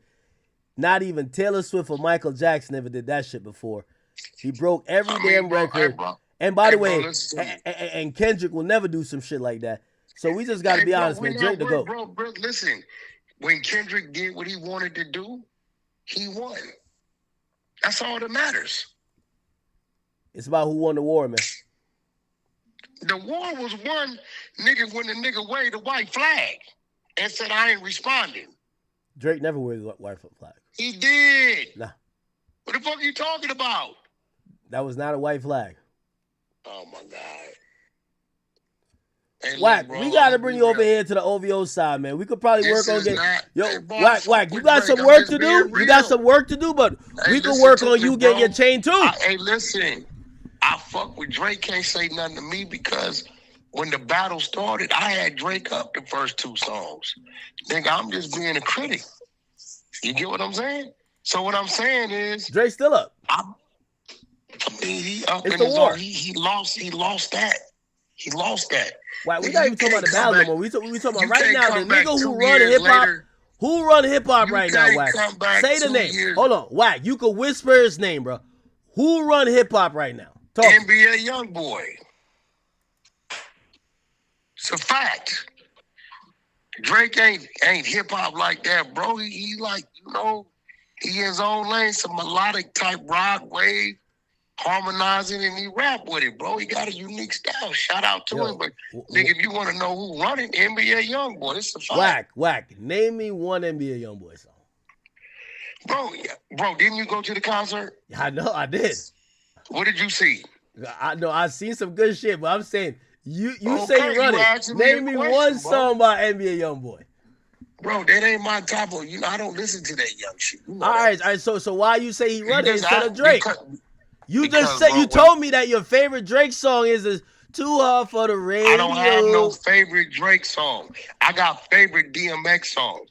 I got favorite Ice Cube Right songs. now, Drake got the number one song. Songs. Right now, I don't have no favorite. Drake got the number one song in LA right now. Like why we not giving him credit? It's not one of my bro. I told you I like a few songs, but it ain't my cup of tea, my nigga. Even the women I didn't ask what you feel about it. They said, old Drake. This is what they say, old Drake.